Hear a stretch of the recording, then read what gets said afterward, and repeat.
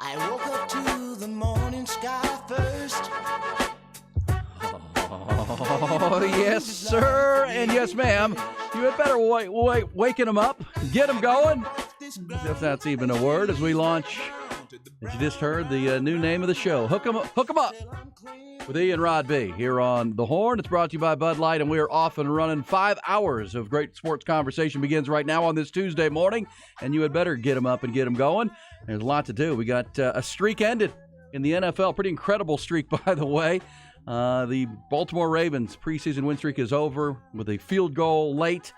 Preseason games don't really matter, but that one seemed to carry a little bit more weight than usual. Also, the tightening race in the AL West in Major League Baseball continues to tighten. As the Rangers lost last night, the Astros and Mariners both won. We'll get you details on that as we launch this Tuesday morning. A lot of Longhorn football conversation, 11 days to the opener with the Rice Owls. Steve Sarkisian met with the media yesterday. We'll certainly sift through his comments and conversation with the Longhorn head coach headed into year 3. Plenty of football, baseball, and all things sports conversation begins right now here on 101.9, also on AM 1260. And we appreciate you finding us digitally as well. So easy to do on the Horn app. Just download it to your smartphone and fire us up with a touch of a button. Also on your smart speaker at home and work. Just tell your Alexa to fire up the Horn in Austin. And, of course, on our Twitch channel, on our YouTube channel, we're everywhere. And that's what it's all about with you here on the show.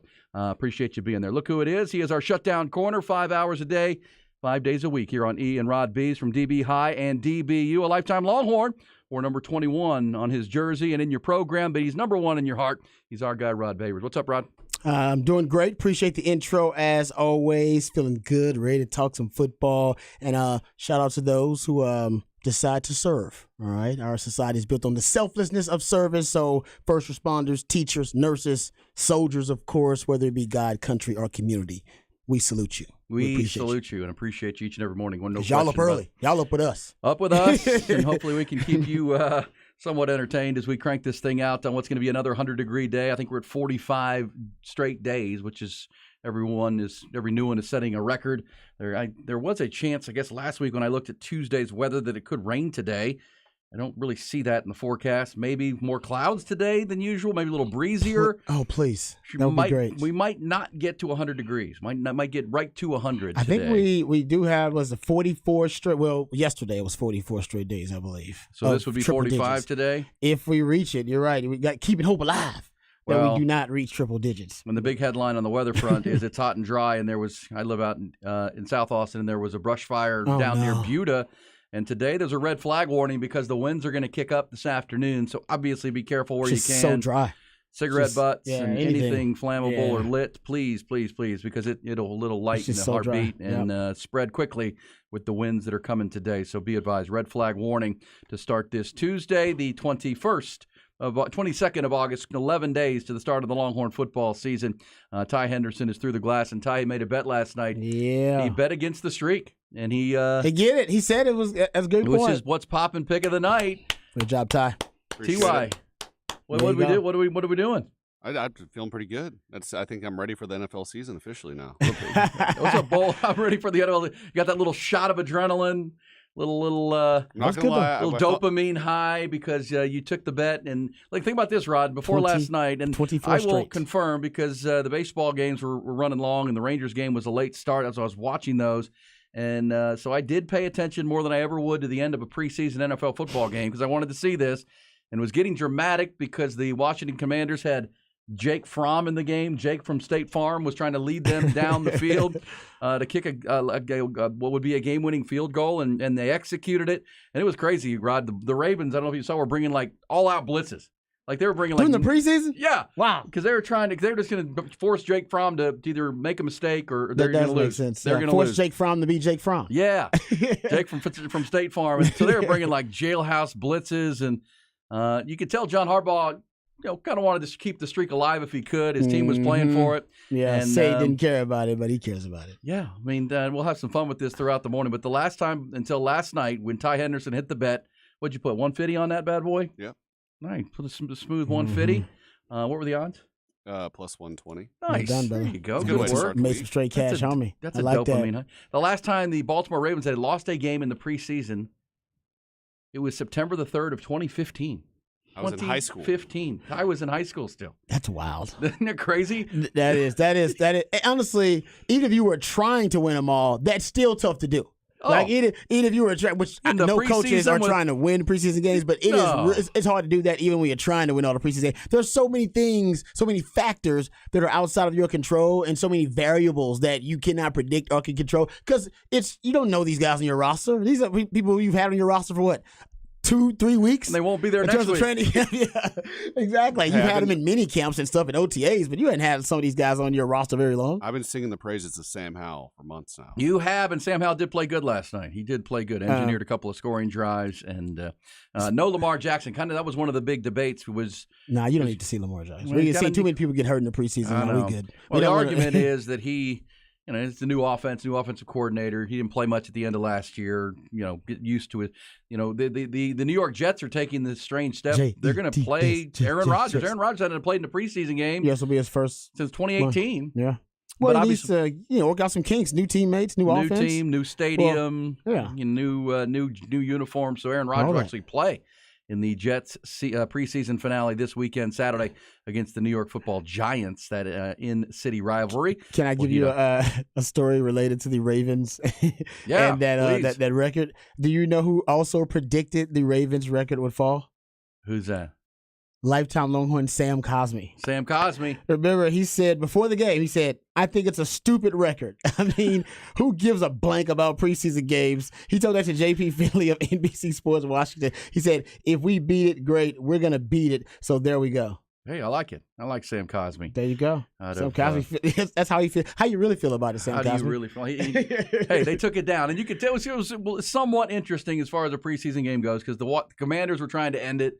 The Ravens were trying to hold on to it. Oh, They it'd had have been only- a fun like you said, Well, fun watch. And it would have been the second straight preseason game that extended the streak to 24 last week, where the Eagles had a 2-point conversion to try to tie it. And then last night, Washington had a 2-point conversion that they did not convert. Okay. And that's why it was 28-26. And then the last-minute field goal, or inside the last 10-second field goal, won the ball game. Joey Sly, the kicker for the Washington Commanders. Great name for a Made- kicker.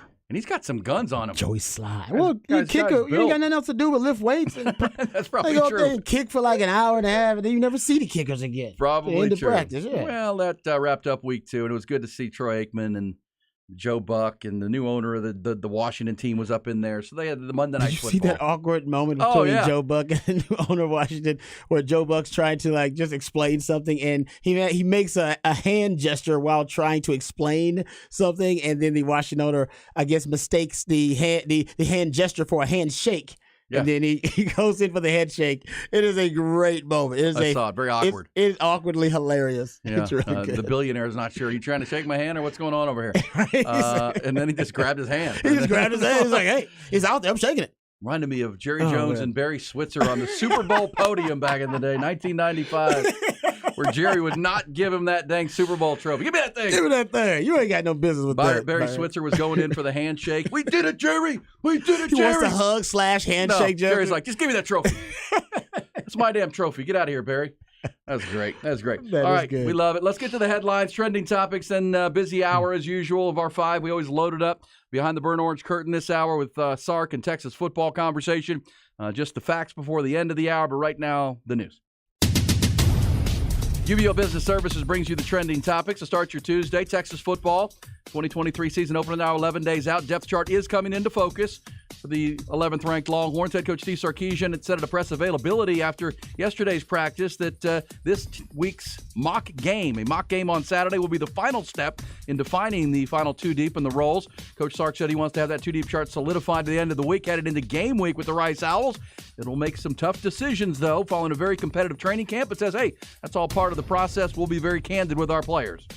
Real life, and I think that's why we've created an environment here where honesty works, and being transparent works. And, I don't think by the time we put a depth chart to the team and when we explain to them in their position meeting who's going to go with the 1s and who's with the 2s and so on and so forth, there's not going to be a lot of surprises, because we're very upfront with our players on a regular basis. And so we're constantly trying to improve them. We're constantly trying to give them the things we'd like for them to work on. We're constantly trying to show living examples of players that do it right and what that looks like and why that's how we want it. And we point out times when we don't do it right. And so that everybody gets a real sense and a feel of what we're looking for and how we try to get it done.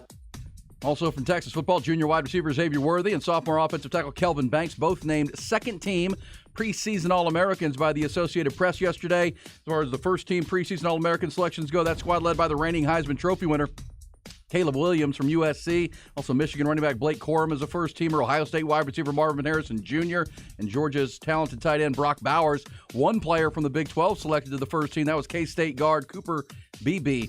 Running back-related news in the NFL, plenty of that. In Indianapolis, Colts have given their all-pro running back Jonathan Taylor permission to seek a trade. 24-year-old entering the final year of his rookie deal. Has been seeking a contract extension from the team. Not going to get it. He'll see what he can get on the open market. Meanwhile, in Vegas, Raiders running back Josh Jacobs is expected to report to the team before their Week 1 opener with the Denver Broncos. That, according to the Las Vegas Review-Journal, last season's rushing yards leader hasn't participated in any portion of the Raiders' offseason program since receiving the franchise tag back in March. Major League Baseball, that three-team race atop the American League West tightened up even more last night as the first-place Rangers dropped their series opener in Arizona while the Astros and Mariners both won. A gut-punch loss for Texas, too. Their bullpen could not close out a 1-0 lead in the ninth inning after a brilliant start from left-hander Jordan Montgomery. He tossed 8 innings of shutout ball, but Aroldis Chapman gave up a solo homer in the ninth to Ketel Marte. Then Texas took a 3-1 lead, and once again, the Texas Bully couldn't hold it. Snakes rallied for 3 in the home half of the 11th to win it 4-3.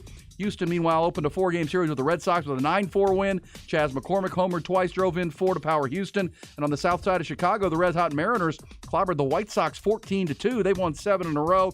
Rangers currently lead Houston by a game and a half in the West. Seattle is just 2 back. Speaking of streaks, Dell Diamond tonight.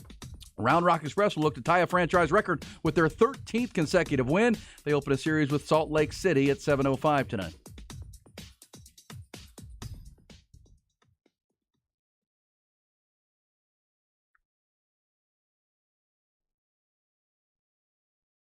So Jonathan Taylor has been given permission to seek a trade. Who do we think is going to trade for Jonathan Taylor? Exactly what I was thinking. I know. And what? First of all, are they going to get what they're asking for? What the asking price is? What they believe the trade value is for Jonathan Taylor? That's the question. Yeah. Well, he's also coming off a nagging right ankle injury that required surgery in January. He's 24, so he's 24. He's not geriatric yet at running back. You're geriatric when you turn like 27. So you got like 3 more years before he becomes basically an old man at running back. Well, a lot of people are comparing it to last year's trade when Christian McCaffrey was shipped to San Francisco, and the haul in the midseason trade with Carolina and San Fran was for 2023 second-round pick, 2023 third-round pick, 2023 fourth-round pick, and a fifth-round pick this coming April. So 4 picks. I don't know if you're going to get that. And I think the difference would be that Christian McCaffrey he'd already signed his first big contract after his rookie deal, and Carolina had already picked up a lot of that original signing bonus. So one of the reasons Kyle Shanahan and the Niners and John Lynch were willing to trade for it is they were picking up a good amount of money, but at the same time, Carolina had already absorbed the biggest part of that contract for Christian McCaffrey.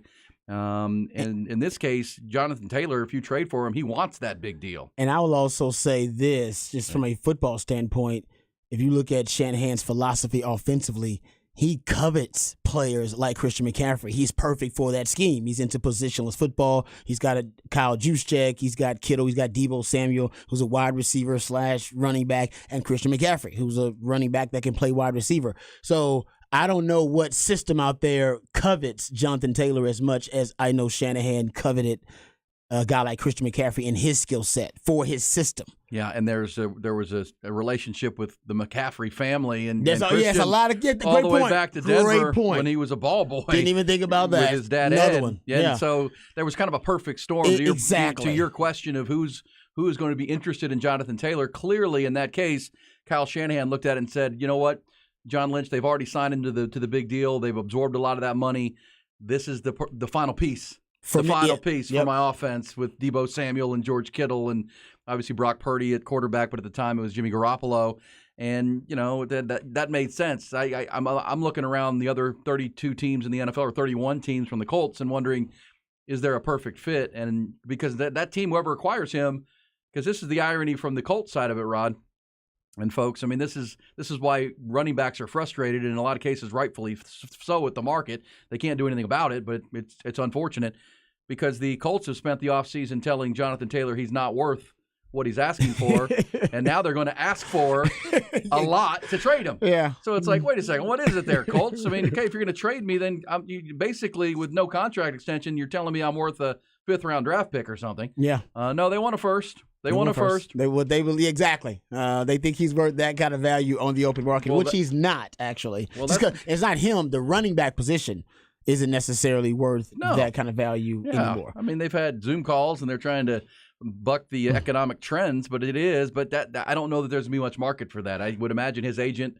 now with permission from the team, so it won't be tampering for another team, will put out feelers. But there doesn't seem to be a fit. Now that could change. Takes one team to jump in there and say, man, he's too good. He's 24 years old, all-pro in 2021, great young player. But I'm with you. I don't know that there's going to be a really strong market for Jonathan Taylor. There already is some buzz, though, for this one team. According to Florida Sports Buzz, Barry Jackson, who's with the Miami Herald, he covers South Florida sports, he's claiming that the Dolphins they're expected to at least explore a trade for Jonathan Taylor. Now, I don't know if they'll give up a first-round pick, but they'll explore and try to see if maybe they could come to some middle ground compromise. That would be scary. Jonathan Taylor in that offense, that'd be a scary proposition, but I'm assuming he's going to want a long-term deal. That's right. So he's not only you got to work out the trade with the team, I believe he wants his market. That's why they're giving him permission to seek a trade. He wants what he believes is his market value in a long-term deal with some stability. So it's two parts to it. Yeah. Are they going to be able to meet his demand in that way too? Well, and you wonder if they can play hardball with the Colts and say, look, I mean, we'll give you as this texter on the Specs text line says, a 3rd and a 4th round pick this year, but that's not bad. we have to sign him. You don't want to. You don't want to. Yeah, we got to give up salary cap capital and draft capital. But look, he fits to what Mike McDaniel and the Dolphins want to do. He's, at the combine, he ran 4.3. He's a track star in high school. He can join the track team in Miami. Ooh. And you know that the Dolphins are itchy. I mean, they went for it with the Tyreek Hill trade. They wanted Dalvin Cook, didn't work out. Dalvin Cook ended up with the Jets. That one's interesting because Mike McDaniel and the Dolphins do feel like, and that division is so damn competitive. What about the Cowboys? Well, what about the Cowboys? I don't think Jerry Jones would do that. Jerry, don't do it, Jerry. Don't do it. Don't do it, Jerry. Don't do it. Except for Christian McCaffrey, who the Carolina Panthers subsequently traded, the last big name on a rookie deal to get that next big contract was Zeke Elliott, right? I mean, Zeke got the big money, and the Cowboys regretted that move from the minute that they gave it to him. So, and that's where Jonathan Taylor is. He wants that next big deal. This is the point at which, if you're paralleling it with the Cowboys, that Zeke went to Cabo and said, I'm going to Cabo. I'll train in Mexico, and I'll get my deal. Jonathan Taylor has been in a similar stalemate with Jim Irsay and the team since. And I'd say this for the Colts. This is a hard stance they're taking because they have already announced that young Anthony Richardson is going to be their starting quarterback. Yep. He needs every weapon he can get. Oh, running game is the best friend for a young QB. Yeah. Good running game. I mean, defenses are much more scared by Michael Pittman at receiver and Jonathan Taylor in the backfield than Zach Moss in the backfield or someone else. That makes the job harder on your young quarterback, but they're holding the financial line at this point, and we'll see if a team crops up. And, boy, that would add another subplot to the AFC and the AFC East if the Miami Dolphins were to get involved. I do think there could be a trade or a couple of teams interested. I doubt very seriously they get what they're demanding. And Stephen Holder, who covers the Colts, he says the Colts are seeking a first-round pick or a package of picks that equates to a first-round value. So I don't know. Maybe I don't know what the third, maybe a third and a second equates to a first round value. I'm not sure exactly where they are on the draft value chart, but there you go. So they want a first. I don't think they're going to get a first. I mean, I keep going back to Lamar Jackson. The Ravens gave him permission to seek a trade, and it was the non-exclusive franchise tag. So 2 first round picks I think you'd had to give up, and they could have matched the deal. And there were crickets.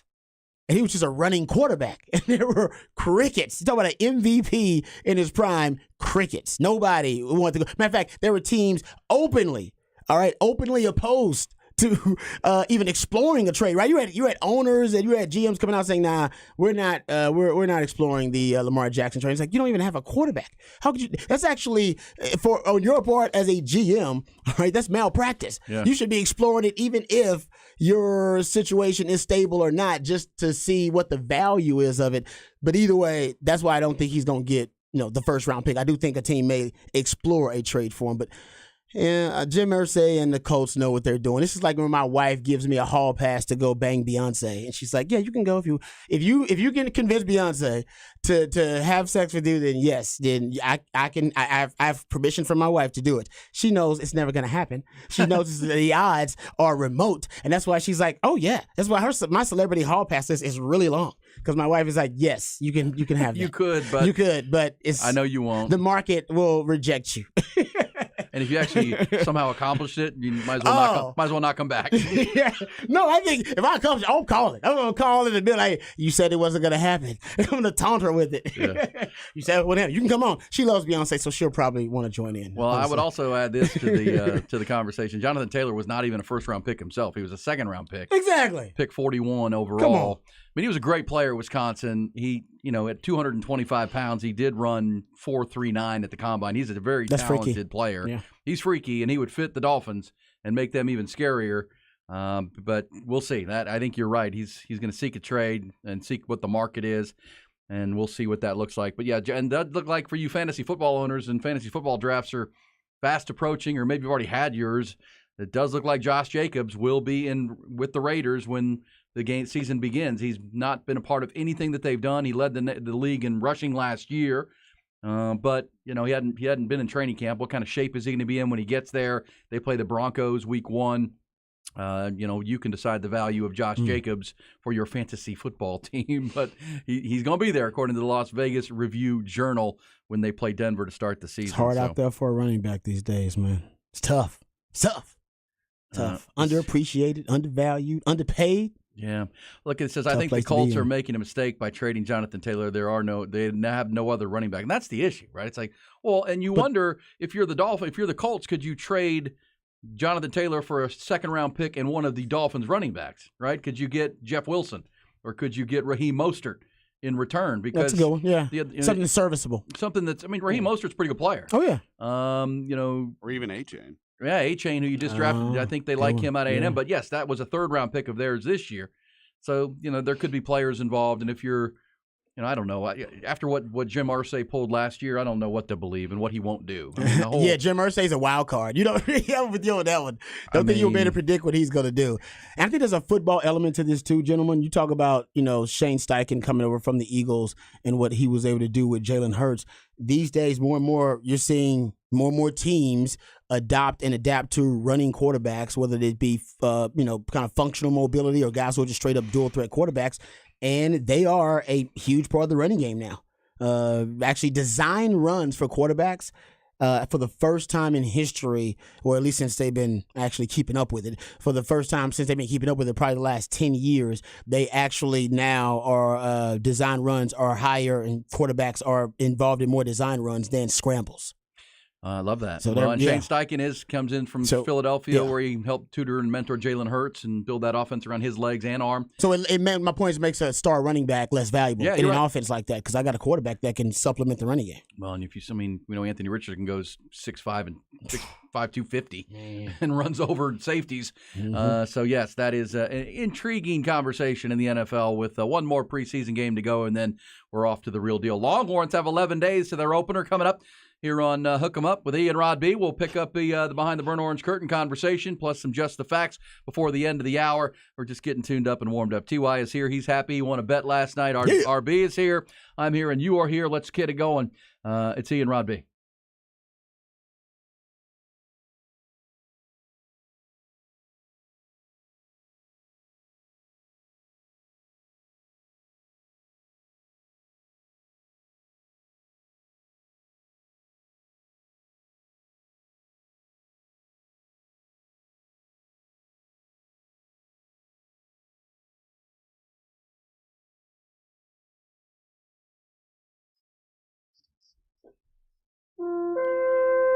Viking Fence, folks, the only company in town with, the attention to detail and the investment made in building you a higher quality and better fence. People always ask, what makes them the best fence company? Well, 50 years of experience since 1972, so 51 now, locally owned and operated still. And it's just that attention to detail, the investment they've made, their own on-site lumber mill where they produce the different grades of the Western Red Cedar. Their on-site pre-staining equipment there as well. And as I always say, their lumber's of different quality. They have their own brand of lumber, right? You go to the lumber yard, you go to the box store to get your fence posts and pickets. Viking's got their own. It's called the Big Tex brand. It's the Big Tex line. It's 50% thicker than what you're going to find at the lumber yard or the box store. And it's just a better quality of wood in that Western Red Cedar, trucked in on rail cars, milled in their own lumber mill for your level of quality and just the level of that you're looking for. Just a higher quality, longer lasting, better fence at Viking Fence. Whether they install it for you, you want to install it yourself, get your supplies at Viking Fence or let them do it. They are absolutely the best for your wood privacy fences. Also, so for iron fences, chain link fences, perimeter security, whatever you might be, Viking does it all. But, man, those wood fences are the best. That's why they put the longest warranties in the industry on each and every Viking fence. Give them a call, 837-6411, to get your project underway. That's 837-6411 or online at vikingfence.com. That website is great to see the galleries of work. Get inspired there. You can get a quote. You can finance your project right there online at vikingfence.com. And when you think fence in Austin, Texas, and throughout Central Texas, there is one name. It's a Viking Fence.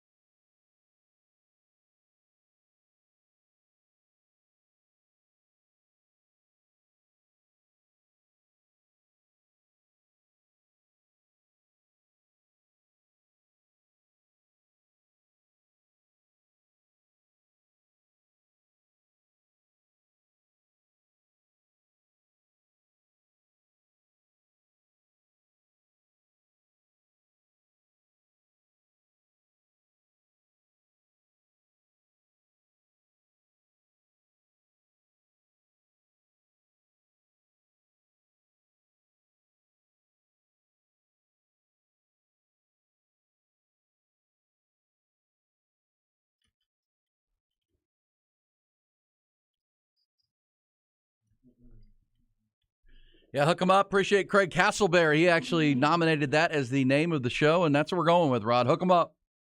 Hook 'em love up. it. I love it. I told you, if you give it to the people, man, they won't let you down.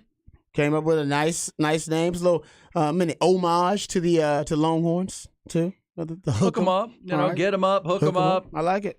Let's get them up. Let's get after it. Let's talk sports and get you ready for your Tuesday, the 22nd of August, and back to school in full. Hopefully, the traffic today not nearly as bad as yesterday with all kinds of a mess. Well, but you know it's going to be bad. Why'd you say that? Why'd you well, say sometimes it's worse than other days. I mean, that is true. Yeah, yesterday you had when you get a some fatality incidents on the accident, road. That yeah, is you true. get an early fatality right on 35 and the main artery there. That becomes an absolute nightmare. Isn't it supposed to rain today?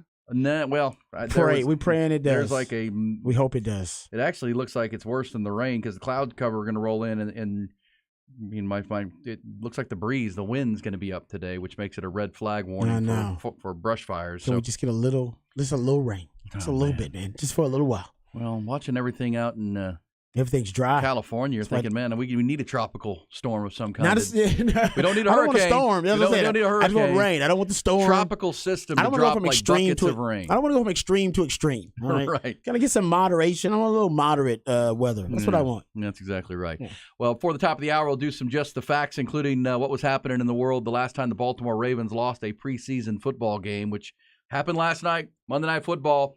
They lost the game for the first time since 2015. We'll have some fun with that coming up, plus some other facts of the day. But it's all about Texas football here on Hook 'em Up because the Longhorns are 11 days out to the opener. And yesterday, after their morning practice, Steve Sarkisian had a media availability to talk about what went on Saturday's scrimmage, also where they are right now. And with that in mind, let's take it behind the burnt orange curtain and get some thoughts. And they were all asking themselves the same question. What is behind that curtain? All right, now remember he did predict yesterday that Sark would not go into detail about who won jobs on the depth chart. As a matter of fact, he implied that it's still pretty much undecided at a lot of positions because he was asked about that at the media availability yesterday. But he did give details about this scrimmage, the depth chart scrimmage. And one thing I love about Sark, actually, is that how forthcoming and open he is at these media availabilities about details about what went down. He's pretty open. He's like, oh, yeah, offense did this, defense did this. So he gives you a pretty thorough breakdown. So he did open, which was, before he even took questions, he just opened up the press conference and gave a little overview of the scrimmage. And here is the Sark open. For us and kind of where we're at and a little bit of a recap from the scrimmage, a little bit about kind of where we're going. I think the first thing coming out of two scrimmages and 2.5 weeks of camp, being healthy is probably near the top of the list of priorities for us. And you can't always predict. Sometimes injuries occur. The game is the game. But I think it's a real credit to our strength and conditioning staff of getting our players prepared for training camp.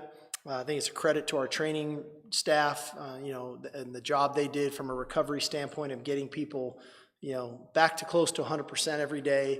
And when guys were getting nicked up, getting them back and getting them back on the field. So that was a real positive for us. As far as the scrimmage directly goes, I thought defensively they had a good scrimmage, and I think it started with their energy. I thought they brought really good, positive energy for one another, and it showed. A lot of defense is about effort, and it's about attitude, and then you got to play right. And I thought that they brought that. I thought our run defense was very stout.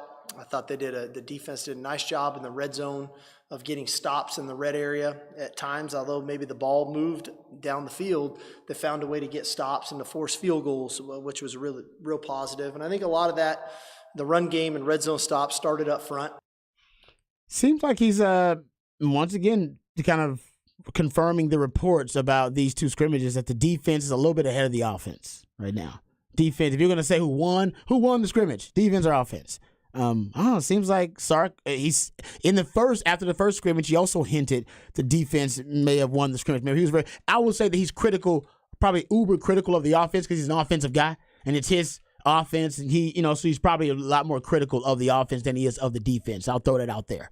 So he's trying to infuse confidence in his defense, but seems like to me he's throwing it out there that the defense made more plays overall than the offense. Well, I think we'll hear him coming up talking about the defensive front because that's where he stopped right there. Yeah.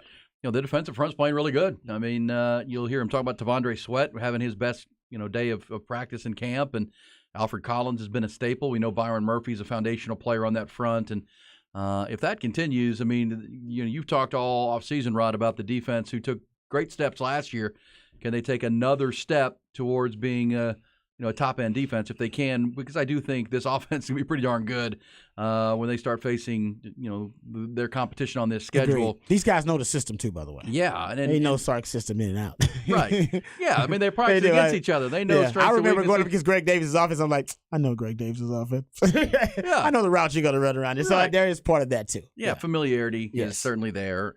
But I think the defense is – you hope, because we've heard this before, that the defense is great, and but at the same time, I think this is what we saw last year when Keandre Coburn and Moro Ojimo and those guys took big steps forward, even Tavondre Sweat, and so Bo Davis is doing a great job of, Stark has called him the best D-line coach in America, and what coaches do is develop great players, take them to a new level, take them to a new ceiling, and if you do that with Alfred Collins and you do that with Tavondre Sweat, and they just keep getting better.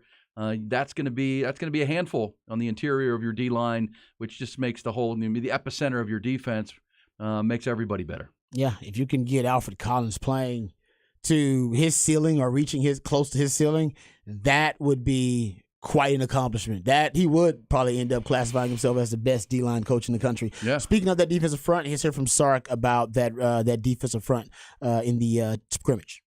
Our front seven is playing a really good brand of football right now. I was proud of that. And some of the guys that stood out up front, because I don't get to talk about everybody all the time. I thought Tavondre Sweat probably had his best day Saturday. And when he plays like that, we're a lot better because he's very difficult to block. I thought Leonga Lafau has really made a lot of strides from spring ball through the first 10 days or so of training camp, and had a really good scrimmage Saturday. I thought Ethan Burke had a really nice scrimmage,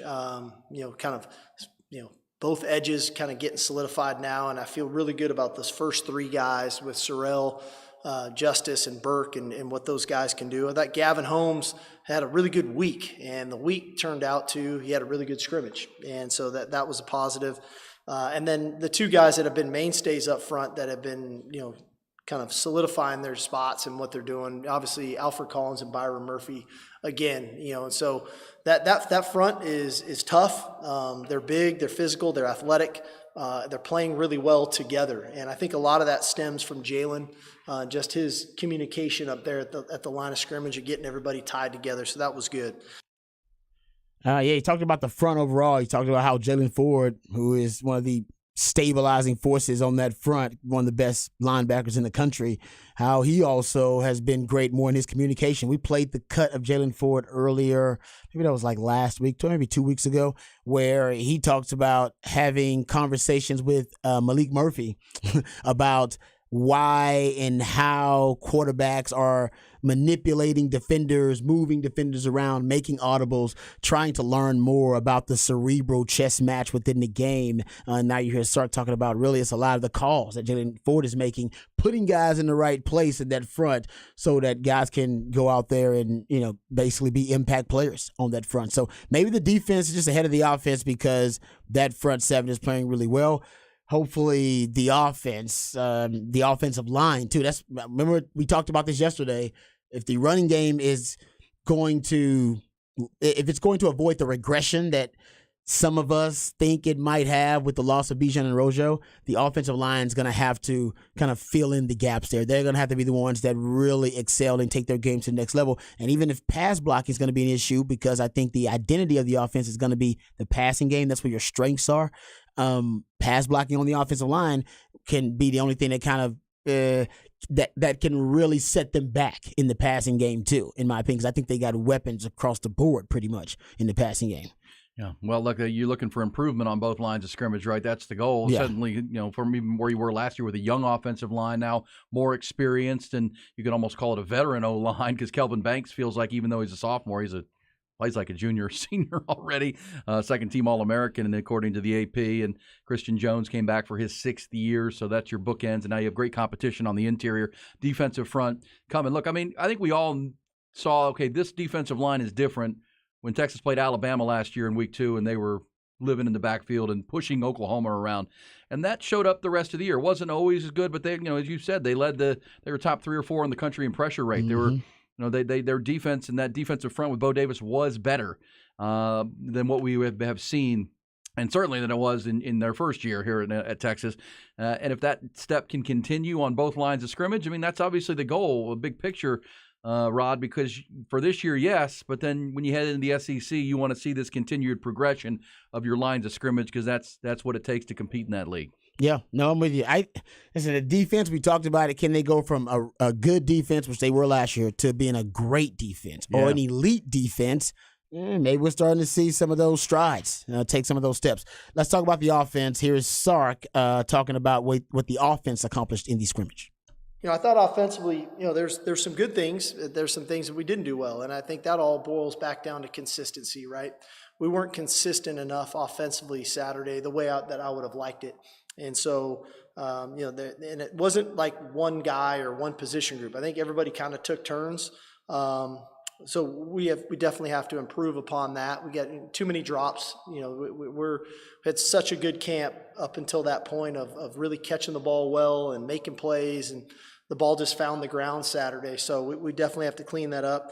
I was impressed with their third down wins. I thought the offense stayed on the field and extended drives with their ability to execute on third down, which has been a big point of emphasis of ours. We were not very good a year ago on third down, so to see them do that was good. It was great to have Xavier back.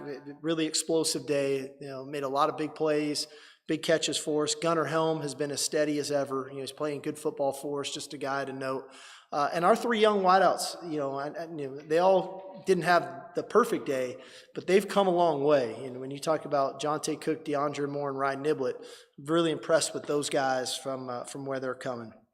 All right, so drops, you don't like to hear that. Drops were an issue last year. Yeah. Well, yeah, they had crucial moments too. Too many balls on the ground. That can't happen. If you complete a pass, you got to complete a pass.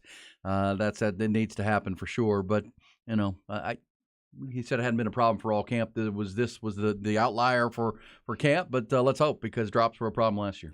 And also ball on the ground. I think he's also referring to fumbles, turnovers as well too. And something the defense emphasized or has been emphasizing is turnovers and forcing turnovers, taking the ball away. And it seems like in the first, at least the last 2 scrimmages, that they've been able to take the ball away. I think it's 5 turnovers that Sark has said they've created in the 2 scrimmages. So that's pretty good for the defense. Yeah, that's a good number. That's a win. Yeah, they will remember that. And he also said, I think in there, one of the cuts I heard yesterday, they forced red zone stops, right? They forced field goals, not touchdowns. Mm-hmm. That's a 4-point difference in a football game. You know that, and that's a defensive win. Turnover, loss of downs, force a punt, or give up a field goal, not a TD. Now, I'm with you. Situational football, that's kind of what that is. Red zone, money downs, 3rd and 4th down. That's something Texas defense has to improve on. There are a few areas that if Texas improves on, you could see this defense realistically go from good to great. But they got to maintain what they did last year, which is a really stout rush defense. They allowed 3.3 yards per carry on the ground after allowing over 5 yards per rush in 2021. That's one of the best turnarounds in Texas football history. So you got to keep that going. Also keep up your pressure rate. But if you can translate those pressures into sacks, they only had 27 last year, and into takeaways, you only had 14 of those last year. That was 9th in the Big 12. And then money downs, 3rd and 4th down, you were around 7th and 8th in money downs last year as a defense. Those are the areas to me. If you improve in those areas, I do think the defense could be, I'm going to say elite, but they can be great. They can go from good to great. All right, we'll hear from Sark throughout the morning. Also, as you talked about this week, Rod, getting Xavier Worthy in motion and making him difficult to defend. That's something that appeared to have happened. And we'll let Sark weigh in on how having other really top receivers and deep threats around him makes his job easier and makes it easier to use Xavier Worthy in multiple ways. We'll get to that coming up. Also, Sark feels like this is a really good tackling team, which on the other defensive side of the ball. So all things. It's still the talking season, unfortunately. We need a game. Which is now in 11 days. So we can talk about games and actually see it. Yeah, but still talking about it with 11 days out. Coming back, we'll hit the Just the Facts segment, including what was happening on this day nearly 12 years ago. That's the last time the Baltimore Ravens lost a preseason football game, which is a pretty astounding record. Also, some of the other facts of your Tuesday morning.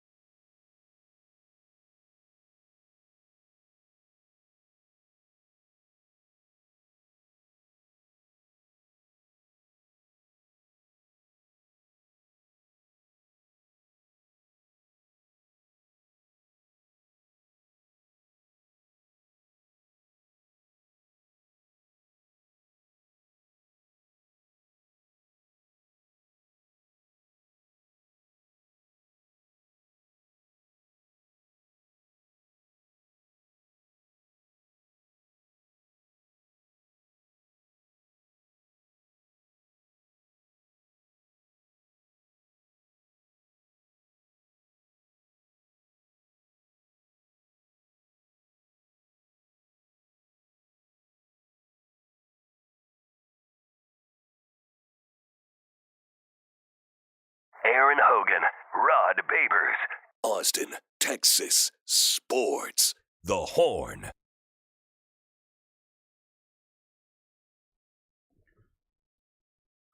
Don't know that song, Rod, but it turns out to be the number one song in America nearly 8 years ago when the Baltimore Ravens last lost a preseason game. What's the number one song in 2015 or whatever? That's a band called Omi, O-M-I. That's Man, a band I don't song know named Cheerleader. I remember. I remember the song. I do remember the song, but I don't remember. Is it a one-hit wonder? I guess. I mean, think so. Ty was in high school. jamming to Ty's this. grooving to it, so Ty, it's taking Ty back. Is it called Omi? Is that the name of the band? Omi It's or just a person? guy. Just a dude, Omi. Oh yeah, that's definitely a one-hit wonder. I've never heard that name outside of this today. Yeah, honestly. Well, the Ravens lost to the Washington Commanders last night, 29-28. Hey, Ty predicted it. Ty bet money on it. Him and Sam Cosme, actually, lifetime Longhorn Sam Love it, Cosme also love it, said love it's a dumb streak. It was stupid. He was like, we're gonna end it. Good for him. Thank you, Joey Sly. We go in it. Well, that is a fact that was your number one song back in on this day nearly 8 years ago. Also nearly 8 years ago, Rod, in our Just the Facts brought to you by Texas Orthopedics, the Longhorns were 2 days away from getting their heads kicked in at Notre Dame Stadium to start the 2015 football season. Oh, I do remember that. 38, Notre Dame 38, Texas 3. Yeah, And I believe on this, Mm-hmm. on the day that the last time the Ravens lost a preseason game was September the 3rd, I think a lot of Texas fans were at Wrigley Field taking in a Cubs game. Was that the Thursday or the Friday that a bunch of Texas fans were you're going, right. took over Wrigley Field? Yeah, I believe you're right about in that. Chicago. That sounds about right. Yeah, that was the start of Charlie Strong's second season as the head coach of your Texas Longhorns 2 days later. Because, the last time the Ravens lost a preseason game was a Thursday night game to wrap up their preseason, and they hadn't lost since 24 in a row. Yeah, that's wild. Even if you're trying your hardest and desperately to win every one of those games in preseason form with all of those different variables and unknowns on your roster, that's hard to do. That's hard to do. Yeah. Barack Obama was our president, and Spotlight was the number one movie. Hey, that's a good movie. That's a real good movie. That's a really good Michael movie. Keaton. I believe it was Academy Award. I think it won. Winner. I think it won Yeah, Best Picture. I believe it's a winner. Yeah. That was the number one. But let's get some other Just the Facts brought to you by our friends at Texas Orthopedics. What do you have, Rod? I got a couple of Just the Facts. All right, so the first one is about Scotty Scheffler. Apparently, Scotty Scheffler, he did set a PGA Tour record in 2022 with $14 million in earnings, but he's already crossed a $21 million earnings mark this year. Oh, And he's got events left. That means his caddy alone is taking home at least $1 million to $2 million because it was like between 5 to 10% as usually the standard deal for your caddy. So you talked about it. Where did he finish in the last event? Scotty Scheffler? tied for second. There you go. So he's a lot of straight cash over he's been making. So, yeah, it's going to be his most profitable year. So, shout out to Scotty Scheffler, the lifetime Longhorn, making a lot of straight cash home. He's making money, but it's also frustrating because if he were a better putter this year, he could be having like a Tiger Woods-like year. The way he's playing tee to green, it's pretty unbelievable. He could have 5-6 wins, literally. He's been right there. That's why he's loaded up on the cash. He's the bridesmaid, not the bride. Yeah, I mean, it's all reason. with the putter. It's all on the greens. He's losing strokes on the greens. He's gaining multiple strokes against everybody, tee to green. Frustrating, and but he will begin the FedEx because that wallet could get even thicker because he will tee off. Oh yeah, on Thursday down at Eastlake outside Atlanta at the Tour Championship at -10. He'll have a 2-stroke lead. Right. And if he goes and wins that, he's how much money he's going to get? Oh, man, the FedEx Cup, I don't even know what the number is this year if you win the FedEx that's Cup. right, I mean, they got extra. It's got bonus money in there now. Yeah, yes. With the new deal. Yeah. It's the supersized FedEx Cup. The supersized package. I'll give you a fact and just a fact. How about this? It could become a fact. How about this? Front Office Sports and a guy named Dan Ives of Wedbush Securities. He's a securities analyst. He raised eyebrows this week by declaring that it would be a no-brainer for Apple to acquire ESPN from Walt Disney, the Walt Disney Corporation, because Apple wants to be a player in live sports. Whoa. They took the big step of getting the media rights deal with the MLS for the streaming package for all MLS games. How about this monumental acquisition if it were to happen? Because as it says in this story, that Apple has enough change in their couch cushions to fundamentally change and alter the media rights landscape, according to James Andrew Miller of Front Office Sports. The tech giant made its biggest move into live sports so far with a 10-year, $2.5 billion streaming deal with the MLS.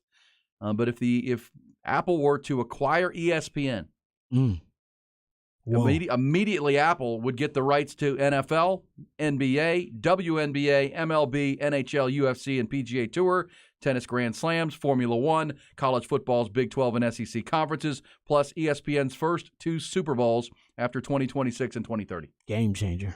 Would Tim Cook and Apple take that step? You're talking about shifting the entire landscape of the entertainment ecosystem. Yes. That's it. I mean, that would change it forever. Like, it would never be the same. That's it.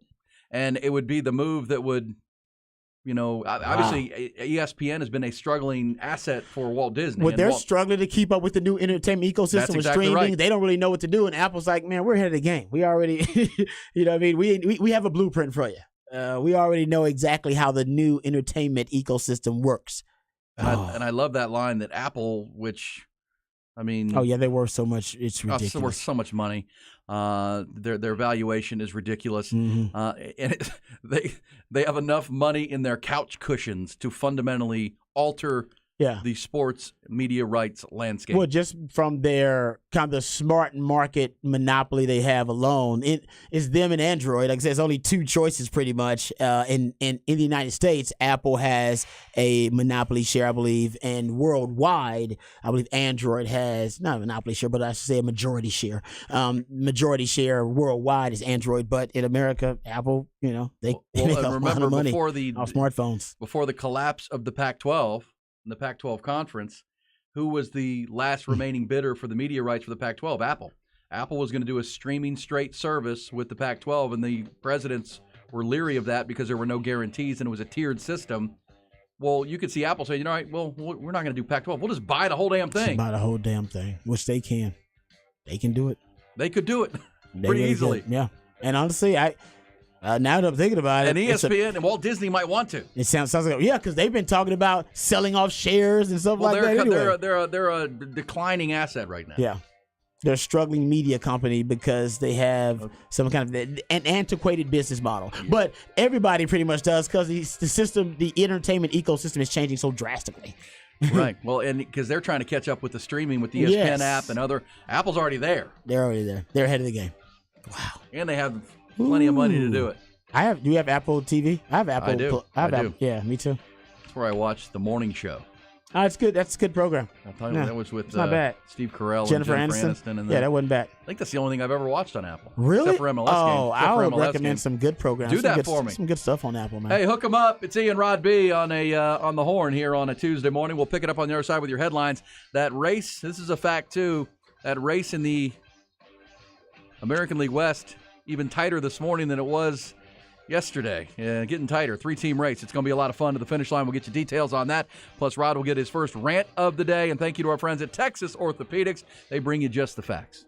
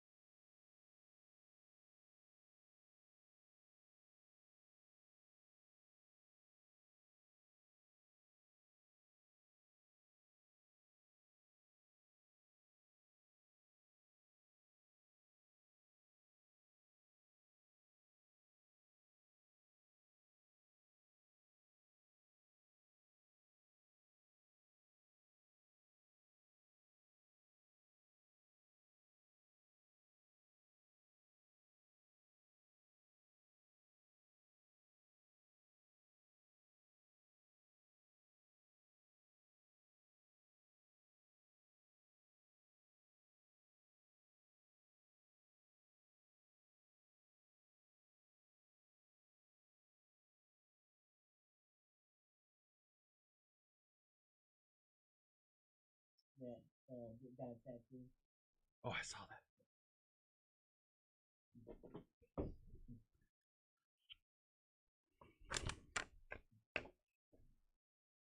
Coming up in Rod's rant of the day, one of the more interesting tattoos you'll see. Yeah, that's happened. Oh, Also, yeah. It's a fact. It's a fact. That's a fact. Yeah, somebody said, hey, if y'all don't have a segment called What the Facts, we're going to be disappointed. I kind of like that. WTF? What the facts? We got to make sure we don't slip up one day. Yeah, be careful. Be careful. Well, and you know, if you're listening on our stream, on our app stream, or on our hornfm.com stream, which many of you are, and we appreciate that each and every morning here on Hook 'em Up with E and Rod B. The brought to you by Bud Light, by the way. The shizzle. There is no delay on our app, so you're going to get the full Monty. I like that. If we screw up what the facts, you could. Yo, you get sorry, that. Earmuffs. Yes, please. Yes, and I know a lot of y'all are streaming, and we appreciate that. That's the best way to catch us. Well, keep sharing that app and letting people know, because I keep getting texts that, hey, where'd your show go? Where'd your show go? Used to listen every morning, and so I have to remind them, and I think I understand that because maybe you weren't paying attention or out of town or whatever. You're just coming back because football season's almost here, and you have fantasy football drafts coming up. And that's right. Longhorns playing 11 days. Also on What the Facts, Rod. What the Facts? I gotta quit saying that because I'm getting way too comfortable already. I like it. It does stick. Thank you for the text on that. But I would also say that thanks for those who reminded me that we were talking about Apple TV maybe buying ESPN, and that's some industry insider smoke that's brewing here that Apple wants to make a move into live sports, as they already rule the world, you know, with their iPhones and their Apple product. Yeah. But that I said I only watched the morning show on Apple Plus. I watched Ted Lasso on Apple Plus. Oh, you watched Ted Lasso? I actually have the app on my phone, so I can tell you what I watched anyway. Yeah. Apple. Somebody said Severance. I began Severance but didn't keep it going. Severance is good. Yeah. I did not keep that one going. So yeah, Ted Lasso for sure on Apple Plus, and the MLS games for Austin FC and all the MLS and Lionel Messi. But in our What the Facts, Rod. So if you go back to when the last time the Baltimore Ravens lost a preseason football game, it was September the 3rd of 2015. That was 2 days before Texas lost to Notre Dame in Notre Dame Stadium. I don't want to remind you of that. Please don't. But do you realize that was brutal. What come out of that? That was a Labor Day weekend game and trip.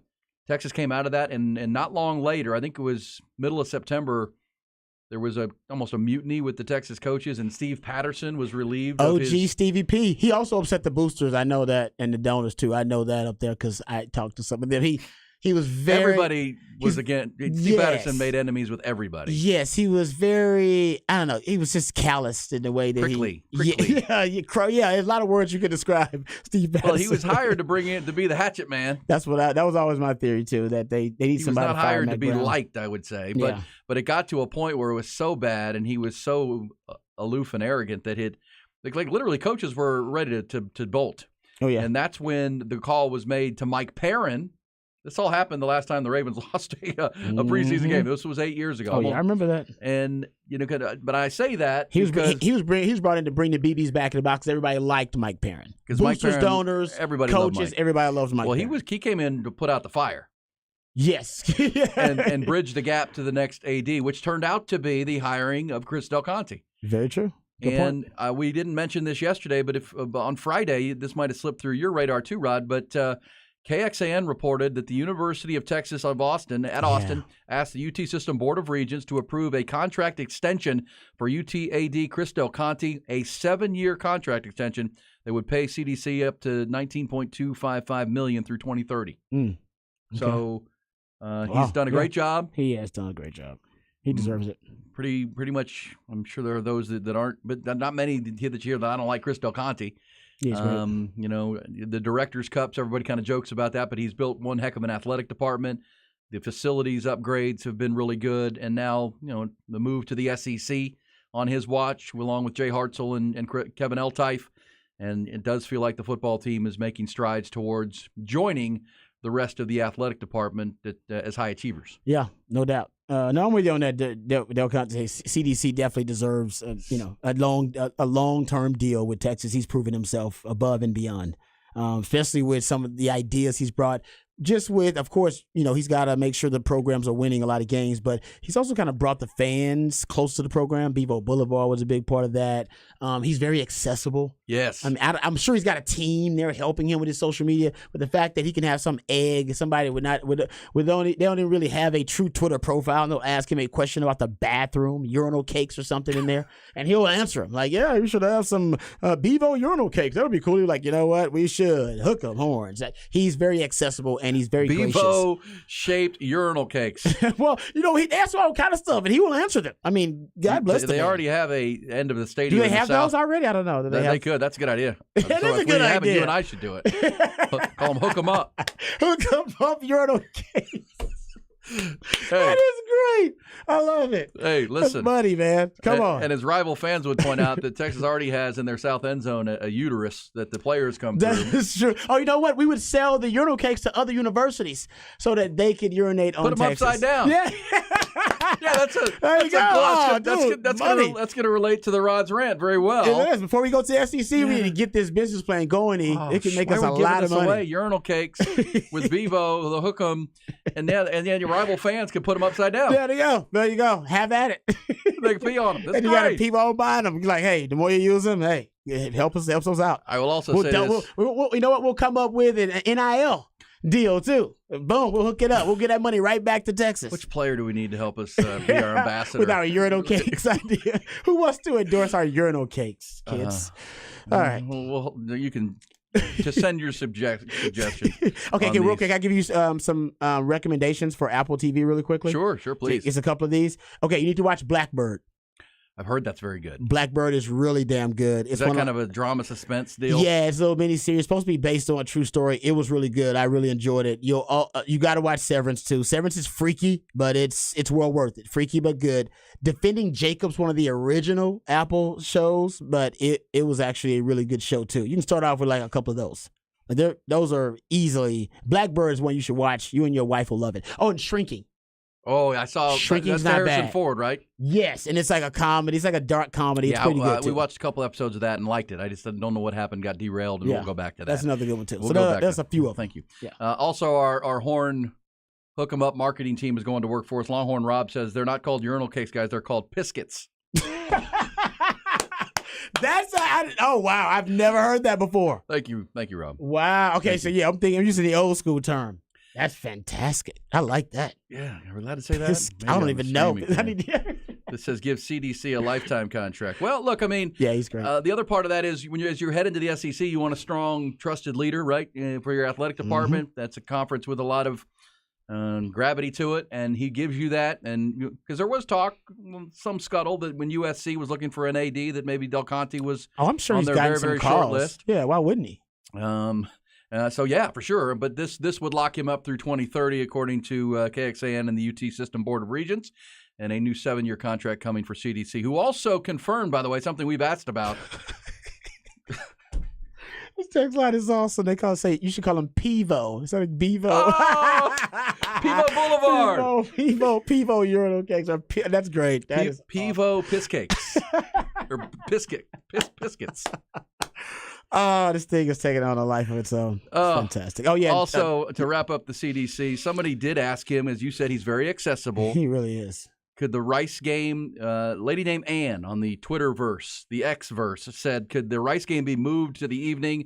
I haven't missed an opening game in many, many years, but I can't endure 105 degrees plus. What did he say? Chris Del Conte responded, I wish I could, Miss Ann. Our TV partners select game times, but rest assured we'll have plenty of free water. Free water! And cooling stations throughout DKR well done, for CDC. your convenience. There you go. Classy man. And we talked about that, Rod. Would you have, because if you go to a music festival these days, you can bring your own container and just fill the water jug over and over and over. You don't want people having heat exhaustion. Right. That's gonna cramp the party, man. People are going to sneak a lot of liquor in doing that. You let that happen. Well, no, but I don't know, but you'd have to maybe get Ty's a young man. Like there are people at those music festivals that have their bladder, right? They get the bladder with the tubes, and they can just drink out of that. You just call that slap the bag. You get like the bag of wine, and you just slap it and you just take it to the head. Those can be filled with liquor as well. Yeah. Well, they would have to be checked before entering. They have to be empty upon but entrance. then you're adding think about the security. You want people to die of heat exhaustion? Bring in your own bladder. Or just don't be soft. And fill them up and then go pee on the biscuits. Yeah, the Pivos. The Pivos. I think we got this. 'Cause I think you're right, Rod. There's a large market outside because everybody loves the upside down hook'em. Oh, man. Large Come market outside. I'm telling you, they'd have a lot of fun with it. Also, text line says hijack. Thank you, Brian. Hijack is a good one. Hijack with Idris And Elba. the Crowded Room. I haven't watched the Crowded Room. What's haven't that? watched it yet. It's their latest show. I haven't watched it yet either, though. Oh, nice. I'll admit that. Thank you for the suggestion. There you go. Let's get to the headlines. Then we'll get to Rod's rant. Let's get you caught up on the trending topics news of the morning. UBO Business Services brings it to you. Yeah, in addition to that, Chris Del Conte 7-year contract that's coming down the pike. We also have news from Texas football. Junior wide receiver Xavier Worthy, sophomore offensive tackle Kelvin Banks, both named second-team preseason All-Americans yesterday by the AP.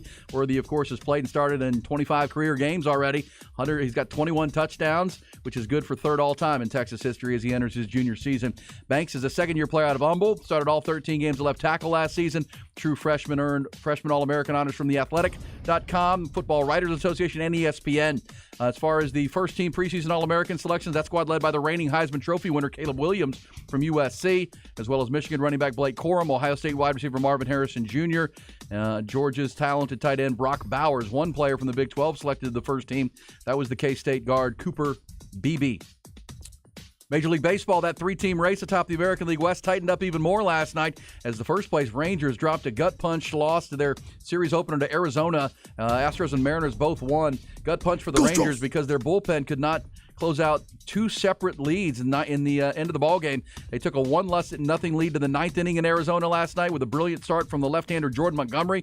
Tossed 8 innings of shutout baseball, but Aroldis Chapman gave up a solo home run to Ketel Marte in the ninth. That tied it. They went to the 11th. Texas took a 3-1 lead on a Nathaniel Lowe 2 RBI single, but once again, the Texas Bully couldn't close it out. The Snakes rallied for 3 runs in the home half to win it 4-3. In Houston, meanwhile, Astros beat the Red Sox 9-4. Chas McCormick homered twice, I should say, drove in 4 to power Houston. And then on the south side of Chicago, Red Hot Mariners clobbered the White Sox 14-2. They've won 7 in a row. So the Rangers currently a game and a half up on Houston in the West, 2 games up on Seattle. Speaking of streaks, Dell Diamond tonight. Round Rock Express look to tie a franchise record with their 13th consecutive win. They open a series with Salt Lake City. First pitch 7:05. And in the NFL, running back news, Indianapolis Colts have given their all-pro running back Jonathan Taylor permission to seek a trade. 24-year-old entering the final year of his contract of his rookie deal.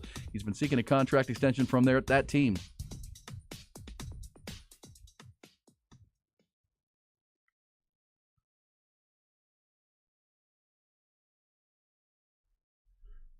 All right. I want to get into the All-Americans just really quickly. The Longhorns just had 2, of course, recognized on the second team, correct? It's the second team All-Americans? Yes. Second team.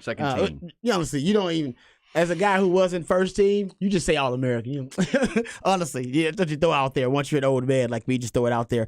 But I will say that I'm a little surprised JT Sanders didn't make it. A lot of people have him as the second or third best tight end, and maybe there are a lot of good tight ends out there these days, but I'm a little surprised he didn't make it. Thought he would have had a shot to make that All-American team. Who, Jalen? JT Sanders. Yeah, and Jalen Ford.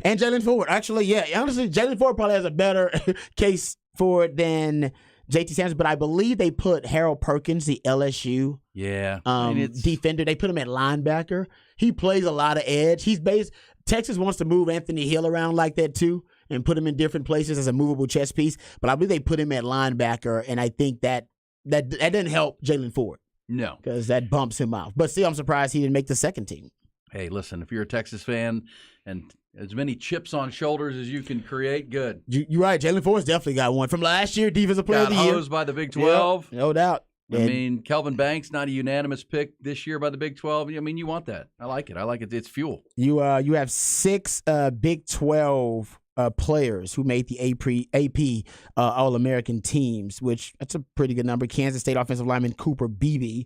He ended up making it. Also, the Cincinnati defensive lineman Dante Corleone. Is it Corleone? Corleone. I like him. I like the name anyway. Also, you got Kelvin. Don't call him names, by the way. That won't. Kelvin Banks and West Virginia center Zach Frazier also makes it too. We talked about Xavier Worthy, of course, and TCU cornerback Josh Newton, who's a really good player. He is a very good player. Yeah, he's one of my favorite defenders in the Big 12. He's a really good player. So those are the players who made the AP All-American teams who also play football in the Big 12. Absolutely love that, and Jalen Ford, I think, got left out of that. But you explained it very, very well of why that may have happened. But yeah, man, hey, go get it, go get it. It's all out in front of you as we get this thing cranked up. Also, Rod, the texts continue to come in. We got this that. Silo is a great Apple TV show. Good job, CB. I just finished watching Silo probably last month. It is. It's a nice little sci-fi storyline building there. Yeah, I'm a big fan of Silo too. Good job. I like that. That's a good one. This says those Piscuits will sell so well in Aggieland and Norman and Tennessee. That's what that list and Texas Tech. Texas has so many schools that hate them. Stealing our idea.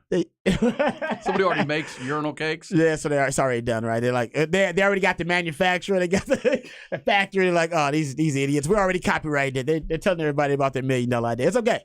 It's okay. We just want to make sure that. And for the kids, maybe you could have them to where they change colors as you use them, go on them. You know what I mean? Well, you know what? They turn like. Aggie maroon or something. I don't know. Oh, you could do something like that. Put some dye in them. Exactly. I don't know the chemistry of the urinal cakes. I don't either. The biscuits or whatever. But I can find a chemist. I'm sure you could do some wild stuff. But I will say that for the Longhorns, though, that's one of the only. It's one of the only brands you can do that with because people specifically like to turn it upside down, which is what we'll kind of get to. Well, let's do it in the Rod's rant because you got to hear this story. Rod has a rant. This is great.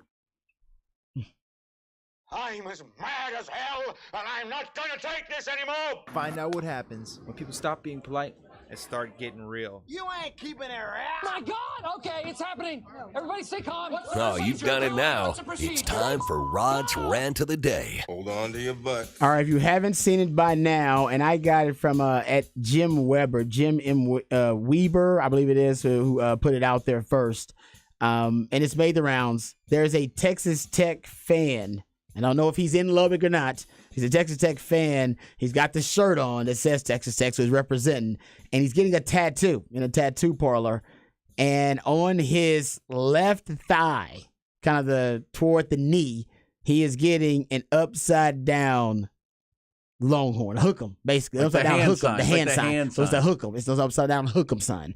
And he's throwing the horns down actually as he is taking this video, but he's getting a tattoo of the hand sign, the hook 'em hand sign, upside down on his thigh. Yeah, he's that committed to it, guys. He's that committed to it. And I want to talk to Longhorn fans. Really, the rant is for Longhorn fans. It's not directed at opposing fan bases because I know why they do it. That's the horns down is basically their version of the middle finger these days. I get why they do it. And Longhorn fans, if this triggers you, this message is for you. This is a PSA for you. You got to find a way to basically find a way to cope with people doing the horns down in an aggressive manner towards you, and even in an extreme manner, like you're seeing here with a guy getting a tattoo of it. Because, number one, this is the last season in the Big 12.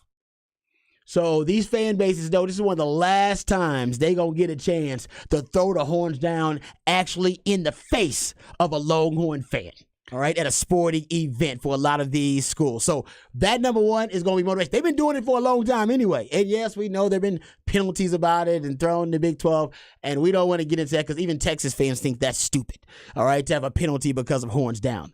But you can't let the horns down trigger because you're about to see it amped up to a whole nother level. Because once you go into the SEC, those fan bases are even more rabid, extreme, and crazy. And they're going to be doing it all the time. And you see it now without Texas even playing at school. They'll be doing the horns down. Like I said, it's their version of the middle finger. You think of it like this. This is how you flip the narrative. This is how, if you want to think of it as something that can benefit Texas, guys, it's just free media.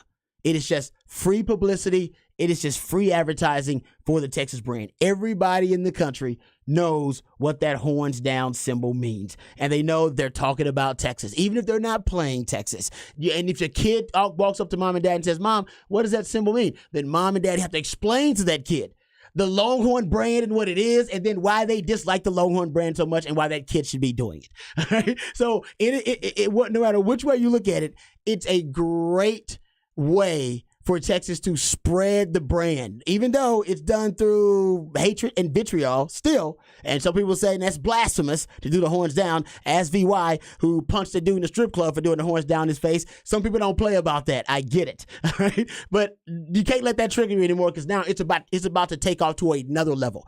It's about to be in your face all the time. And there are way more. There are 10 times, probably 100 times more people that are doing the horns down than the horns up. We all doing the horns up. We love it. But now I'm telling you, if it triggers you, you got to find a way to cope. And the way to cope is, it's just free advertising, guys. They're just advertising along the way. Even when they buy one of those damn stickers or stick-ons, put on their car and do the horns down, thank you very much for the money. Yeah, flip them up. Thanks for the economic boost. Thanks for the cut. Yeah, they get credit for that. I would also say this. This is your own kid. You're hey, numbskull.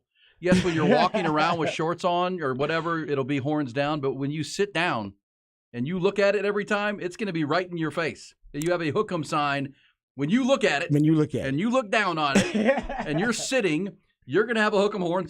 Yes, it's upside down for people who see it. When you put your legs up, when you put your feet up. When you sit on the can or whatever, you're going to be sitting there going, oh, I got to hook 'em right on my leg. They're not the smartest up there. They're not the smartest. Hey, you can't get your grades up, get your guns up. I'm living proof of that. So. No, I'm kidding. I'm kidding. Well, every time he individually looks down at it, he's going to go, oh, shoot. I'm with you. I don't. I think I had a good idea there, but not really. You went viral, but for all the wrong reasons. So, Longhorn fans, listen, the horns down isn't an insult.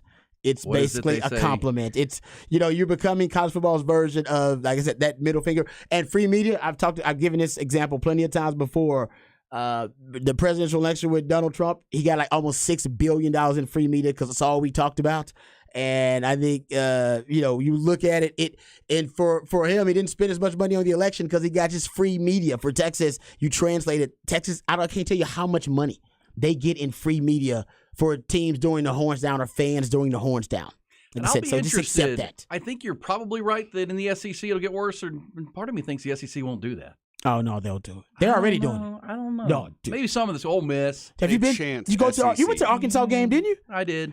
Well, that's an old Southwest Conference rival. Dude, they're going to teach the rest of them. What are you talking about? Okay, the Aggies are teaching the rest of them. The Sooners will teach the rest of them. The Arkansas Razorbacks will teach the rest of them. Like, I don't think Alabama fans will be doing it. They were doing it last year. Were they? Yeah, of course. Everybody does. I guess it's the deal. Oh, it's the deal, man. Everybody does it. Rent free. You can't, exactly, rent free. You can't let that upset your local fans. You can't.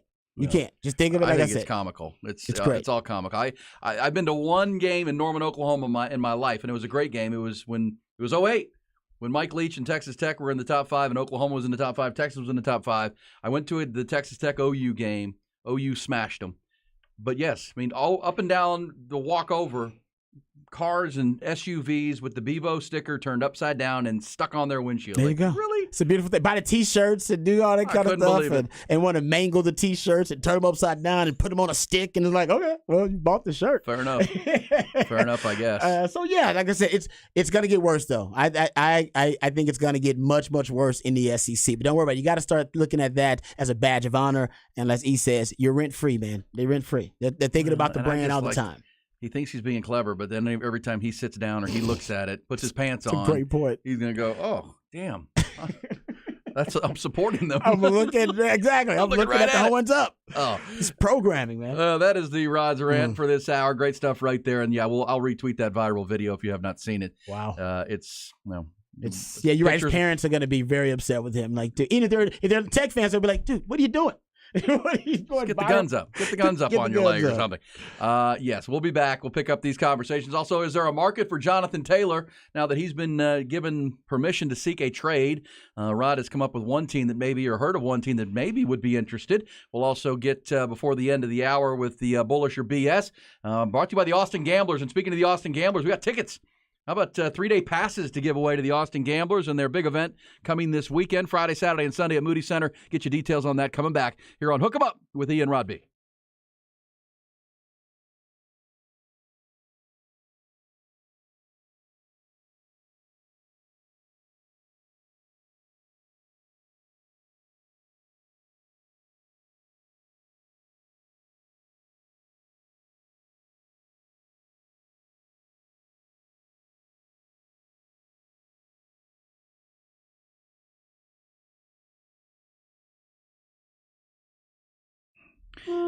Viking Fence, folks, since 1972, the premier fence company in Austin, Texas, in all phases. And I tell you about the wood privacy fences and that residential fencing division that is just amazing, with their own lumber mill and the pre-staining equipment and the higher quality of and brand of wood, the Big Tex brand.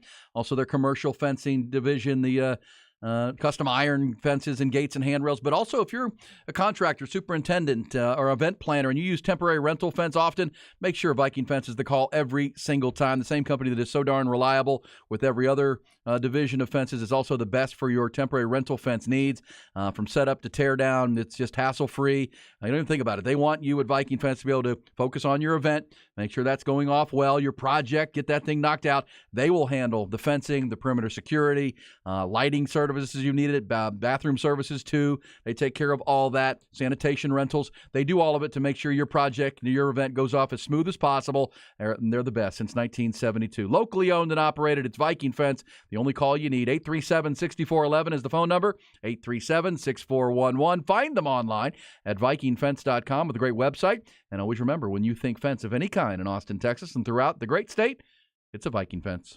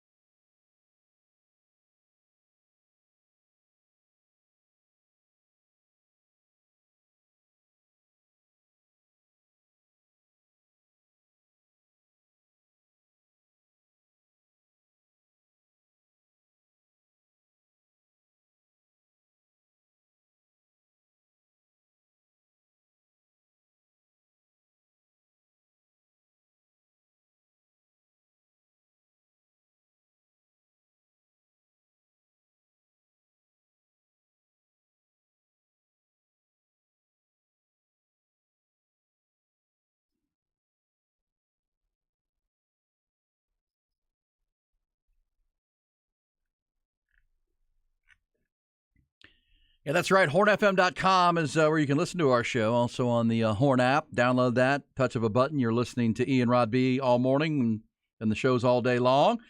But at HornFM.com, today through Thursday evening, about 11 o'clock, you have your chance, Rod. Go to HornFM.com and get signed up. Our friends at the Austin Gamblers are bringing PBR Gambler Days to the Moody Center. They're going to convert the beautiful venue into a rodeo get-down arena and crank it up. We were out there last year when they're hauling in all the dirt, Rod, and setting up all the bull riding chutes. So, and you can be there.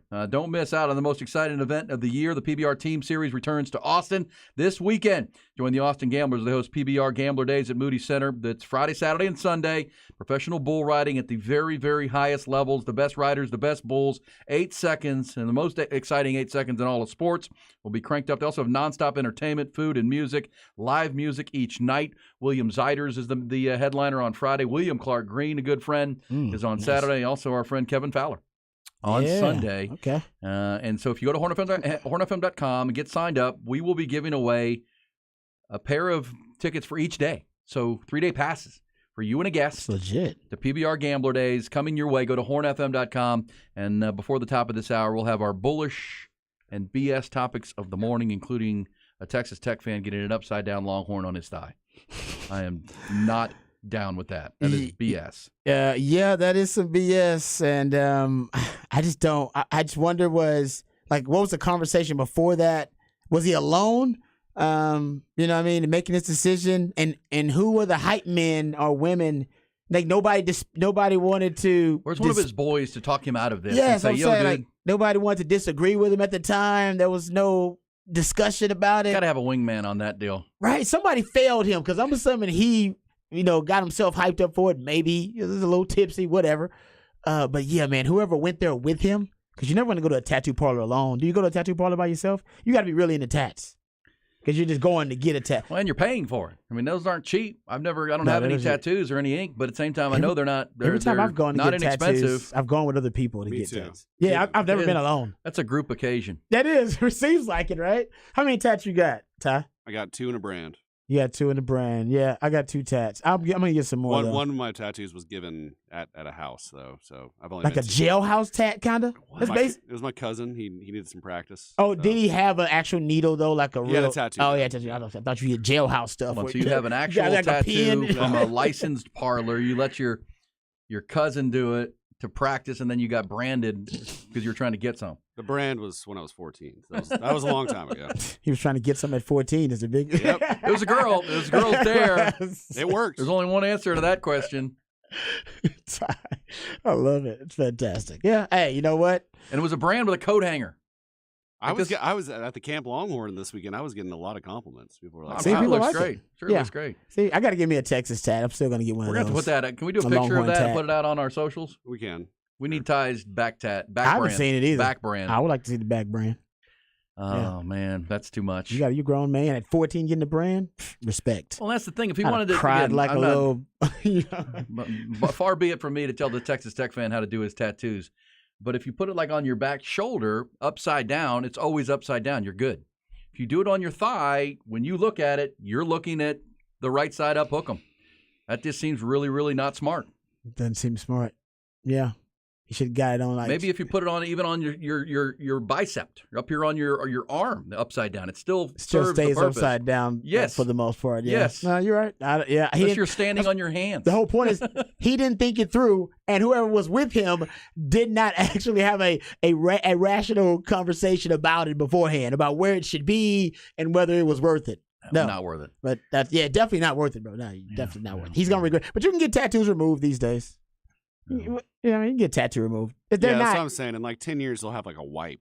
exactly. Like it's not. No, that's thank some you. deep They ink, used to be man. really, really expensive. Now I think they're less expensive to get tattoos removed. Still expensive, but not as much. You got to go down pretty deep to get to that ink. That's why you shouldn't get a tattoo unless you're willing to live with it for life. It's got to be a for life thing. Like I'm willing to have it No for life. It names. means that much to me. No names unless it's one of your kids.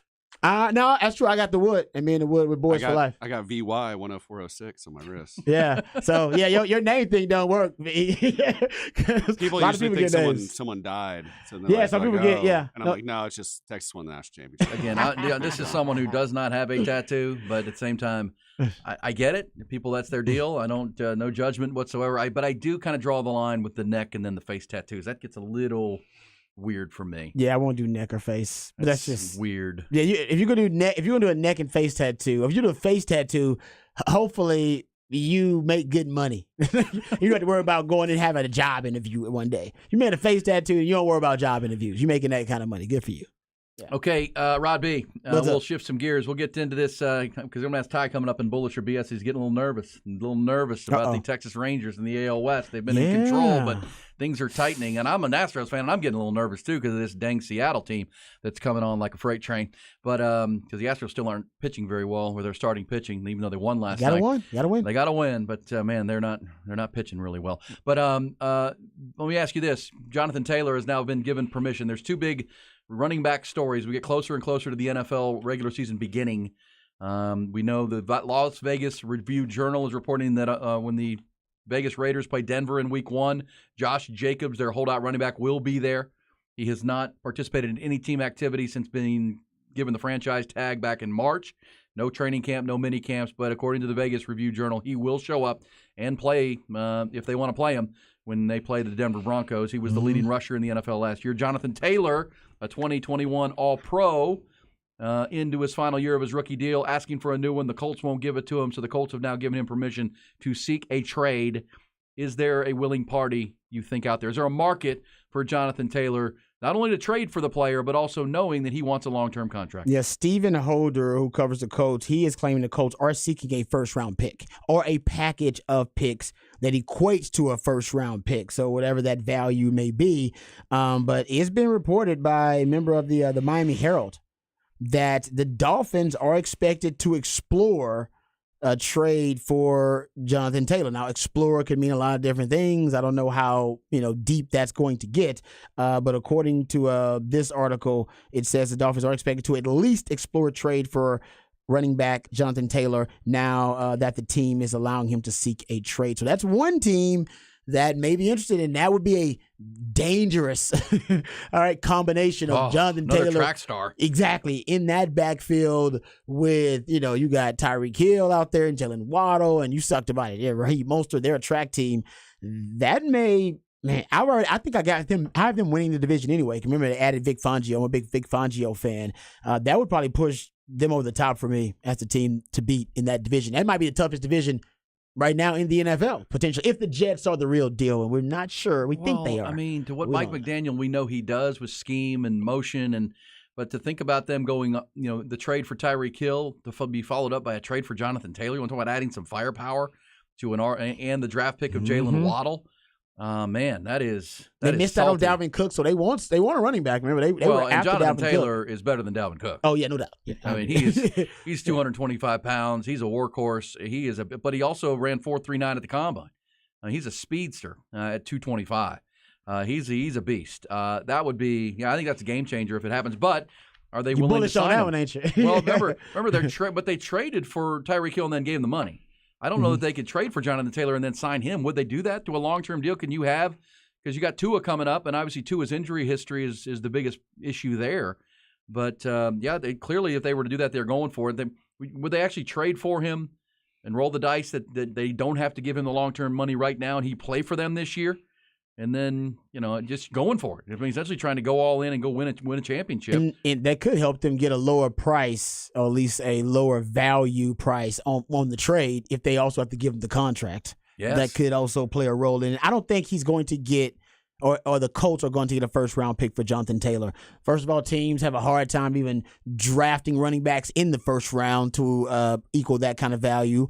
And, I remember when the Ravens put I believe it's the non-exclusive franchise tag on Lamar Jackson, which means you got to give up 2 first-round picks if you reach a deal with him. Also had to sign a new deal with him. That's the most valuable position in football, and he's a running quarterback. And we were hearing just teams that were pretty much dismissing the idea. You couldn't even get a team to actually offer up a trade package for a MVP in his prime who was considered a running quarterback.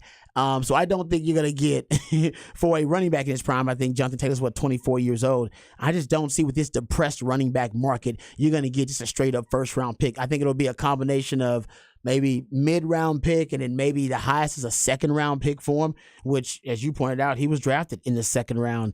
I think there will be a trade market, just not a first-round pick. No way. No way. No way. Not with this running back market. Man, running backs, none of them get paid. It's hard out there for a running back. Well, it's just the market, and that becomes the challenge for those players. I also think that it's become acrimonious between Jim Irsay and Jonathan Taylor. There's part of that he doesn't like him and he doesn't like him. And that's one of those deals. It's become ugly, which can happen with Jim Irsay, because that would be the other part. Jim Irsay has become such a loose cannon of late. I mean, last year's move Frank Reich got hired in like a minute, because Frank Reich is still a well-respected coach in the NFL. And when they fired him, they were like 2-3, and they had a couple of close losses. One like they were playing terrible football. Yeah. And they cut him loose for him to bring in his buddy Jeff Saturday. I mean, that was just a weird. That was ugly. And that was Jim Irsay's a little bit off his rocker right now, in my mind. But now they've hired Shane Steichen and they've drafted Anthony Richardson. Well, you would think with a young quarterback who, at this time last year, nobody was talking about Anthony Richardson as a top 5 draft pick in the National Football League, but he's immensely gifted. Is he a quarterback yet becomes the question. And Jonathan Taylor next to him would help a lot. It would, but I also think Shane Steichen, and I don't know if he's talked to Jim Irsay about it, maybe so, and maybe the GM there as well. He has some experience being able to weaponize a running quarterback, and you're seeing more of that in the NFL, teams being accepting of true dual threats or even guys with functional mobility. And this season actually was the first season on record where there were more designed quarterback runs than quarterback scrambles on record. So the NFL is starting to shift, and that is also hurting the running back value, because now you have quarterbacks who also can supplement some of the productivity in the running game. And it looks like Anthony Richardson, with all the freakish athleticism he has, he might be threatening to run for 1,000 yards next season potentially. Like, they may run him that much. You would think it would be ill-advised, but sometimes early on that's easier for those young quarterbacks than trying to transition immediately to becoming a pocket passer. Do what he does well. Yeah, exactly. Right? I still think Jonathan Taylor helps you, but at the same time, if he's going to be a malcontent, then that doesn't help anybody, and that's what it looks like right now with Jonathan Taylor. But by all accounts, he's a great dude. He's a great guy. He's a great teammate. Coming out of Wisconsin, from the state of New Jersey, really a good player. Only 24 years old. I mean, this isn't one of those guys who's Zeke Elliott, used and abused. This guy is still young in his career, but we'll see. We'll let that play out. The Josh Jacobs story is out there. We know Dalvin Cook is now a New York Jet. That would lead you to tonight, Rod. You've got this third episode of Hard Knocks will be debuting on HBO tonight, if you're looking for it. And as we told you yesterday, Netflix will drop a series today called The Swamp Kings. It's a 4-part series on the Florida Gators under Urban Meyer. All the winning, Tim Tebow, yet all the off-field issue that they dealt with. That Aaron Hernandez. You mean the serial killer on the team? Yeah. Oh, yeah.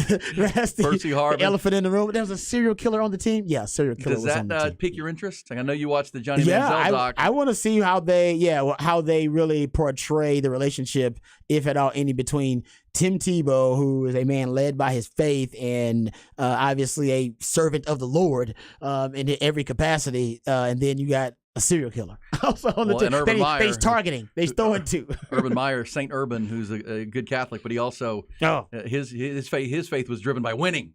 Exactly. At all costs. Yeah, he's like, I'll say those Hail Marys later. Yeah. Well, I'll be into that. Swamp Kings is coming out today, I believe, on Netflix, HBO, Real Sports, HBO tonight with Hard Knocks Episode 3. Aaron Rodgers is your star. We'll come back. When we do, it's a little round of bullish or BS, including pretty clear who Vegas believes is the toughest division in the National Football League. We'll ask Rod and Ty and myself who we're bullish on in the NFL's toughest division. Coming back here on E and Rod B.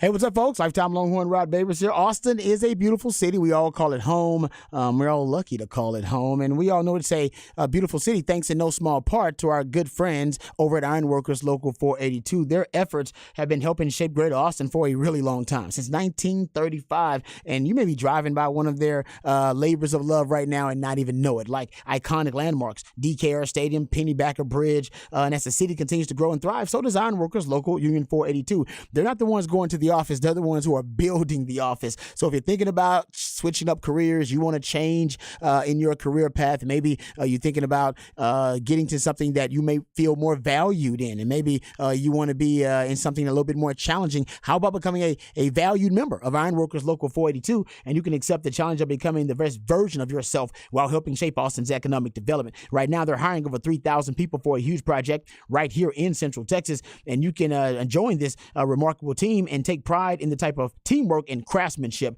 that helps shape the future of our great city. So you can maximize your potentials and be your best self today. Simply go online and apply at ironworkers482.org. That's ironworkers482.org.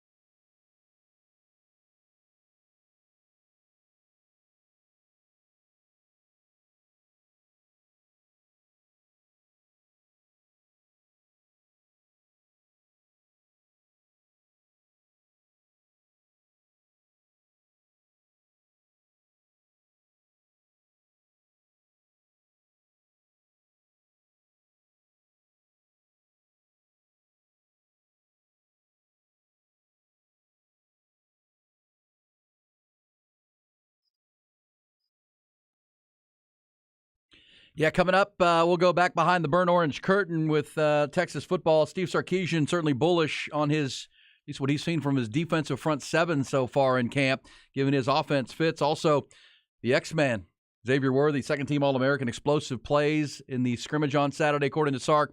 And that comes because he's being freed up by other really good receivers around, and we'll hear from Sark coming up. Also, how bullish are we on the 9th-ranked team in our Horn Top 20 Countdown, Rod? Coming up later in the show, we'll preview the Clemson Tigers. Led by Cade Klubnik. Yeah. That's right. How bullish are we? They got a new OC too, right? A guy named Garrett Riley. Yeah. Cade Klubnik in a Riley offense? Yes, sir. Yeah, that's scary. That could be bullish. That could be a problem. Which we will preview coming up in the Horn Top 20 Countdown. Clemson, as we climb towards number 1. Yesterday we had the Utah Utes. Today it's Clemson in our preview. So bullish and BS. Can I ask y'all this? And then I know Ty's got a couple. I know you guys, Rod. What are we bullish on in BS? Put you guys on the spot here. Let's do it. if you guys, Ty's a Vegas guy, right? Ty bet against the odds last night and bet against the Baltimore Ravens 24-game preseason win streak and was a winner chicken dinner because of a field goal late. Damn right. Feeling good, Ty? Feeling good? Got that Should be. cha-ching, little Tuesday. dopamine rush? Oh, yeah, big time. Because the Ravens hadn't lost a preseason football game since September of 2015. They lost last night 29-28, skin of their teeth. But loss is a loss. But I wanted to ask you, speaking of the Ravens, so according to Vegas, there are two divisions, one in each conference, that are clearly the hardest to pick, the toughest divisions in football in the NFL, which starts in a couple of weeks. Those would be the AFC and NFC North. Okay. Because I say this because if you go to all of the odds makers, every other division has a team that's not going to be close to winning it. Like the Texans are plus 1,100 to win the AFC South right now. The Raiders are plus 2,000 to win the AFC West. The Commanders are plus 1,400 to win the Cowboys division, the NFC East. The Buccaneers are plus 750. The Cardinals are plus 3,000. 3,000 to win the NFC West. But the two divisions, the two Norths, are essentially coin flips, and Vegas is telling you that. How about this? In the AFC North, the Bengals are plus 155, Ravens plus 220, Browns plus 375, but the Steelers are in last place, but they're plus 450. That's not a terrible bet with a young Kenny Pickett. Mm-hmm. They think George Pickens, their receiver, is going to be a star. They have Najee Harris and the other kid, Jalen Warren out of Oklahoma State, who they like a lot. We know Mike Tomlin's teams are going to play great defense. So I'm going to put you guys on the spot. Who's going to win the AFC North? Lamar Jackson and the Ravens, Deshaun Watson and the Browns, Joe Burrow and the Bengals, Kenny Pickett and the Steelers. I'm going Burrow and the Bengals because I love Lou Anarumo's defense. But Lamar Jackson and the Ravens, man, that offense is going to be nasty this year. Mark my words. He's going to be in an MVP conversation, I think. I'll go with what you're saying here with the Steelers. I think maybe Kenny Pickett take that next step. Mike Really? Tomlin, I think he's the best Do you coach. realize in the last 2 months of last year, Kenny Pickett played as a top 10 quarterback in the NFL? Okay. Statistically. I have questions about the Bengals O-line, and they lost a lot of starters on defense. So I think Mike Tomlin will get it right this year. That division is so tough, man, because I do think the Steelers and Mike Tomlin built such a winning culture. Yeah. And he likes, the star of their camp right now, and I saw Ryan Clark, of course, Ryan Clark on ESPN, now Monday Night Football. He played defensive back, Rod, and played at LSU. Oh, yeah. But he said he grew up coaching George Pickens. Oh, the wide receiver. Yeah, and thinks he's more talented than Justin Jefferson. Thinks he's just a more talented he said athlete. just talented, just athletic materials. Yes. It's like the raw material. Yeah. He doesn't say he's a better player. He just said he's better And and of course, LSU fans all got mad at him because Justin Jefferson's LSU guy. But so what if George Pickens becomes a star for Kenny Pickett and all of a sudden... He does look really impressive on those 50-50 balls. They just throw it up to him. He's not even open. And if he's one-on-one, it's guaranteed 80-20 that he's going to get it. Well, and this is why Vegas is having a hard time with this, because you could make a case for the Bengals for sure with cool Joe Burrow. The Ravens with the Lamar Jackson, Odell Beckham. Yeah, Lamar Jackson, a healthy J.K. Dobbins. And what they do, the Browns, what if Deshaun Watson gets back close to what he was? Yeah. With Myles Garrett off the edge, and then the Steelers. Then the other one is the NFC North, where the Lions are the favorite right now, plus 140, 145-ish. The Vikings are plus 260, Packers plus 350, and even the Bears are plus like 450 to be in this thing with Justin Fields. Who wins that division, Rod Papers? Who are you bullish on in the NFC North? NFC North, honestly, it's crazy. I think I took the Lions.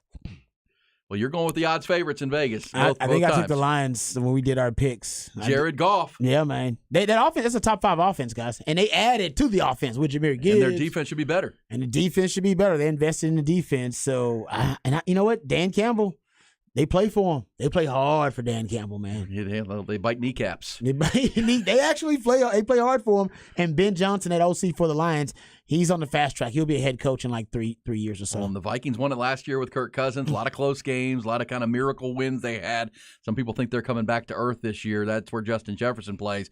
Packers, Jordan Love's looked pretty good in the preseason. He has looked good, man. Is it possible that the Packers could have 3 good elite quarterbacks in a row? Because they drafted Jordan Love in the first round. Well, Jordan just looked efficient, running the Matt LaFleur offense. Yeah. Go from Still Brett Favre to Aaron Rodgers to a good Jordan Love. Wow. All right, we'll take your thoughts on that if you're a fan or just an NFL fan. Who are you bullish on to win the NFC and AFC North? According to Vegas, the two toughest divisions in all of football to predict. Ty, what do you like in the North of the NFC? I like Minnesota.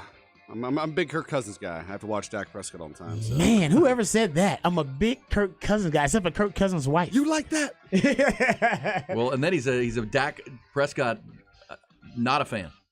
But if I've told you, they're actually the same quarterback. You look at their in a lot of ways. They're the same player. But he's a Cowboys fan, and Cowboys fans don't like Dak. Vikings fans don't like Kirk Cousins. Exactly. But everybody else does. Yeah, so they are very similar. I don't think there'll be much defensive ball played in that division. That's the one thing I know for Best sure. defense might be the Packers. I would honestly might be right about that. Yeah, best defense might be the Packers in that. And dang, in that the division. AFC North, man, they all play defense. I mean, gosh, Ravens, Bengals, Steelers, Browns are loaded too. Yeah. Oh, Browns defensive front's loaded. That division, They just signed Clowney. Who signed Clowney? Was that Ravens? That'd be the Ravens. It's Ravens, yeah. The Ravens got better there too, yeah. All right, so we're getting the horns down text. We appreciate those. Well, on the tech fan, they got the upside down tattoo, but it's actually right side up. We'll get you details and the headlines and behind the burnt orange curtain. We'll hear from Sark coming next.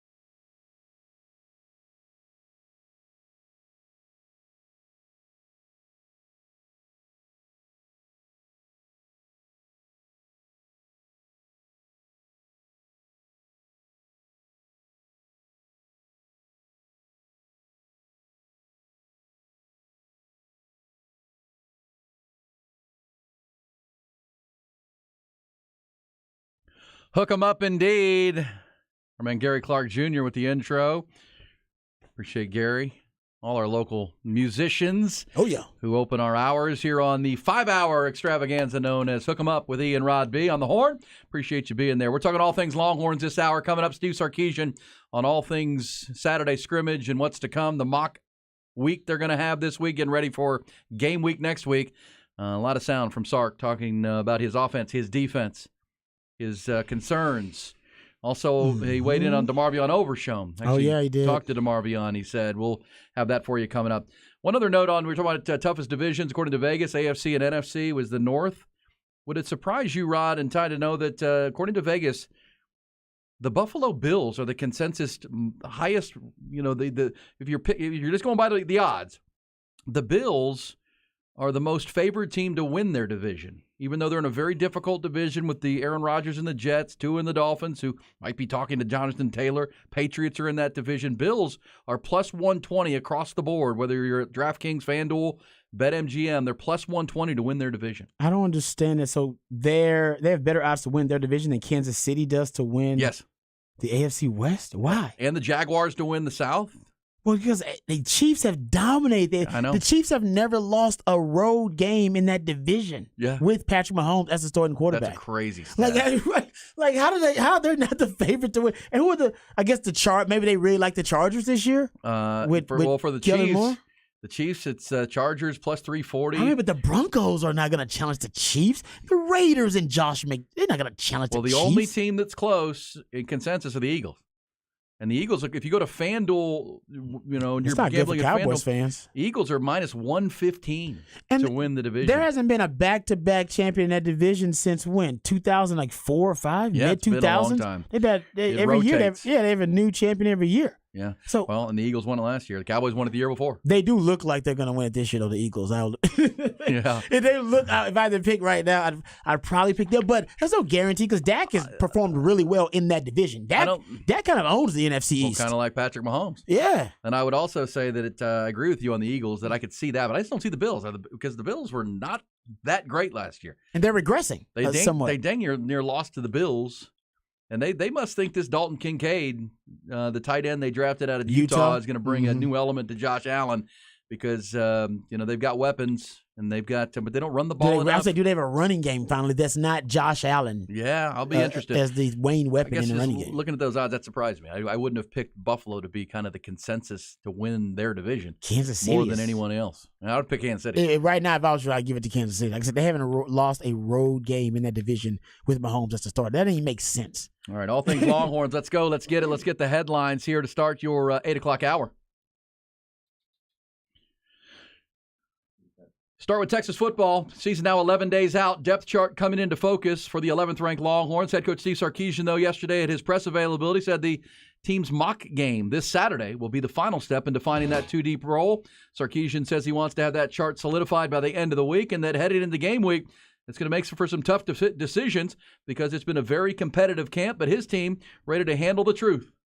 Real life, and I think that's why we've created an environment here where honesty works, and being transparent works. And, I don't think by the time we put a depth chart to the team and when we explain to them in their position meeting who's going to go with the ones and who's with the twos and so on and so forth, there's not going to be a lot of surprises, because we're very upfront with our players on a regular basis. And so we're constantly trying to improve them. We're constantly trying to give them the things we'd like for them to work on. We're constantly trying to show living examples of players that do it right and what that looks like and why that's how we want it. And we point out times when we don't do it right. And so that everybody gets a real sense and a feel of what we're looking for and how we try to get it done. Also from Texas football, junior wide receiver Xavier Worthy and sophomore offensive tackle Kelvin Banks were both named second-team preseason All-Americans by the Associated Press yesterday. Worthy has played and started in 25 career games with 122 receptions, 21 touchdowns. That's good for third all-time in Texas history already. Banks, of course, second-year player out of Humble, was tremendous. Started all 13 games at left tackle as a true freshman. far as that first-team preseason All-American selections, the squad is led by the reigning Heisman Trophy winner Caleb Williams, quarterback at USC. Michigan running back Blake Corum is there on first team. Ohio State wide receiver Marvin Harrison Jr. and Georgia's talented tight end Brock Bowers. One player from the Big 12 made the first team. That's K-State guard Cooper Beebe. How about Major League Baseball? Three-team race atop the American League West tightened up even more last night. First-place Rangers dropped a gut punch loss in Arizona to open that series. Their bullpen couldn't hold two separate leads. They're up 1-0 in the ninth inning, and it was Aroldis Chapman giving up a solo home run to Ketel Marte. Then they had a 3-1 lead in the 11th inning, but once again, the Texas bullpen couldn't close it. Snakes rallied for 3 runs in that frame to win it, 4-3. Houston, meanwhile, opened up their series with Boston with a 9-4 win, and the Mariners continue to roll. They clobbered the White Sox in Chicago 14-2. They've won 7 in a row. So as we wake up this morning, the Rangers are a game and a half up on the Astros, 2 up on Seattle. At Dell Diamond tonight, Round Rock Express will look to tie a franchise record. They want to looking to win their 13th consecutive game. They'll open a series with Salt Lake tonight at 7:05.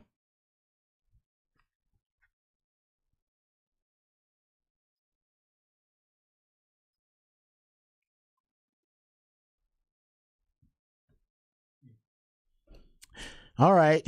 I don't know how much this Steve Sarkisian sound do you want to get to, because it's a lot of it. We got some good, meaty stuff. Well, it is, and I think there's a lot to like, and then there's concerns in here. We could dive into some Texas football. You just heard him. What do you think of what he said in the headline? He said, look, we're up front with our players. We're going to have some tough decisions to make, probably a right guard, linebacker, corner. Corner is a hot battle. You've talked about that a lot, Rod. With Malik Muhammad. With Malik Muhammad, the freshman, Terrence having Brooks. such a good camp. But then you heard Sark yesterday talking about Gavin Holmes.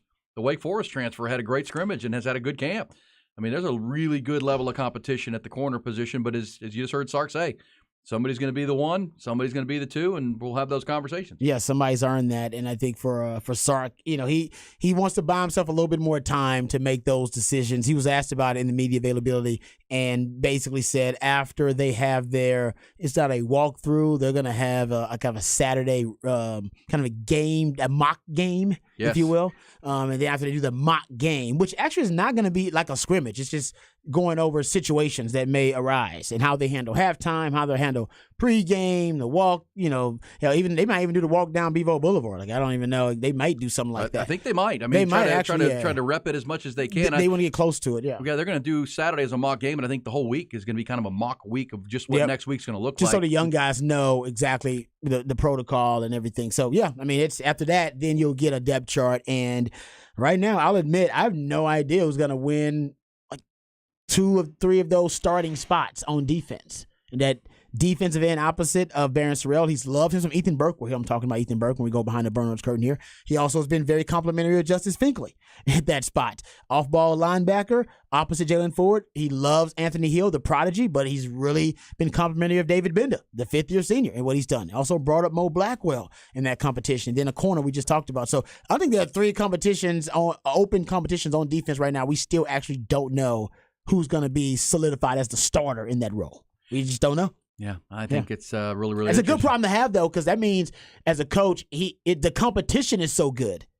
Healthy. That he believes, that he believes that he may have multiple guys who deserve that starting nod, and he's just going to decide, should this guy be better in a rotational role, or will this player respond differently if I make him the starter? Will he stop? Will he stop grinding if I make him the starter? Because some guys, you play that out as a coach. You go, you know what? He's a grinder. It motivates him actually more when he thinks he's got a goal that he's got to strive for. And some coaches, they'll play that mind game with the guy. Like, nah, man, I want to see you push a little bit more. Go take that spot.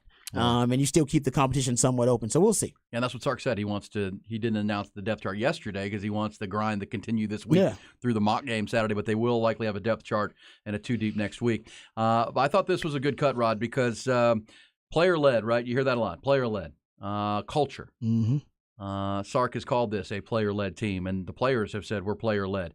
Listen to Sark. This is one that you can be optimistic about, I think. And, again, the talking season continues. We haven't seen a game yet.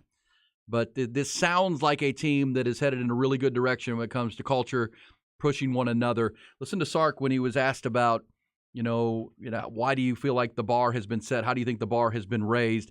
And what's it like to be able to rotate, go from good to good, right? When you're going to the number 2, that you still have a good player there, or even down to number 3, that there's not a huge drop-off.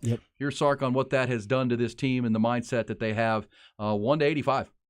the players will be quick to let you know. And I appreciate that because they want to be great. They want to have a great football team, and they know they need everybody. It doesn't matter. When we sit in a team room, as I talk to our players, everybody's got a role on our team. And, I get it. There's the Quinn Ewers, Xavier Worthies, of the world, the Jalen Fords of the world. But on that same note, there's that other guy who is getting him ready to play every week on Monday, Tuesday, Wednesday, Thursday, and how valuable he is to give the really good look to push them to be the best that they can be day in and day out. And I do think our team has a great deal of respect for one another that way, that everybody has a role on our team that's going to contribute to our success. And when you can understand your role and everybody can appreciate your role, and then you can do maximum effort in your role, man, that's when you have something pretty special. And so I would say the majority of our team really understands that aspect. All right, there's Sark. Yeah. Pushing one another. Everybody's got their job, and my job's to make you better, Rod. Yeah, and, as a teammate, your job, is to make each other better, right? In that competition, I said this yesterday, there are probably less than 10 teams in the country where the practices are harder than almost 90% of all the games because the talent level is that high, but then the competition level is extremely high too. And I think Sark's referencing, some of that too, where you just keep pushing each other, whether that be the players and the coaches. So right now, they're not saying they're there just yet, but that's the goal for the practices to be so competitive and to be such filled with so much elite talent that are just sharpening each other with that competition. That when you go into the games, the reason it's so much fun is because I've been facing a first-round wide receiver in practice every day, grinding in the heat. Honestly, going up against you, no offense, whoever you are, guy, but I got you. Yeah, exactly. I don't fear you. Even if you are a first rounder, all right, I'm prepared for that. Yeah, and I like that. The cut when he started with the players will let you know. The question was, how do you avoid when you go to the 2s and the 3s a drop off? And he said the players will let you know. The player, if you come in to spell a guy and your level of play drops, they're gonna get up your butt. You know what I mean? Peer accountability. Yeah, peer accountability. Hey, now that's not the standard guy, and if that's coming from the players, not the coaches. It's not the coaches dog cussing the players. It's actually coming from within the locker room. That's what he just said. That's some really special stuff. And that's when special things can happen. We got to see it. We haven't seen this team in dogfight yet. We haven't seen them in the live fire. But same time, it does feel like that's been a consistent theme that they do push one another. Yeah, no, and I think the talent level, Sark turning over the roster with this much talent in such a short time span is a big reason why. Yeah. I mean, you guys want to play. This roster is supposed to be one of the most. I looked at Pro Football Focus. They do their three-tier all-conference teams for every conference in college football, and then they tallied up all of the conference selections for all the teams across the country, and they said Texas had the most. Yeah.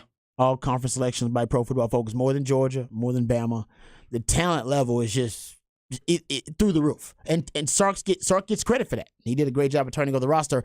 Speaking of that talent, the quarterback position. His quarterback room may be the most talented position room on the 40 acres, or matter of fact, it may be one of the most talented position rooms in the country.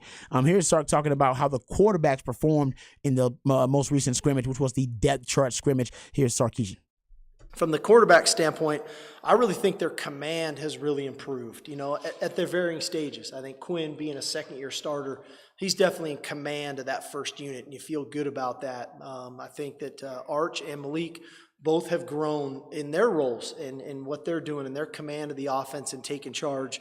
Obviously, we got to keep pushing consistency at that position, whether it's fundamentals, whether it's progression, whether it's pocket presence, whether it's tempo, whatever that looks like. But there's a level of consistency at that position that I think ultimately drives the unit.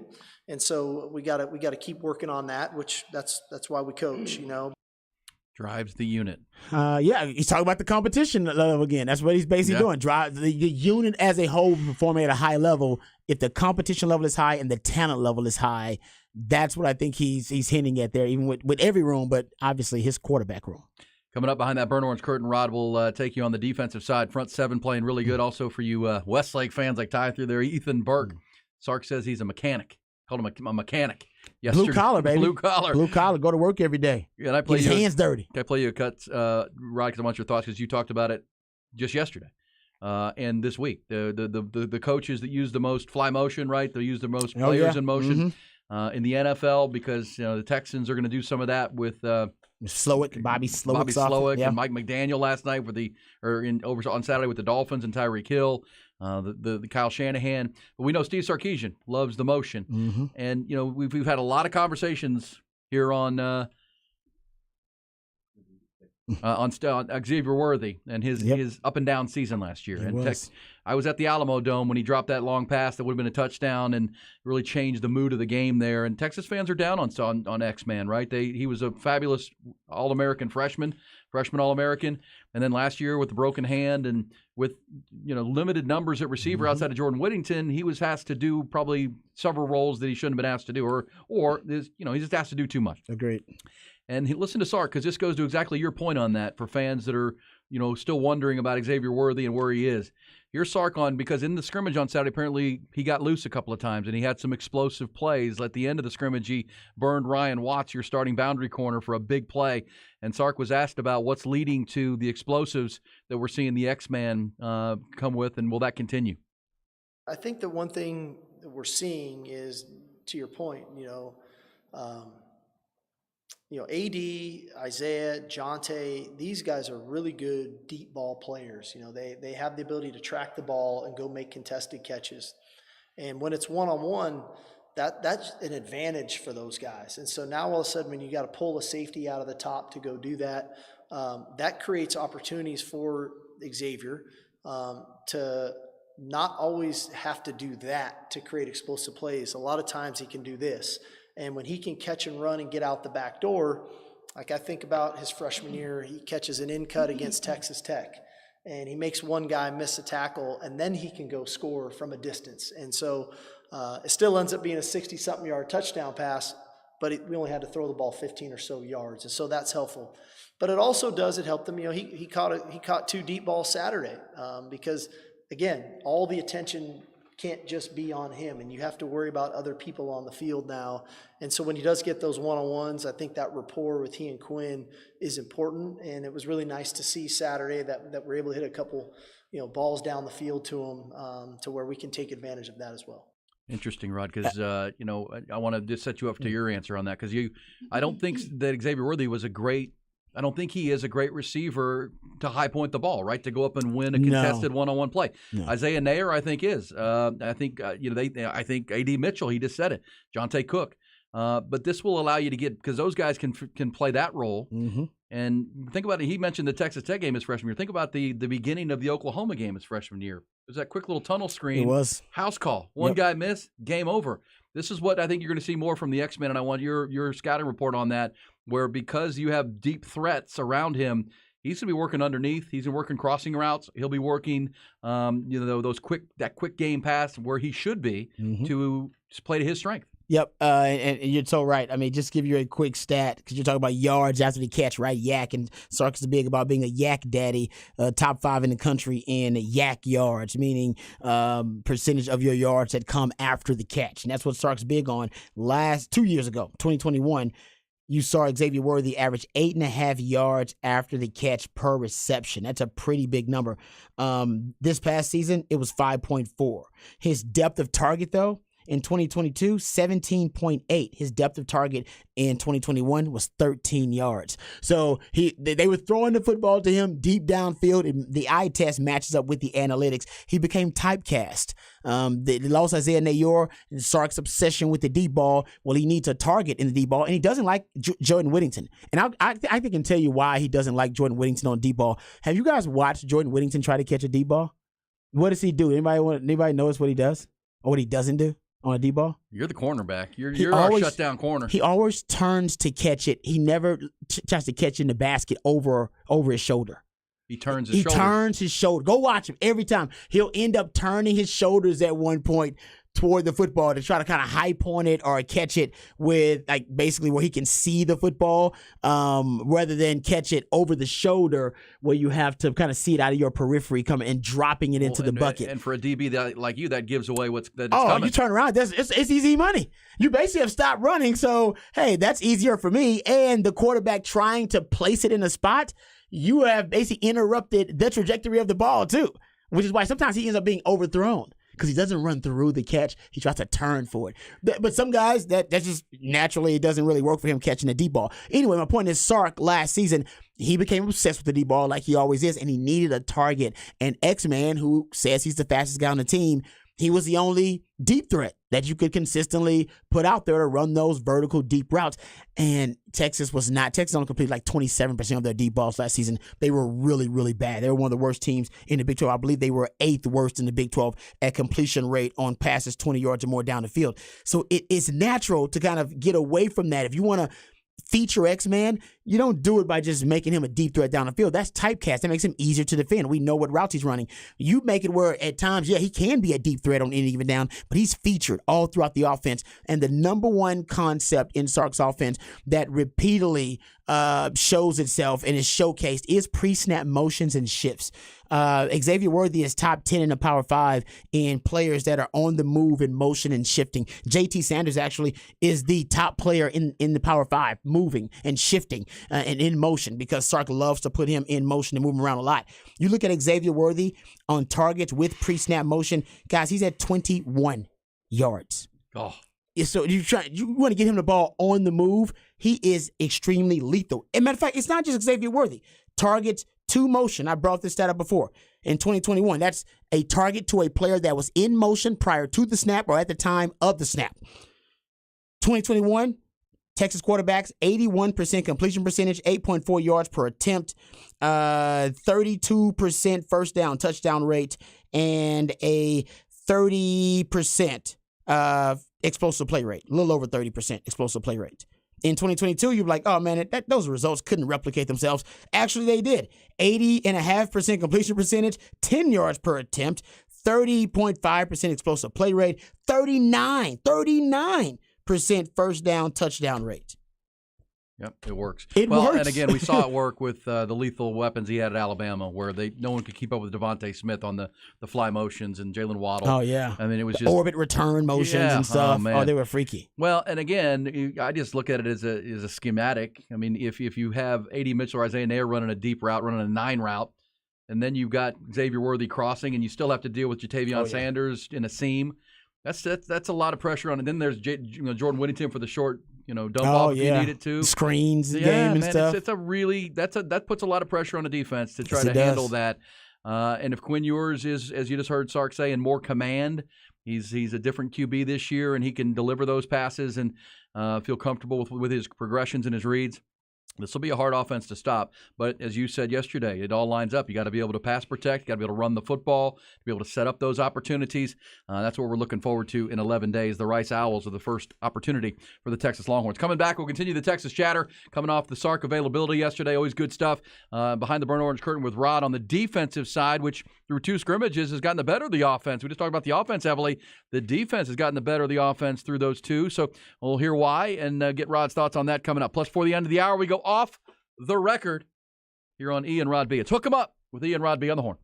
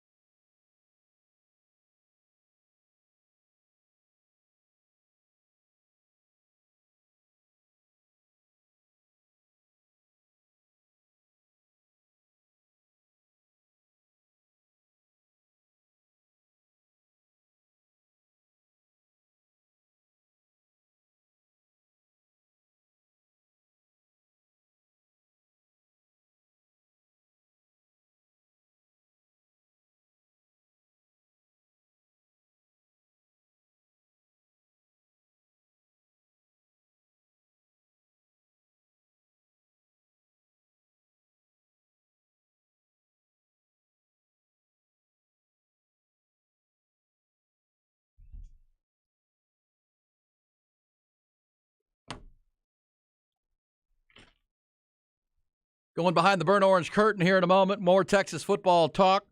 Before we do, T.Y., can we play a couple of off-team conversations Steve Sarkisian had yesterday? The first, the way he started the press conference, I don't have to play it. He just gave thoughts and prayers to the family of Bill Little. Yeah, it was a very classy way to start the press conference. Which, that's, he never worked with Bill Little specifically, but Bill Little was around enough while Sark has been here. But obviously, we discussed the impact Bill Little had on the Texas football program, and that was not lost on Coach Sark yesterday to start his availability. But I also wanted to play this because, heavy hearts for Cowboy fans and Longhorn fans with the injury to DeMarvion Overshown, who was having a tremendous training camp, was on his way to carving out a really nice role on that Dan Quinn defense. Yesterday, Sark was asked about that and if he's talked to DeMarvion since the injury happened on late Saturday night. Yeah, I did. I reached out to him yesterday, and he responded right back. It's a real bummer. I hate it for him. It was odd. I actually talked to Dan Quinn earlier in the week, and he was raving about him, of how well he was doing, and he was. We all were seeing it. But I think Demo's actually in really good spirits. I talked to him yesterday before his MRI, and he reached back out afterwards. And so he's in good spirits. He's in good hands, and he'll be back. But nowadays, these surgeries and things, it's not what they were 15, 20 years ago. So he'll be back, and he'll be playing great football for him. Right, there you go. Little thoughts on DeMarvion Overshown. Yeah, he's right about that, though. I said that yesterday. The technological advances in medicine and in these surgeries, they're not as catastrophic as they once were. It's still very unfortunate, very sad, but he'll actually be back a lot quicker than people realize. Yeah, I'm to the point where I don't worry about how he's going to be explosive and coming off the injury. It's more about he's just missing the reps. Yeah, exactly. It's just a shame that he's going to be so far behind now. Basically, he's going to be a rookie again. Yeah, that's right. Because he didn't get the chance to get the reps at the NFL level. So that's really the most unfortunate part. But I will say this: I saw a quote from I believe it was Mike McCarthy, actually. It's a great quote, great compliment for DeMarvion Overshown. When he was asked about what DeMarvion Overshown added and what's going to be missing now, that he's not going to be with the team, he's missing the whole season now with the ACL injury, Mike McCarthy said, frankly, you can make the argument he's the star of the rookie class. You can see his ability right away. Dang. Yeah, very nice. Well, right? And they've got Deuce Vaughn and Mozzie Smith. And, DeMarvion, I knew they loved him when he was breaking down after pregame one was breaking down the huddle as a rookie. I'm like, I've never seen that. Rookies don't get to do that. Yeah. Well, DeMarvion Overshown was doing it. They like him, man. They love him, I should say. Well, that's unfortunate that he will, because you're right. When you say he'll be a rookie again, he just, you get better by playing and learning from mistakes and watching the film and watching the tape. And it's the NFL. I mean, this is the highest level you can get, and so you need those reps. And he'll have to start back over. He did get to go through all the mini camps and off seasons, and so he'll be a little bit ahead of the curve. But they very well might draft another linebacker next year. They might. That's just how that league works. They have the past 3 years in a row. That's a great point, and they need to, because Leighton Vander Esch may be leaving. Yeah. Right, unless you sign him to a longer term deal. Well, that's the NFL. You learned it real quick. I mean, you played with your boys at Texas in high school. You get to the pros, man, they're always looking to draft your replacement. That's just part of the deal. Everybody watches the draft with the same mindset. I hope my team gets better. Just please don't draft my position. Every player's watching the same mindset, like, I hope we get better. Don't draft my position.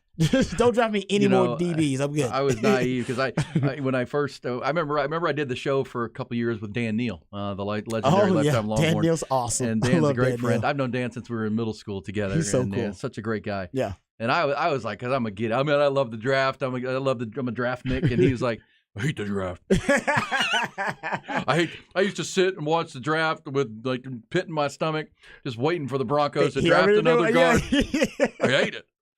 No matter how much they love you, if they draft another guard. Yeah, they're looking for your replacement. That's just the reality of it. Yeah. That's the game. It's like when you were to catch your girl with like a dating app. You're like, oh. Damn. Mm-hmm. Yeah. Or you catch your partner looking at somebody else. It's like, hey, they're not. You don't know if they're thinking about doing something like leaving you, but they're definitely checking out that other person. What are you doing? What's going on over there? Why are you drafting another offensive lineman? Exactly. Or DB. Okay, so that's coming up before the top of the hour. Our off the record segment. We'll hit that, including. This is getting ridiculous, Rod. Rod, you're about to have your first child. Mine are all grown up now, but it's a national day that this number is. This is ridiculous. Talk about inflation. Holy smokes. Also, the other off-the-record conversations of a Tuesday morning. First, though, let's go back behind that BOC. Themselves the same question. What is behind that curtain.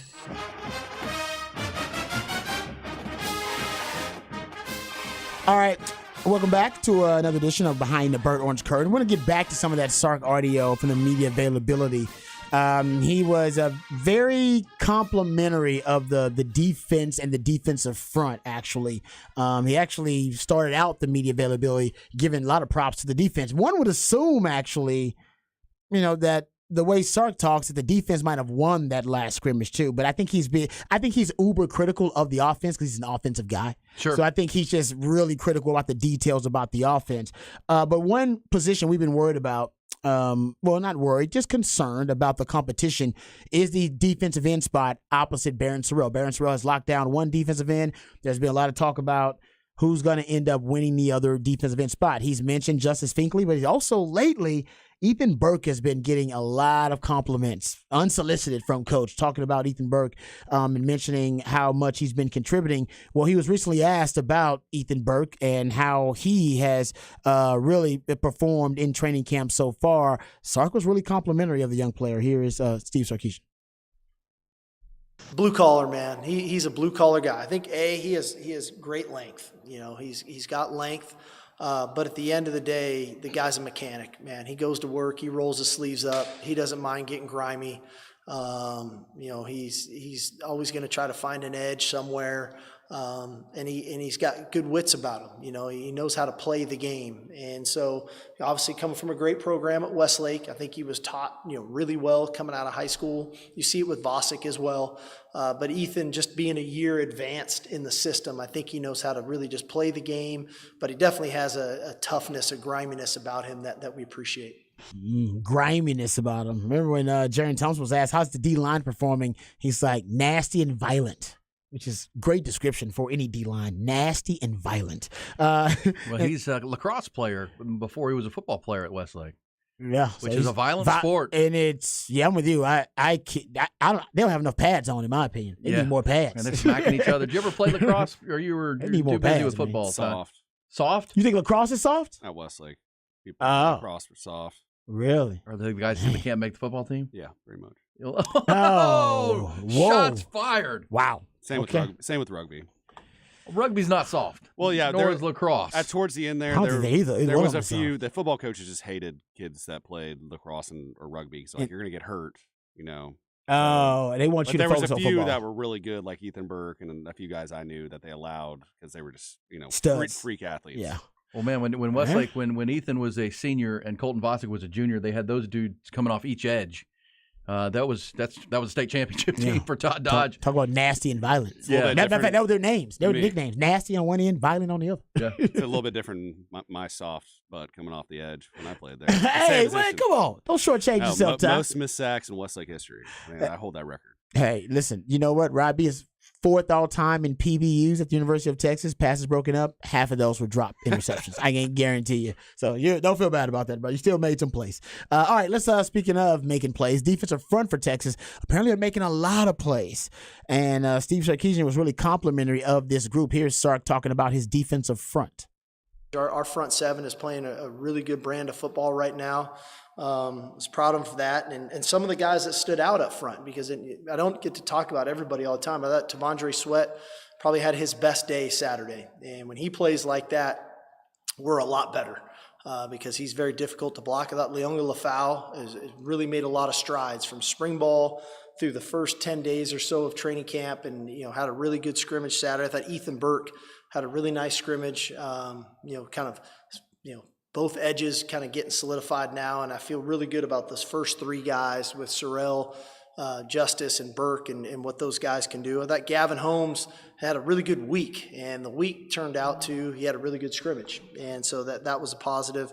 And then the two guys that have been mainstays up front that have been, kind of solidifying their spots and what they're doing. Obviously, Alfred Collins and Byron Murphy again, and so that front is tough.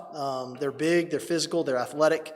They're playing really well together, and I think a lot of that stems from Jalen, just his communication up there at the line of scrimmage and getting everybody tied together. So that was good.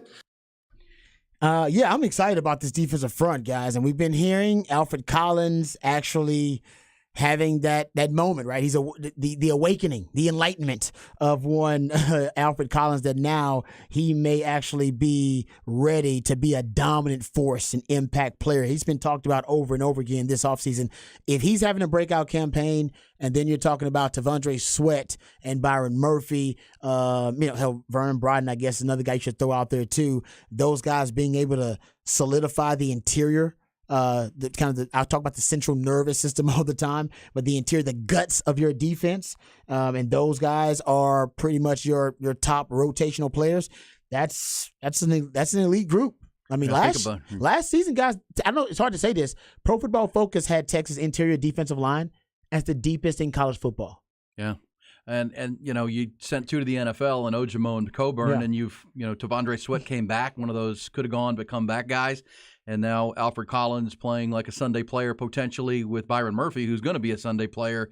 He hasn't even mentioned Trill Carter, the Minnesota transfer. He hasn't mentioned Trill Carter much. Good point. The Minnesota transfer, he's there. Plus, don't talk Vernon Broughton much. Vernon Broughton's there. He did early in the camp, but they've got guys.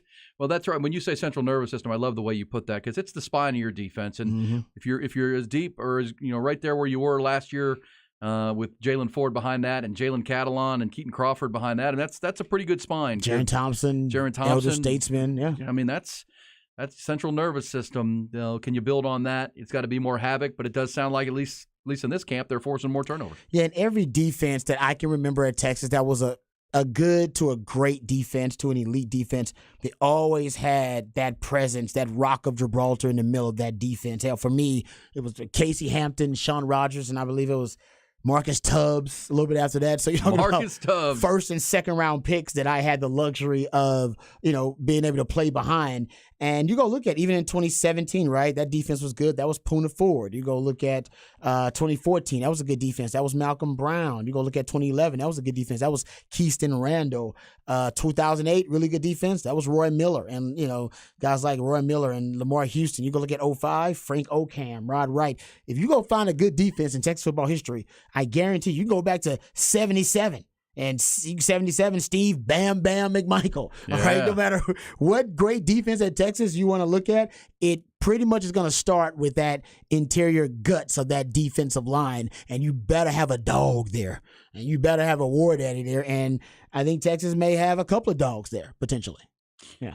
Absolutely. And then what he said about Ford, too, great point, Texter. He said about Ford that basically Jalen Ford now, essentially that he is controlling a lot of the traffic. He's making a lot of the audibles, the quarterback of that defense.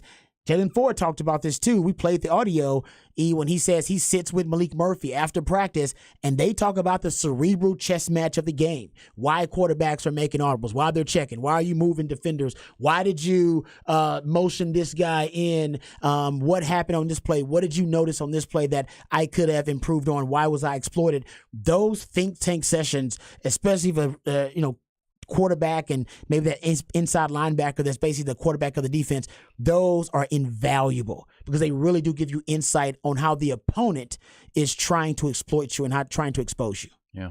Well said. All right, so there's Behind the Burnt Orange Curtain with some great stuff. Can I play one from Sark on the weaknesses? Because there's, it's Kool-Aid season for sure. And but Sark was asked about some weaknesses. What are concerns?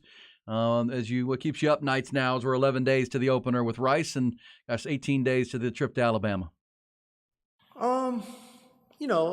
As always, as you build towards the first game, penalties are always a concern. You get into a game and, those are things that you can stub your toe, right? And it's the pre and post snap penalties that are concerning, right? The self-inflicted wounds, as I like to call them, right? The false starts, the jump off sides, the illegal procedures, the late hits, you're overly aggressive, right? And those are some of the things early in the season that can get you. Naturally, there's some position groups where, I don't want to say I'm worried because we're talented, but at some point, by the end of this week, I've got to make that call, right? And that's part of being the coach of saying, okay, who's going to be the first guy or first guys that jog out there, and then how are we going to rotate these people to maximize the depth that we do have on our team. All right, there you go. Like that. Penalties, and that's special teams, right? Placements, all the things that you just because coaches are going to stay up nights worrying about the uncontrollables. You can't. That's their job. You coach them up and then jump off sides, and you're first and 15, or 10 penalties still drive you crazy, and to get you off schedule, which you don't want to be. So yeah, that's pretty good. If you're now 11 days out thinking about those kind of things, how are we going to organize this depth chart? This team's got a lot to like, checks a lot of boxes. The talking season is nearing its completion, and it's time to go play. It is the second scrim. Well, we've only had 2 of those, but the second scrimmage where he's mentioned pre-snap penalties, that worries me a little bit. Yes. Because not a lot of offensive coordinators and play callers use as much pre-snap motions and shifts as Steve Sarkisian does. Yeah, it's got to be on timing. Exactly. So there's a lot of deception that is utilized during the pre-snap phase for Steve Sarkisian. If you don't get that right, it really makes the offense look clunky. A lot like it did in 2021, where it looked clunky, didn't flow, didn't really have rhythm. So that's big. They're getting a lot of pre-snap penalties. That shows me that in most of it's probably with having to do with the pre-snap motions and the shifts and guys, not being in the right place or not knowing where they should be. You want to deceive your own guys, for crying out loud. Yeah, You want to deceive the defense. exactly. Hey, we come back. It's off the record time, including a national day that see where Rod's going to be on this as a soon-to-be father who are up to make some of these decisions. Also, the other off-the-record topics, a little off the nose, coming back here on E and Rod B. It's Hook 'em Up.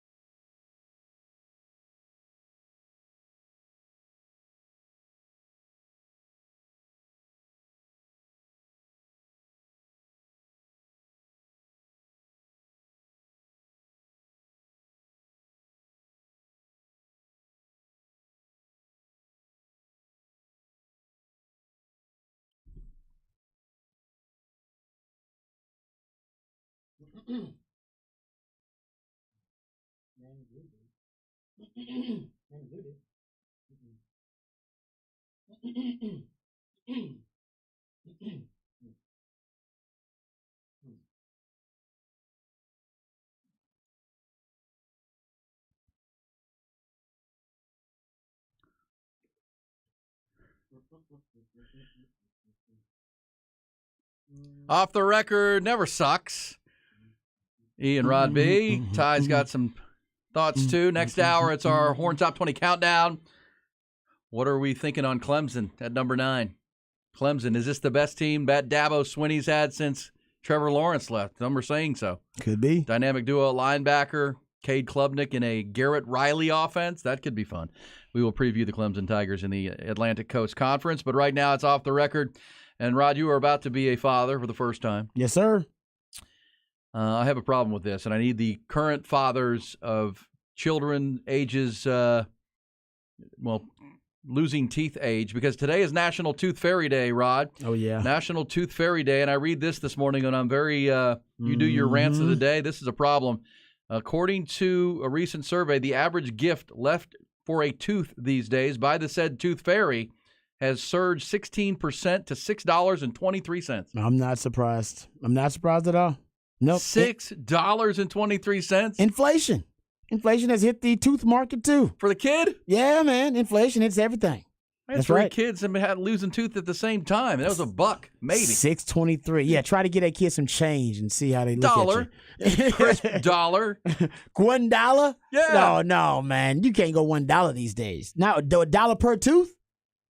Dollar per tooth, yes. No. That's Too, that's going to end up being a little bit of money. Let's put that in your bank You account. got to get more than $1 these days, though. It's got to be at least a couple of dollars per tooth. I got way more than that. What'd you get? Like 5. At least 5 or 10. See? That's at Westlake Life. Dang, that's right, Mr. 78746. $5 per tooth. I'm trying to pay wholesale prices. I'm just just try to pay wholesale prices for the tooth. My parents told me like Santa Claus and the Tooth Fairy weren't real when I was like 7 years old. Ooh. They ruined the fun. Ty Everyone's out of the car line already. Ty doesn't know he's talking Everyone's out about of the car line. kids. Don't listen to him, kids. It's real, guys. You know It's he's real. talking about kids. Keep believing. Yeah. Keep on believing. Believe all the way to the end. Yeah, 623 doesn't surprise me just because of inflation. It's just like 23. That means some people are giving like $2, some 3, and then some 10. That's where you get to 6. Somewhere. When do you Very stop true. losing teeth? I used to pull when mine you're out. about Big time. 7 or 8. Okay. 9 maybe. But yeah, if you pull it out, I mean, you're trying to make money. You were always a gambler, Ty. Let me yank this thing out and get some money. That's a good way. I need to. Man. I don't know. That's a lot, Rod. That's all. That seems heavy to me. It doesn't surprise me because I have like nieces and cousins, and I was a little surprised when they were getting that kind of money too. I was like, I remember getting like change. Yeah, me too. Like a quarter or something, like 50 cents for a tooth. Now these kids getting $1 and $5 for a tooth. I'm not surprised, man. Yeah, so you can bank if you're a kid. Listen, you're losing all them teeth. Your child, okay, you can be disagreeing with me, but your child's gonna lose 20 teeth. Exactly, $5 each tooth. There you go. You're paying $100. But you're not listening to your boy over here. I had 3 at one time that were losing teeth. Oh, it's true. I didn't think about that. They were very close together. Yeah, you're right about that. I didn't think about that. You're right. I'm being selfish. That's 60 teeth at $5 each. We're talking 300 bones for teeth. There's no accomplishment in losing a tooth. There's no accomplishment in losing a tooth. I don't know. The Tooth Fairy, listen, she's a bit of a gold digger, let's be honest, all right? So she wants that top dollar for them teeth. Top dollar for them teeth, man. Well, and I would just advise the father, set the precedent early. Don't be messing around. You say just basically treat them like running backs? Like devalue their teeth initially? Reward them for doing something of accomplishment. That's what I would say. Reward them when they do something really good. Losing teeth is not an accomplishment. It's just a part of growing up. A birthday is not an accomplishment either. No, it's not. That's why we go over the top with birthdays, too. Yeah, you're just born. You didn't do any damn thing. Your mama did all the work. Whoever birthed you did all the work, and whoever raised you. I'm big on like honor rolls and graduations. Yeah, athletic accomplishment count too. Yeah, I'm with you. Yeah, I'm with you. Some work, a plan of execution, whatever it may be. A work ethic. well-mowed lawn. That's good too. Cleaning your room. Yes. Cleaning the bathroom. All that. That's vacuuming. That's worth some money. Come on, I'm with you. Okay. Teeth losing, yeah. I'm gonna start that in my household. Soft. Yeah, I'm gonna try to start at $1 for you. when she loses her first tooth. I'm gonna try to start at $1. My wife will probably it's a disagree though. She too. That's gonna be hard. It always is. She. Trust me. Oh man. Yeah, it's God's cosmic joke. Please, Dad. Yeah, exactly. I've had a hard time in my life saying no to women, period. So now I got one that I'll never be able to say no to. So thanks. I appreciate That's that, true. guy. She'll do you proud. What do you have there, Mr. RB? Speaking of kids, Antonio Brown. Oh, no. Cop, yeah, he's in it again, guys. Cops have been ordered to arrest him over unpaid child support. Surprising. Yeah. According to Miami-Dade County Court documents, the ruling was Deadbeat issued. Antonio. Yeah, Brown apparently missed a $15,000 payment to his ex, and now they've added like additional payments to that, or I guess maybe there are some fees associated with it. So now they believe the number is at $30,000. 30 G's. Yeah, orders issued because Brown failed to make $30,000. I make a $30,000 payment to her. So support your babies, please. Yeah, man, you gotta pay. Yeah, no doubt. Hey, and thanks for the text. We'll read some of these coming back because people that actually are doing this right now. I'm way done with it. My kids are 21, 22, and 25 now, so I'm good. But you okay with this, Rod, and off the record? Looks like Skip Bayless will be joined on his Fox TV show by Keyshawn Johnson. Oh, he used to do like a radio show, didn't he? How unlikely are you to watch that program? I didn't watch it before, so I'm not gonna watch it now. I didn't watch it in its prime when it was him and Stephen A. I didn't watch it then. I'm definitely not gonna watch it now. Agreed. Yeah, sorry. I saw Lil Wayne will be on there sometimes. I'll play something for you coming up about Skip Bayless. That I'd watch. Actually. I'll play something for you coming up on Skip Bayless, which I like a lot. I'll have that for you. Is it complimentary to Skip Bayless? No. He lets it. He opens his mouth and makes himself a fool. I like that. Yes, he does that a lot. Also, looks like Sage Steele is out at ESPN. Sage Steele. It's a lot of people out of ESPN. Hopefully Apple buys it and hires everybody back. Yeah, I'll get you that deal coming up. That looks like there's some word on the street that Apple may swoop in and change the media rights landscape forever. We'll get you details coming back.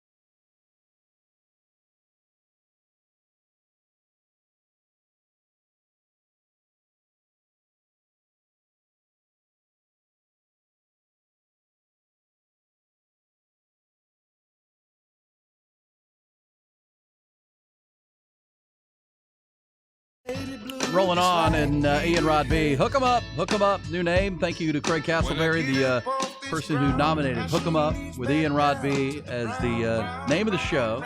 We've chosen that. Also appreciate Bud Light for bringing you the show each morning, 5 hours, 5 days a week. Good job, Rod. Hook 'em up. Hook 'em up. Hook 'em up. I probably told you, give it to the people, man. The people hook it. They will hook it up for Hook 'em up. All right. They came up with the names for Triple Option, RBKD, and Ball Don't Lie. They have not led me astray. So I trust the people. Craig Castleberry, great listener of our program, and listens on that app like a lot of you do. We appreciate that very, very much.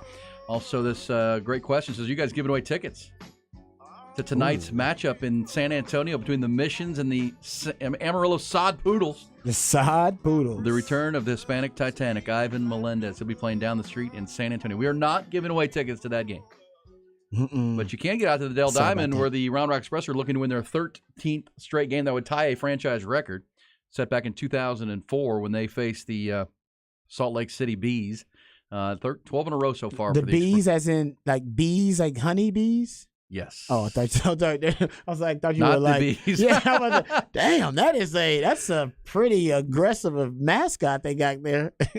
Okay. No, it's the bees. They got a cool little bumblebee mascot. Kind of cute. Yeah. Kids like it. No one really likes bees. Like, we like the honeybees. You got to have honeybees. Yeah, we need to be trying to bring back the bees and trying to cultivate. Got to have bees. Need to be without bees, we're all gone. What are they? Apiarists? That's someone who has the beehives and everything. And I believe I just call them beekeepers. Well, I think like the official term is apiarist. I could be wrong about that. Let me know. Spec text line if you're a bee person. You're a beekeeper. Beekeeper. Yeah, that kind of stuff. Can I? So we are giving away tickets. If you go to our website, hornfm.com, our friends with the Austin Gamblers. We're going to hear from JJ Gotch this week and hopefully talk to one of the riders because Austin Gambler Days are coming. We've been talking about it for months now. It's kind of like for the Austin Gamblers with the Pro Bull Riding, team series. It's kind of like F1, right? It's a once-a-year deal. Where you host the big event for 3 days and 3 nights out at Moody Center. They're going to turn the Moody Center, that beautiful arena, into a rodeo arena with all the dirt and the chutes and the toughest bulls against the best riders. And the Austin Gamblers are the best team in the PBR right now, 9-1 this year. Mm-hmm. They've been tremendous. And so if you go to our website, hornfm.com, get signed up. We're going to give away not just tickets for 1 night, 3 nights. You and a guest. 3-day passes for every night. Talking about right there for the bull riding. That's a party. Which means if you win those, and maybe you can't make it, you got plans already for a night, just give them away, give them to somebody else. So they pack the house. It's a great crowd. It'll be on television. It's gonna be a lot of fun. The Austin Gamblers, plus they have live music every night. They make it a big event. Gambler Days. They've got William Clark Green and Kevin Fowler. Other live music each night. They've got the big fan fest going on before each night, so that's going to be great.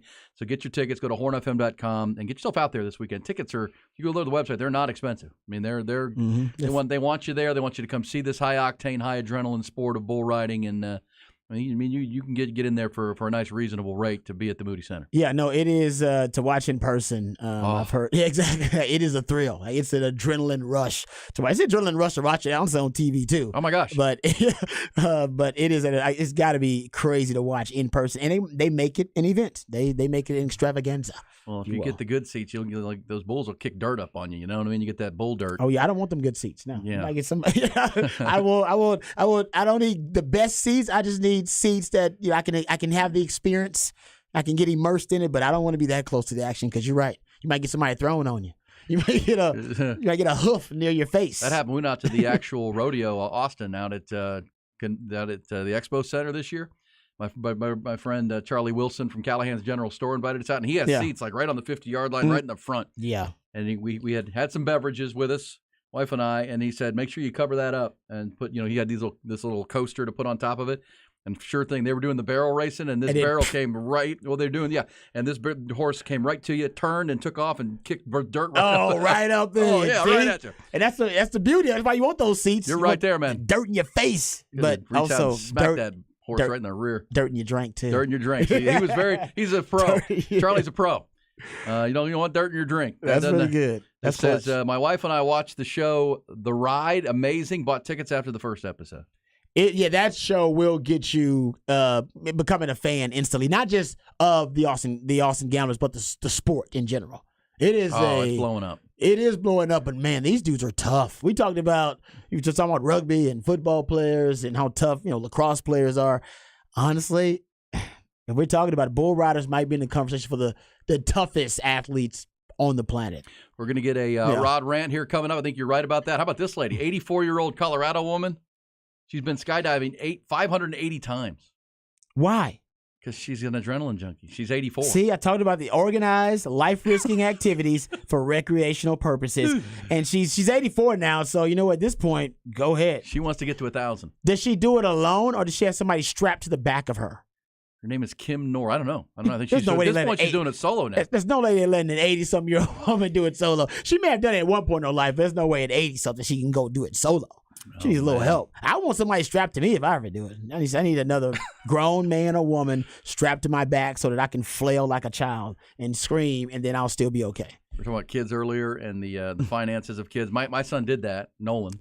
The Daredevil. See, he's one of them, ain't he? He's an adrenaline junkie. He did it. Life-risking activities. But he was smart and he was wise. He knew his audience. He didn't tell us. He certainly didn't tell his mom. I was going to say, he'd tell Mama because Mom would have locked him up. He just in typical my son fashion, he sent a video after Smart the move. fact. Here, Mom, look. He knows his mom and dad very well. He's yeah. I tell y'all that beforehand, and then now Mama's going to lock me down, and Mama's going to preach to me that I can't do it. And then nope. Yeah. She just would get it done. Knowing, being more caring because he would have still done it. But he'd have been felt bad. His mom wouldn't have slept the whole night. night. He'd have the guilt of it, too, though. You don't want the guilt while you're doing it. You want to enjoy it. Well, he knows his mom wouldn't have slept at all the night before. Yeah. Wouldn't have happened. Wouldn't have happened. There you go. Let's play this real quick, TY, because we were talking on the way to the break. We'll get to the Tooth Fairy stuff. Also, we talked about, looks like Chris Del Conte is going to do 7-year contract extension from UT. Well deserved. Through 2030. That's coming down from the UT Board of Regents. Which is good. But I wanted to finish this tease because I mentioned Skip Bayless is going to have Keyshawn Johnson with him now on that show that they do on Fox. And I always like to play good Skip Bayless moments when he's really wrong. This is also credit to Merrill Hodge. Remember Merrill Hodge? Really wrong. Used to do a great job breaking down football. Merrill Hodge. He's doing like draft analysis. Here is Merrill. This was a risky move. I remember this because we just all watched the Johnny Manziel documentary, right? The unseen, untold story. Mm-hmm. Here's Merrill Hodge warning all teams, do not invest a pick in this guy. Don't do it. And then you'll hear what Skip Bayless has to say in disagreement. It's pretty good. Merrill Hodge and Skip Bayless. To build a franchise, a team around with his poor skill set. It will crumble. It will crush him.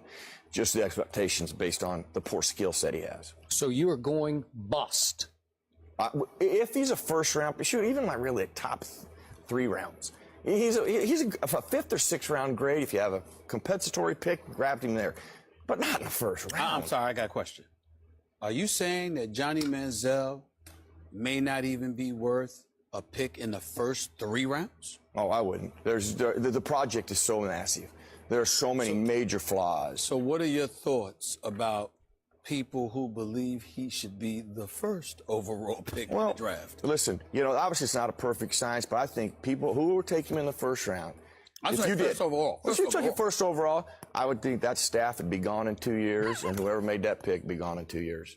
You don't make that pick based on the other players that are available to you. You make that pick, we got to question your evaluating players and their transition and their ability to transition to the National Football League very highly. Merrill Hodge, with all due respect, you have never, ever been more wrong in your assessment of a football player than you just were about Johnny Manziel. Not only will Houston forever regret if they don't take Johnny with the first overall pick, but he won't be a bust. He's going to be a franchise player. He's going to be a star. He will make Pro Bowls. We cannot be more diametrically opposed here. And there you go.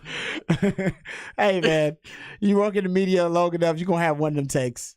But that was, That's cold. But I think that Merrill Hodge actually probably was doing research because he's a draft analyst. He was watching film. He's watching inaccurate. Film, but he's also doing research on the people close to Johnny and probably researching some of the incidents and issues that Johnny dealt with off the field or away from the field, and some of those stories that were revealed in that documentary that we all suspected but didn't have proof to confirm. He probably knew it from other sources going, oh man, this dude don't watch film.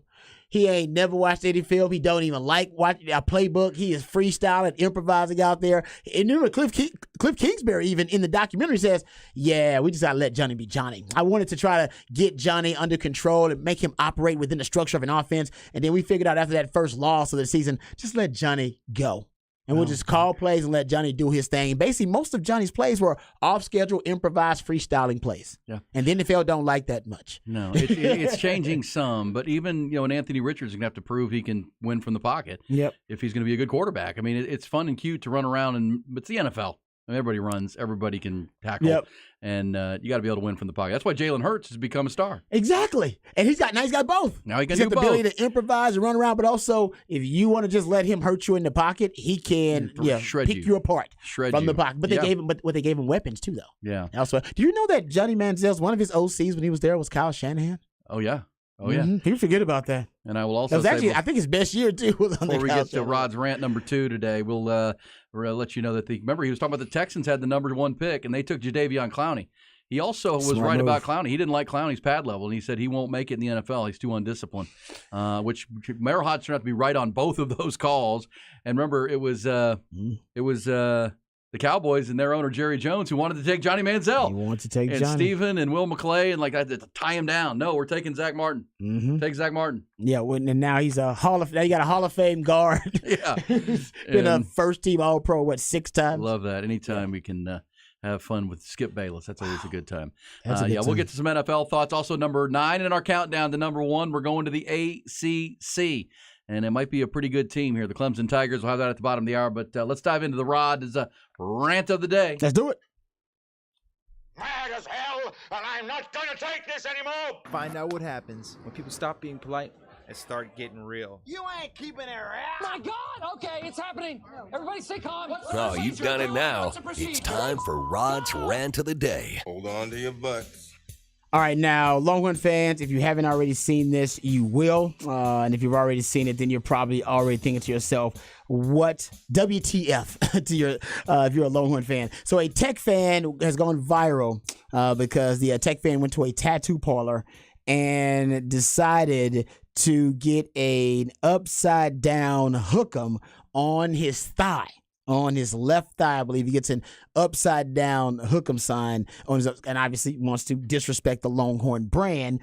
First of all, I don't think he thought it through. We'll get to that in a second. But oftentimes tattoos. Actually, I know he didn't. Okay, we know he didn't think it through. But he also didn't get great counsel from friends or those in his social circle either. But I digress. We'll get back to that.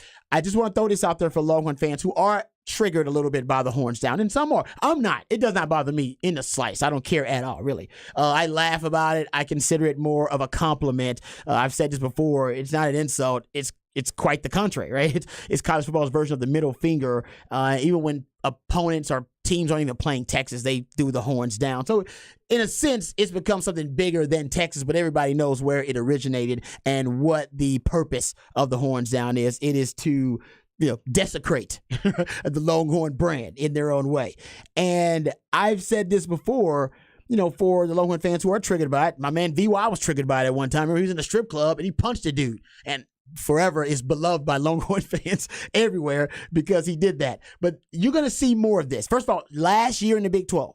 So all your Big 12 opponents, they believe this might be the last year they get to throw the horns down in your face and do it in an abrasive and aggressive manner. So you're going to see it more than you've ever seen it before. So don't let that freak you out. Don't let that trigger you. And when you're headed to the SEC, I don't know if it'll end up being a penalty like it is in the Big 12 because the SEC, they're not soft in that way, and it ain't for cupcakes. But you're going to see it spread throughout the SEC like wildfire because all of your rivals are there. The Aggies are there. The Razorbacks are there. And the Sooners will be there. And they all will teach all the other fan bases, right, the blasphemy of the horns down. And if you look at it from this perspective, I look at it as Texas branding. It's just free media. That free media helps Texas brand. Everybody knows exactly what that horns down means. The upside down horns mean. They know exactly what brand they are referencing. Even kids who may not know it, they get it explained to them. So if anything, it's just a great form. Maybe the most powerful and profitable form of free media in college sports. I can't think of another form of free media in college sports that is more, I would say that is more, I don't say profitable because I haven't been able to actually, do the numbers on it, but prominent, no question. There is no more prominent free media source in college sports than the Horns Down. And if you're not familiar with free media, I always bring up the example about the Starbucks cup in the Game of Thrones episode. Yep. There was once a Game of Thrones, there was a gaffe, all right, the mistake they made. Essentially, if you haven't watched Game of Thrones, it's set in some fictional, antiquated time. And they left like a modern coffee cup in a scene. It was one of those popular shows on TV at the time. So people lost their damn mind. All right. It wasn't even a Starbucks cup. It was just a coffee cup. But because Starbucks is the #1 coffee company in America, we associate all coffee with Starbucks. So Starbucks actually got $2.3 billion in free advertising, all because somebody left a random coffee cup, not even a Starbucks cup, in a scene of the most popular TV show in America at the time. That's free media. That's the power of it. There's reports that President Trump, when he won the election, that he got upwards of $6 billion in free media. More, double the amount of Hillary Clinton at the time of the election. And a lot of people believe that helped him swing the election, even though he spent fewer dollars, all right, on his campaign than Hillary did. Free media is a powerful thing when you can quantify it. Hard to really quantify the Horns Down and what, how much profit you're getting essentially from the free media of it. But there is no doubt it is the most prominent form of free media in my opinion, I should say, in all of college sports. So don't freak out about it. It's a badge of honor. If you're a Longhorn fan, just know that you're living rent free in your opponent's head. Nothing wrong with that. But you're going to see it a lot. Don't get freaked out. It's one of the dumber videos I've seen because, again, he put it on the top of his leg, like right on his thigh, like above his left knee, between his knee and his thigh there. And so if you see him walking towards you, it's Horns Down. It's the finger sign. It's not like Bevo. Yeah, it's not. Yeah, it's the hand sign. Yeah. But as I say, when he looks down at it, it's a real hook'em. Like he's looking down at hook'em. Like that's yes. He's doing it to be negative, but he's such a not smart person that, like, I always think every time he sits down to take a number 2, Rod, he's going to look down and go, oh, dang, yes. Well, I got to stare at that. He's looking at a hook'em, right? Staring him back in the face. Yeah. Every time he's on the toilet. Every time. He sits down. Every time. It's true. It is. You're right. I don't know. Yeah, I said he received bad counsel. You're supposed to, when all of my tattoos, I only got 2, so all of mine. But Ty admit this too, that all of his tattoos that he's only got 2 as well. And a brand. He's a little farther along than I am. But you go with a group sometimes. Usually, unless you're just a tattoo enthusiast and you got tats everywhere and sleeves, you don't really go to the tattoo parlor by yourself. You go with a group, you go with a friend. He's there with somebody, and they also thought this was a good idea. So they, to me, also deserve some of this blame. Got bad friends around you, man. Somebody should have said, put it on a different part of your body at least. As I said, put on your bicep. Exactly. Right here on your arm. Put it on a different on your part of your back body. shoulder. Yeah, but on your bicep, if you raise your arms like this, it's the same deal. No, but that's still. I would put it on my back shoulder. If I was Back gonna do shoulder. it. That's not bad. Back Yeah. shoulder blade, scapula. It's not bad. But yeah, every time he looks down, he's like, "Oh, that wasn't real smart, was it?" No, and I'm sure I really got them. I'm sure. I'm sure he's getting the business too via Twitter. It's like, dude, do you not realize that the horn is gonna be staring back up at you every time you put your feet up or you sit on the toilet? Yeah, he didn't think that through. Yeah, so can't get your grades up. Coach, a mistake. Get your guns up. Get your guns up. Don't be upset by it, Longhorn fans. It is a badge of honor. They're gonna be doing it a lot in the SEC. Everybody, every week. That's fine.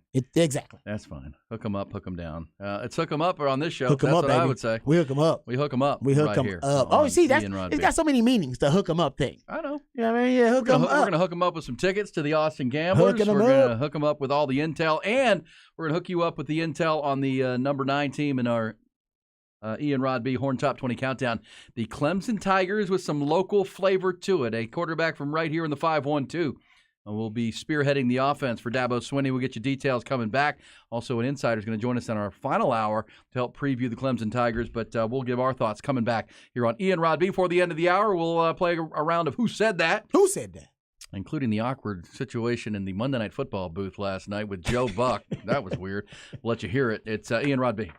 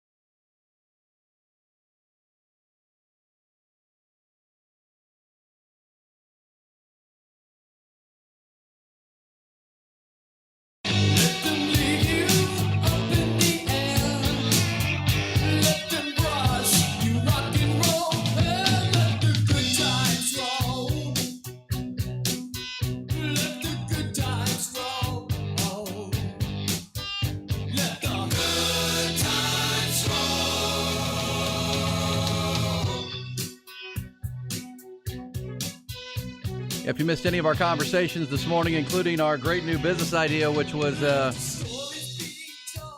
upside down Bevo urinal cakes. Urinal cakes, Rod. Mm-hmm. Oh, yeah. Let me make that happen because we can sell them to all the rivals of Texas. We can sell them to Texas, too, but we'll keep them upright. You know what I mean? Right side up. But we can sell them to Aggies, sell them to the Texas Tech Red Raiders, Arkansas Razorbacks, They'll love that. Oklahoma Sooners, and they will turn them upside down, and then they can urinate on them, and then they'll feel somehow empowered by desecrating the Longhorn symbol and brand, and yet we'll make the money, and we'll give it back to, the TexasOneFund.org. Yeah, baby. Be like, yeah, there you Bring go. them for Full more- circle. More 5 stars in here, you know what I mean? Your rival's urine has helped you bring in more 5-star players at the University of Texas. Boom. How you like them apples? And one of our listeners already glossed it, the Bevo Piscuits. The Pivo, he said. The Pivo The Pivo, Piscuits. yeah. I like that. The Pivo. Oh, well done. Well done there. Pivo Piscuits. You guys are as creative as you know. I love it. I do think there's a brand there. I know there is a brand there.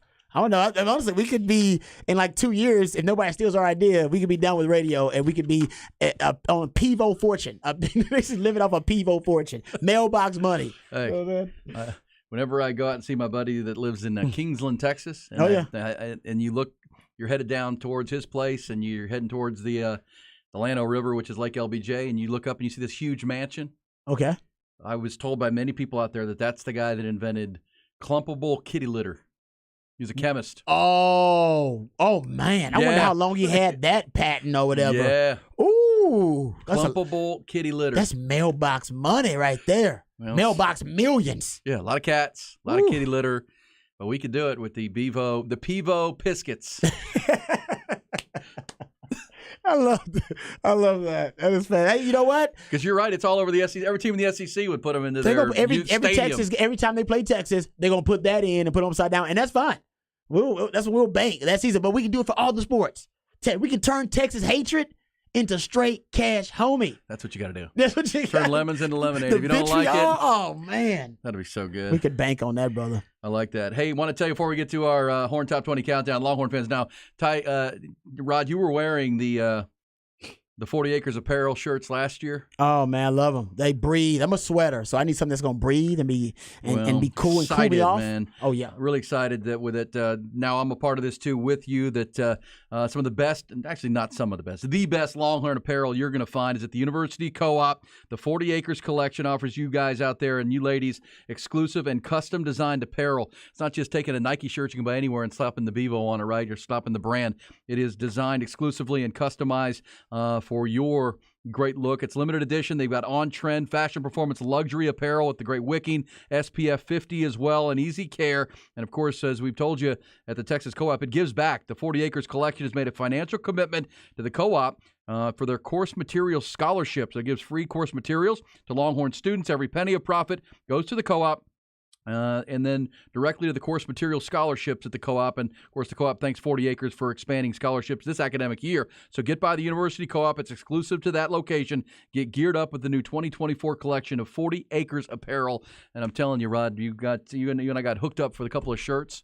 I can't wait to wear this shirt. Oh, no, I got some. Game day. And they're fashionable, too, man. Lots of great designs. Actually, I got like probably 5 or 6 now. 40 Acres apparel shirts, and they're my favorite game day fits. Oh, man, favorite so comfortable and look great, and no one else will have those kind of shirts unless they go to the Co-op and get the 40 Acres collection. Just go down to the Co-op and ask, hey, where's that 40 Acres collection Ian and Rod are talking about, and you will be looking spiffy. Spiffy and comfortable, even when it's 105 at the Rice game. That is the key. Trust me. I told you guys, I'm a sweater, and we used to have to be out there for 4 hours? Yes, sir. So I needed something that was going to breathe and something that stayed cool. And I'll tell you, 40 Acres apparel is fantastic. Fantastic. Yeah. Somebody said that Pivo, P-E-V-O, is Czech for beer. Oh, no. That's not, don't. That's not what they're for. Most of the people are peeing beer. You know what I mean? That's what's at the game. I guess it still applies. It's just in and out. And it'll probably be at a lot of bars, so there you go. That's right. Good idea. Yeah. Got to get the bar crowd involved. We have to get the bar. Oh, man, come on. All the local Central Texas bars, we got to get them those Pivo Piscuits. Yeah. All right. All right, let's get to the Horn Top 20 countdown because we are at number 9 on our way to number 1. Was not prepared. Potentially, we It's would coming. do that. Here we go. It's coming. We coming. Like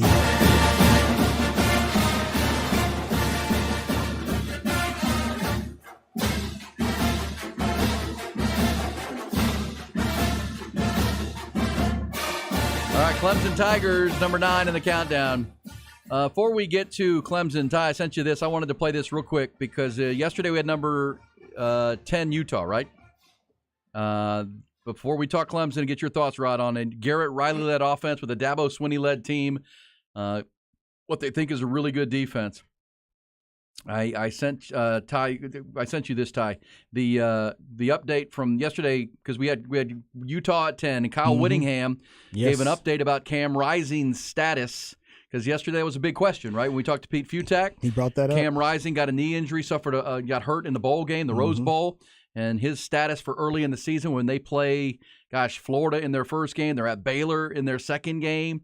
Here's Kyle Whittingham, the head coach of Utah, talking about the status of the former Longhorn Cam Rising.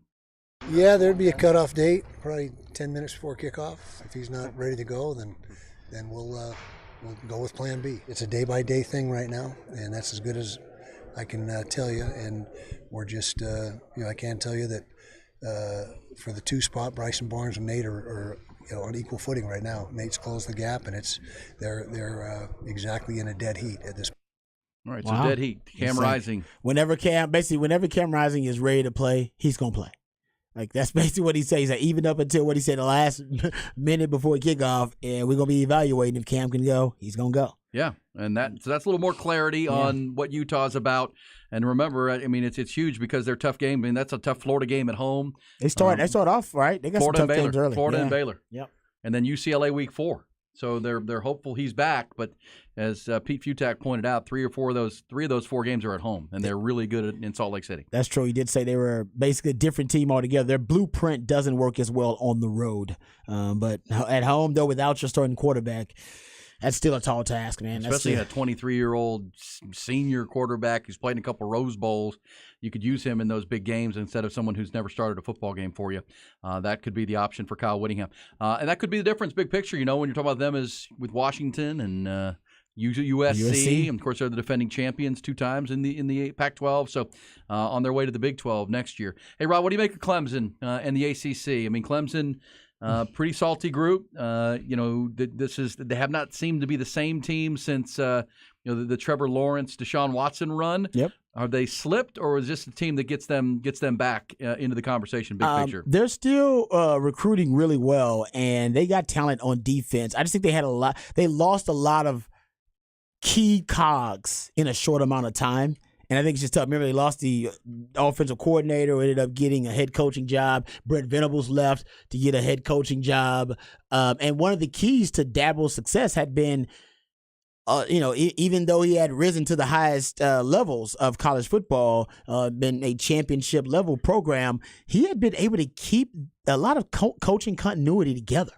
Which is actually something that's tough to do these days. Ask Nick Saban. Everybody comes to poach his staff all the time. And now I think that was a big part of it. So I think there was a lot of adjustment for him, adjusting to losing Brent Venables, who had been there forever, losing some of his offensive staff and offensive coordinators. And now they've brought in Garrett Riley from TCU as the offensive coordinator there. And they've really figured out a kind of a new identity on defense, a post-Venables era on defense. And I think that was important for them to figure out. But they still, in terms of that defensive front, they've still got one of the better defensive fronts in all of college football. And if Cade Klubnik is as good as all of the Westlake people tell me Cade Klubnik is, they won't have a problem with that Garrett Riley offense. Matter of fact, they should be a really prolific offense because now that Garrett Riley offense is known as being a really quarterback-friendly offense. And I don't know if he was in a quarterback-friendly offense prior to this. Yeah, they have a good running back duo there. They have a tight end that's ready to go. The question is going to be a wide receiver for them.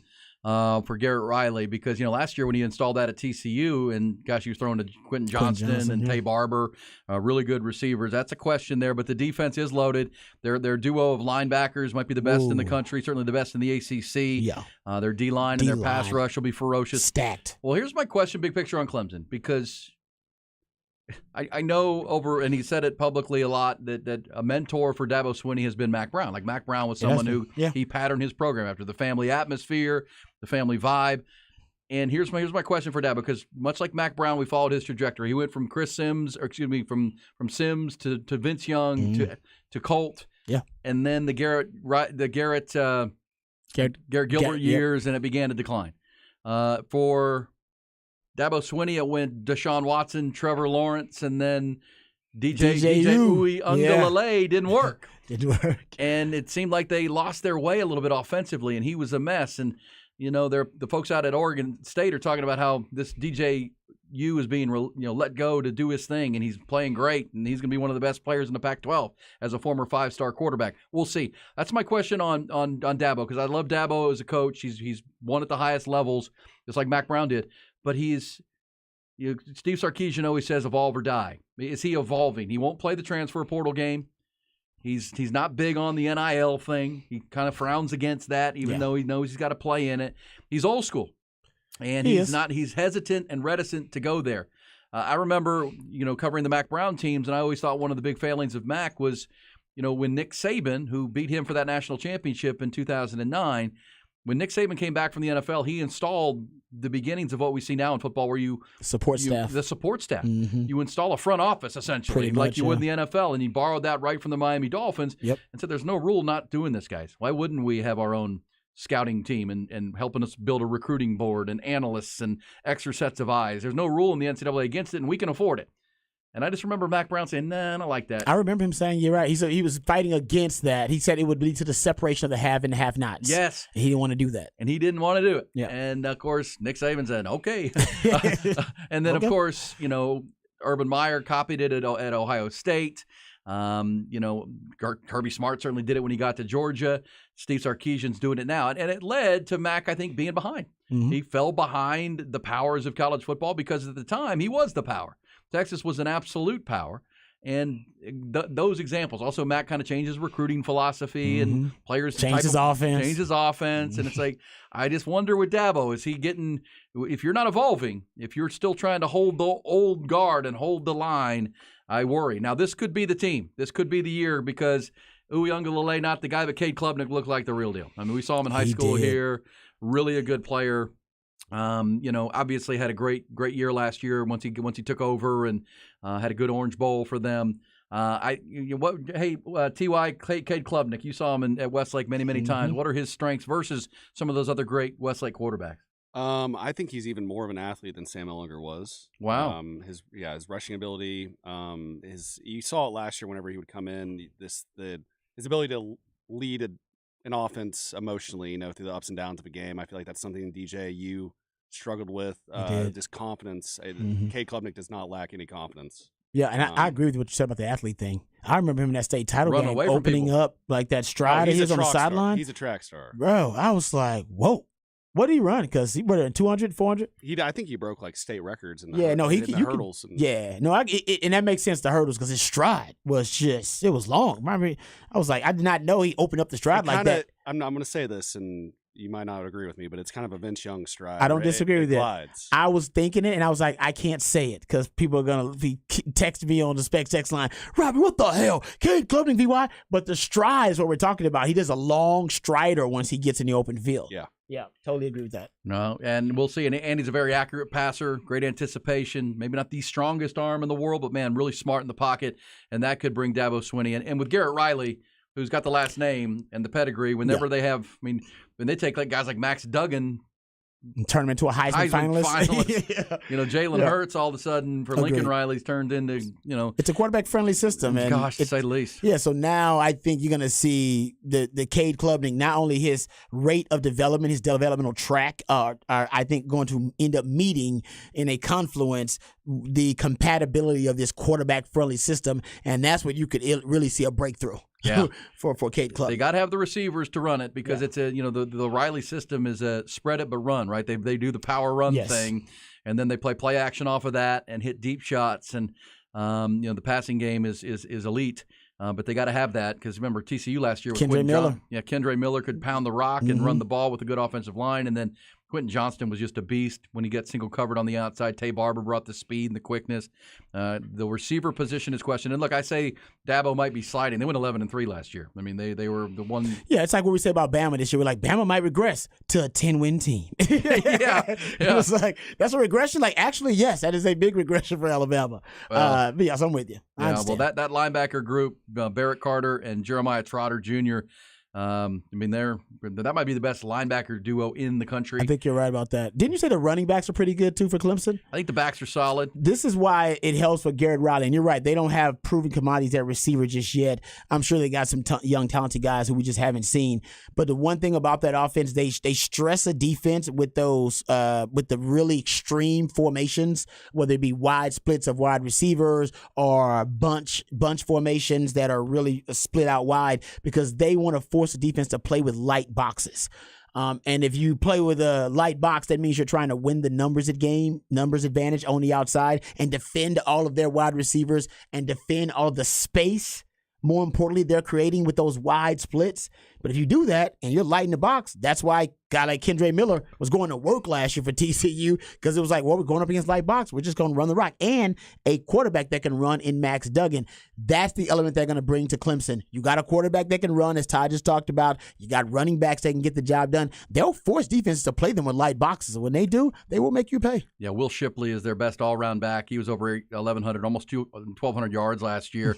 Good receiver. And then they have the 230-pound kid, Phil Mafa. Oh, he's going to be a problem. Phil Mafa. Mafa. Mafa, problem. Mafa, the mofo. Mofo, Mafa. Yeah. Oh, yeah. All right. So Clemson is our number 9 team, and they're right there with Florida State for the, for the ACC, right? Yep. You may have North Carolina in there. Yeah, because of Drake May, people put North Carolina there. When Max got a quarterback, watch out. We know that. People wonder about Mac's defense, though. And Clemson has a defense. Yeah. Florida State's a really good team, but Florida State gets tested early with LSU. So we'll see. There's number 9. We are going to get some deep dive insight from a Clemson insider in our fabulous 5th hour, Rod, someone who covers this team on the daily. He was going to join us at 9:30, but had to kick it back to about 10 after 11. We'll also go behind the Burnt Orchard curtain one more time. But coming next, it's one of our fun games of the morning. Who said that? Who said that?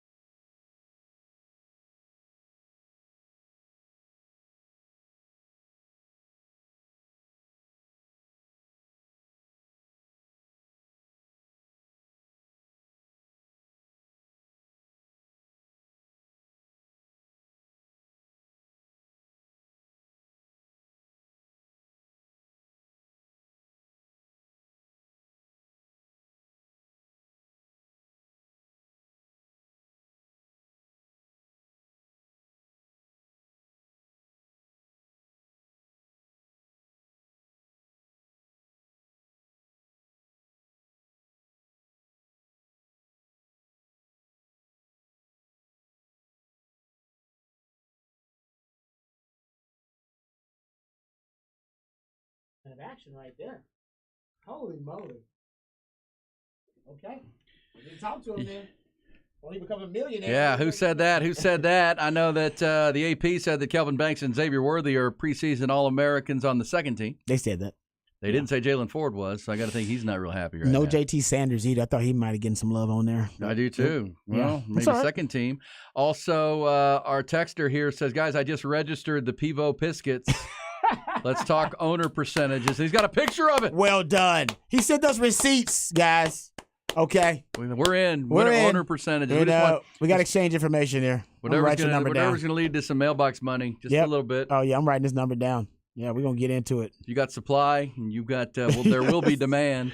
we got to get the Aggies and the Arkansas Razorback fans and the Sooner fans to want to urinate on the Longhorn brand. I'm sure they won't be tough to do. Well, he just did. He did like a circle puck with the Texas Longhorns on it.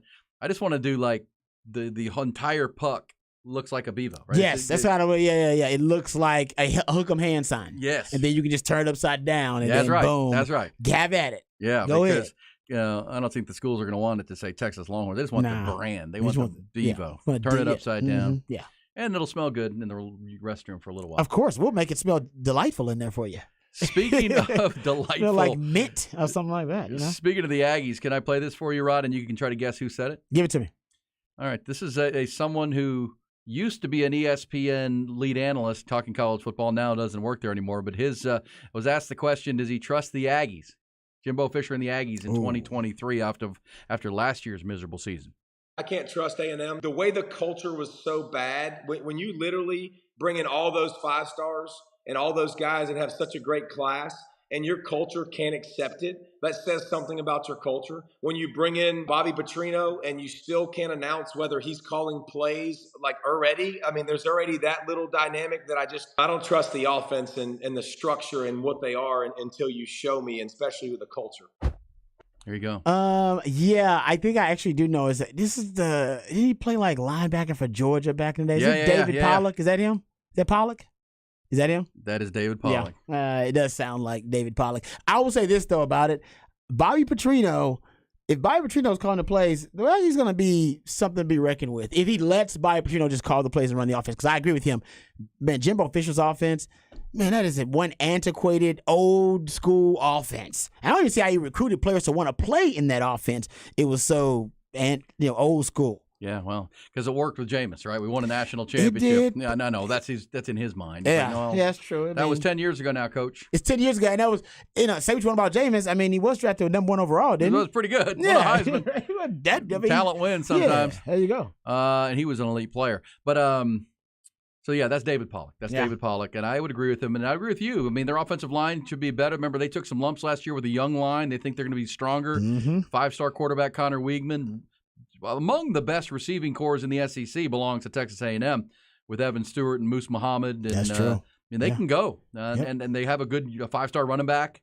So, yes, give Bobby Petrino the reins of the offense. The defense seems fine. Defense wasn't a problem. Yeah, defense was getting abused by their offense last year. Pretty much. So we'll see. That's David Pollock. Can't trust him.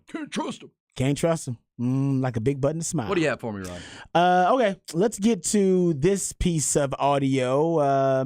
It's an exchange happening here, but we'll see if we can guess the NBA players who are in this exchange. Here it is. Are you the best point guard ever? Yes. I have to, yes. It's me and Magic. That's the conversation. All right, there you go. Who first of all, who answered the question to "Are you the best point guard ever"? Steph Curry, baby. You damn right. Steph. It's him and Magic, he says. Him and Magic. There you go. Tragic and Steph. Are you in agreement with Steph on this? Are we in agreement with Steph that he's the greatest and he says close. Magic is the only other one in the numbers conversation? are close for me. They really are. The number of championships, the quality. I mean, both played on great Hall of Fame teams. Dynastic teams. Yeah. And they both changed the game. I mean, Magic became the first of the big point guards, a big man that could dribble and handle and, we play the post when you needed to when Kareem got hurt. Yeah. But Magic changed the game and the dynamic of the game and Showtime and pushing the basketball and playing with a flair. Steph Curry changed the game by stretching the game. Right, his ability to stretch the floor, change defenses. Like big men are almost non-existent anymore, and you used to never have to cover somebody that far away from the basket. No, nobody would think about taking a three that far back. Now you even got to cover guys like that in high school because they're trying to emulate Steph Curry. And there are very few players, really in any sport, that just change the game. Like Lawrence Taylor changed football. Yes, he did. And the way the game was played, and then how you look to build Will a team. Chamberlain did that. There's some guys who did that. Yeah, there are a few, but Steph's one of them. Steph changed basketball. His style of play changed basketball because when you can come out to guard him, he's quick enough to go around you. I agree. And then you put a Klay Thompson with him. So he's in that conversation. He's in that conversation. Yeah, no, and I think even more so that proves your point is that young kids and who they try to emulate when they play, it did used to be, MJs of the world and Kobe's of the world. And these days I see more kids when I go to my little cousins' basketball games or I go to a friend's kids' basketball games. They're trying to emulate Steph. Yeah. They want to be Steph. And you know what? I think it just shows you how powerful his game was and how powerful his style of play was in terms of how transformative it was. Well, when he got in the league, Michael Jordan became a really good shooter, but it wasn't a shooter's league. No, it was an above the rim league. Yeah, and it was tough and fighting and 90s basketball. Steph helped make it a shooter's league. It is a shooter's league now. Now even guys like Nikola Jokic, you got to shoot. Big men have to shoot. Yep. Or you can't play in the league. Everybody can score now. Defense will set you apart a little bit now, but you're right about that, man. It's a scorer's league. And Steph gets a lot of credit for that. I think he's in that short list conversation, and I like his confidence in himself. Coming back, we will get the insider view of Clemson number 9 in our countdown. Also, Rod takes us behind the burnt orange curtain one more time with some Steve Sarkisian audio coming off of yesterday's availability. Really likes his defense. We're 11 days out. What about that offense and quarterbacks at Quinn Ewers? We'll talk about it all coming back. The fabulous fifth hour is coming next. Fifth quarter on the other side.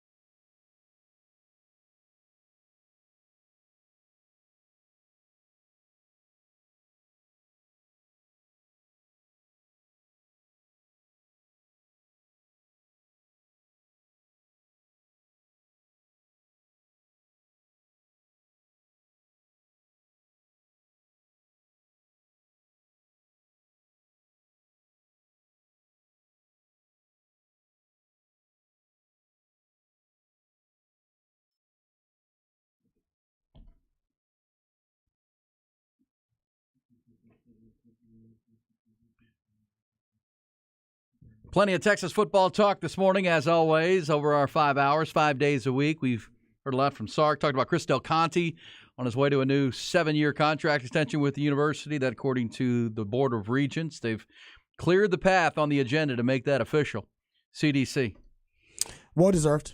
Well deserved. And I love that now behind the scenes. This is why Sark and all the sports are in a great position to succeed. It's because there is unanimity behind the scenes. The BBs are back in the box. Kevin L-Type, Jay Hartzell, CDC, Chris Plonsky, all the decision makers behind the burnt orange curtain, they seem to be on the same page, all efforts directed toward the same goal. That's what Mac Brown, the late, great DKR, talked about and described as the BBs in the box, and that's when the brand is at its most dangerous. Yeah, alignment. Alignment. There aren't factions, and there aren't... And that's credit CDC. He's done a good job. Every decision he's made has not been, the best in some people's opinion. Same time, he's made a lot of great ones, right? Yeah. If you're going hitting about 80, 90%, exactly. you're making it happen. You're not going to be batting 1,000. No, come on, man. No. Every None of us decision do. you make can be great, but I'm with you. He wins more than he loses. And he's got, and if the football team can join the rest of because every other program is playing to an elite level, right? I mean, basketball was nearly in the Final Four last year for Rodney Terry. Baseball has been to Omaha many times with David Pierce. They need to take that next step and win when they get to Omaha. And then, of course, volleyball is a juggernaut, track and field, swimming and diving. They won the Directors' Cup twice. No one had ever won that Directors' Cup not named Stanford, and Texas took it from him. So, yes, he's built a great athletic department. The facility upgrades have been tremendous. He's a rainmaker. And then next up is that UT inside. Is it UT indoor practice facility? Yeah. That's the next phase. And you want to have a strong leader at the helm with alignment as you head into the SEC next year. That's going to and you have so much uncertainty. And well, I don't know if it's uncertainty. Well, it's still uncertainty, but the landscape of college sports has really shifted dramatically in like a 4-year period where consider COVID part of that too, with COVID and everything that happened with that, then the transfer portal, then NIL, and all that's happened within the last 4 years to dramatically change the landscape of college sports. And you do need strong leadership. You do need a leader that is that has a vision for the program, that has the ability, the political capital, that has the strategic vision to execute it and to help Texas kind of maximize the brand. And he is one of those guys. Texas has strong leadership. And I brought up L-Type and Jay Hartzell. Those guys, they've proven to be strong leadership in these uncertain times. And I think those are the guys that really had the foresight to get ahead of the move to the SEC. That came out of nowhere for most people. And understanding the changing landscape, the TV partnerships. And look, that's going to change again. I mentioned earlier, but this is something to keep an eye on. Ooh. This is a big story, folks. This is a huge story. Front office sports. Potentially the biggest story in sports right now, if it happens. Well, think about this, and this is the story that front office sports has talked to a media insider named actually a securities analyst who raised eyebrows this week when he said it would be a no-brainer for Apple to acquire ESPN from the Disney Corp. Potentially a price of $50 billion would be the number. And as the guy Dan Ives, the analyst, wrote, that Apple has enough change in their couch cushions to fundamentally alter the media rights landscape because they're sitting on billions of dollars as a valuation. They got the thing about Apple; they just have so much cash on hand. They have a ton of cash. Yeah. They're not in debt. I mean, they're living on cash. And then the valuation is they're like a $2.7 trillion as their market valuation. And Apple has signaled their want to get into the sports landscape for their streaming service. They've done the big deal, the $2.5 billion streaming deal with MLS, and now that is paying huge dividends because they were a part of the negotiations to bring Lionel Messi to the MLS because, of course, Apple is a global brand, right? Don't think that Tim Cook and Apple, they weren't involved with Miami on this Messi move. They're benefiting from it too. Oh, no doubt. Because the numbers say that the streams of Apple TV for MLS have doubled since Messi has arrived. And will continue to do so. That helps them. So ESPN, and of course, and Apple Plus was the last bidder for the Pac-12 before those talks dissolved, and the Pac-12 dissolved. But if Apple were to buy ESPN, and let's also remember Disney is struggling as a company, It's an old model of ESPN. Mm-hmm. The business model is antiquated. And think about what Apple would get. They would immediately have the rights to the NFL, to cash cow, the SEC conference, and the Big 12 and the ACC. They'd have immediate rights to the NBA, the WNBA, Major League Baseball, NHL, UFC, PGA Tour, tennis Grand Slams, Formula One, and ESPN's first 2 ever Super Bowls after 2026 and 30. Wow. Yeah. And like you said, they can afford it. Whether they can afford it is not the issue. It's does Apple think it's worth their time, and is it part of their future business model? And I think it is, because like you just said, they want to get into sports. They've made that painfully and obviously clear. They want to get into sports, and instead of them having to negotiate with different broadcast networks and different entities here and there, let's just buy the whole damn thing. Oh, it's like, well, and you might say, Rob, buy the whole damn thing. How's Apple going to afford that? Well, dude, Apple has a market capitalization of $2.7 trillion. Yeah, they're like the biggest. They're like one of the biggest companies in the world. They're the first company to ever reach $3 trillion in overvaluation. So the money is not, like you said, it's couch cushion money for them. Yeah. It's tip money for them. Well, and that's big companies buy smaller companies. So in ESPN right now and Disney, a smaller company, especially on the rights deal. So why wouldn't you if you're Apple? Say, you know what, no brainer. We can spend all our time trying to acquire media rights, but you guys already have them all. We'll just buy you.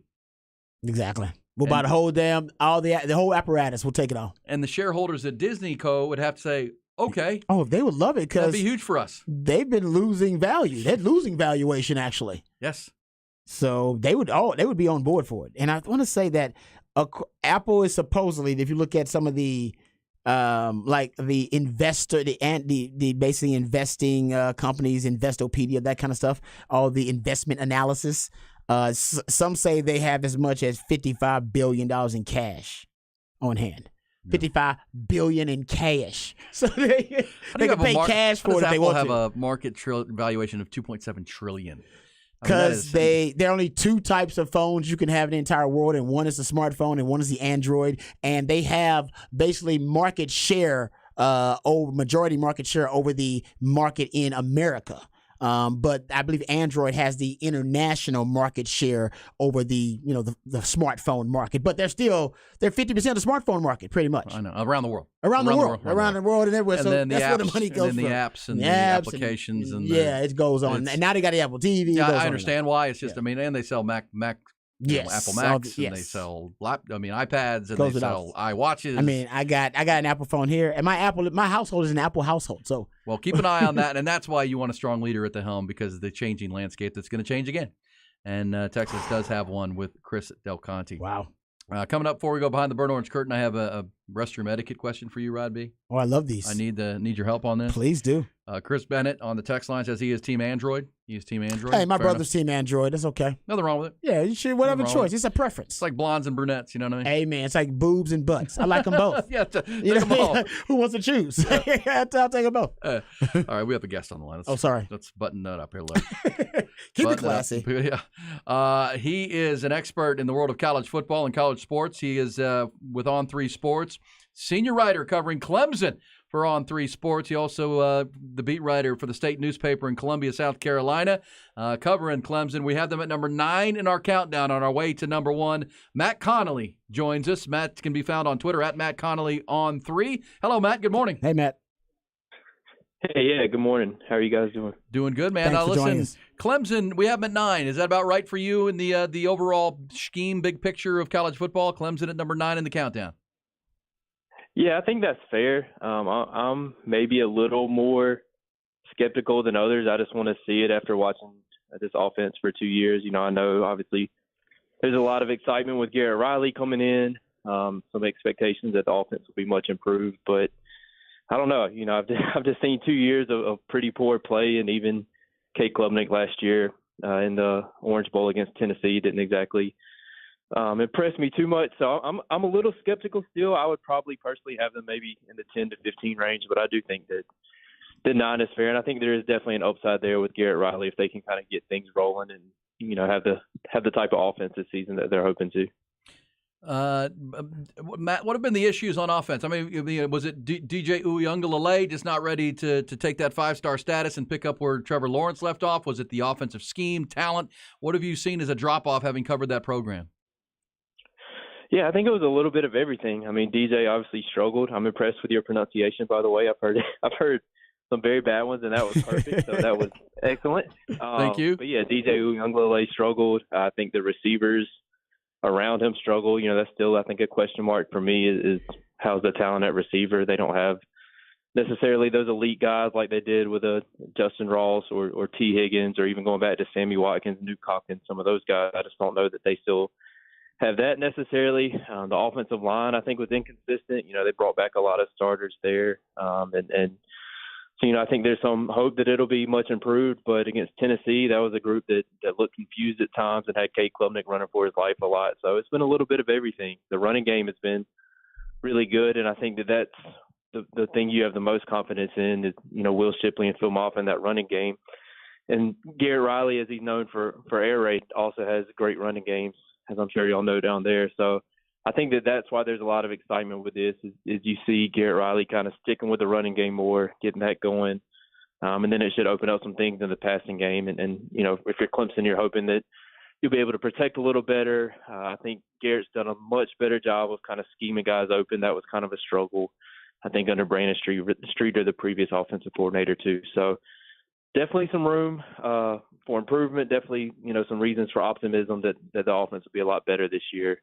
But I think I'm still a little bit in wait-and-see mode and kind of, you know, expecting it to be improved, but really want to go out and see what it looks like first. Hey, Matt, let me ask you about, you know, the coaching continuity for Dabo. One of the things he did that was just really amazing and almost impossible to do these days is have the amount of championship success that was sustained for Clemson over, you know, so many years and not have teams just come poach all their coaches and a lot of their assistant coaches and their coordinators. But recently there has been obviously some turnover in recent years with Brent Venables moving on to a head coaching job, now bringing in Garrett Riley. What are your thoughts about that? Maybe the regression was just because of the loss of continuity, and now you're kind of resetting some things with the coordinator roles. Yeah, I think that's some of it for sure. You know, you go from Brent Venables, who's the guy that was arguably the best defensive coordinator in college football, to Wes Goodwin, who was a behind-the-scenes guy who not a lot of people know about.